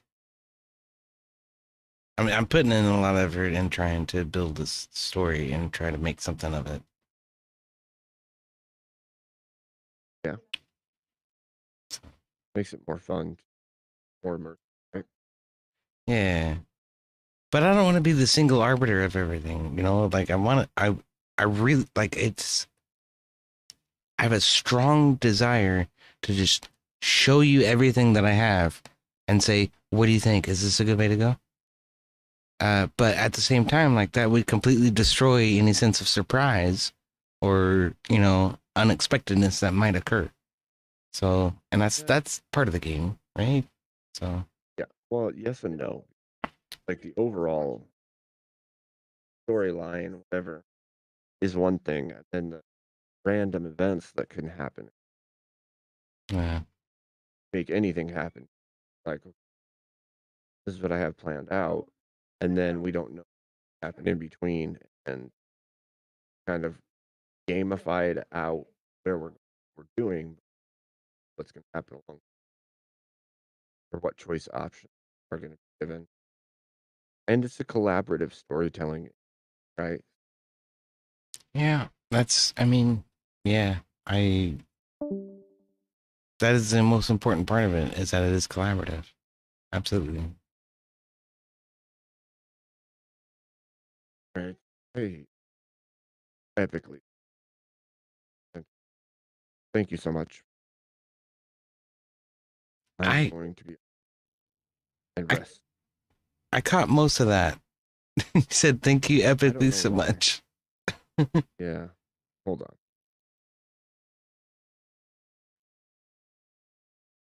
I don't know why it's having such an issue. I It's said, much thank better you so now. much. I'm going to hop off and rest because I'm epically exhausted. Right on. That's all right. I appreciate you coming out. I appreciate you hanging out for the length of the session. I do. Of course. Thank you for the fun. It was good. It was silly blast actually. You know, you have stuck around for a really long time. I really appreciate that a lot. You're fucking awesome. So, I think it's enjoyable, really. So it's worth it, and it's good to have time with buddies, you know. yeah, for sure, man. Could have something to do, right? Yeah. All right, man. Well, I appreciate you a ton. Thank you. Of course. God bless and good night. And good night to Chad as well. God bless and good night.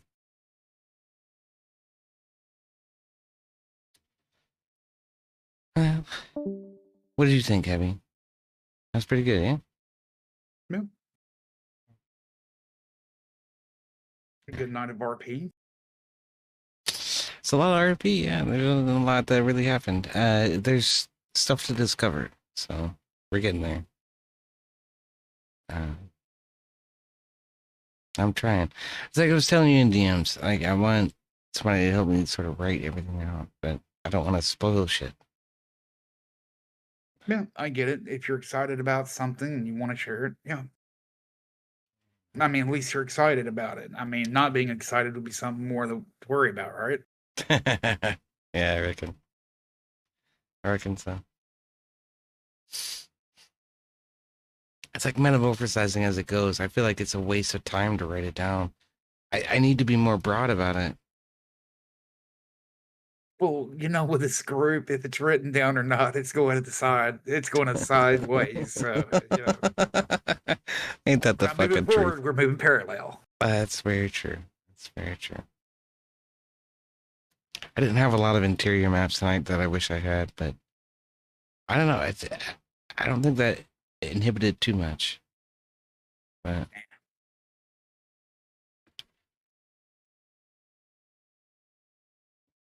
it's rough, man.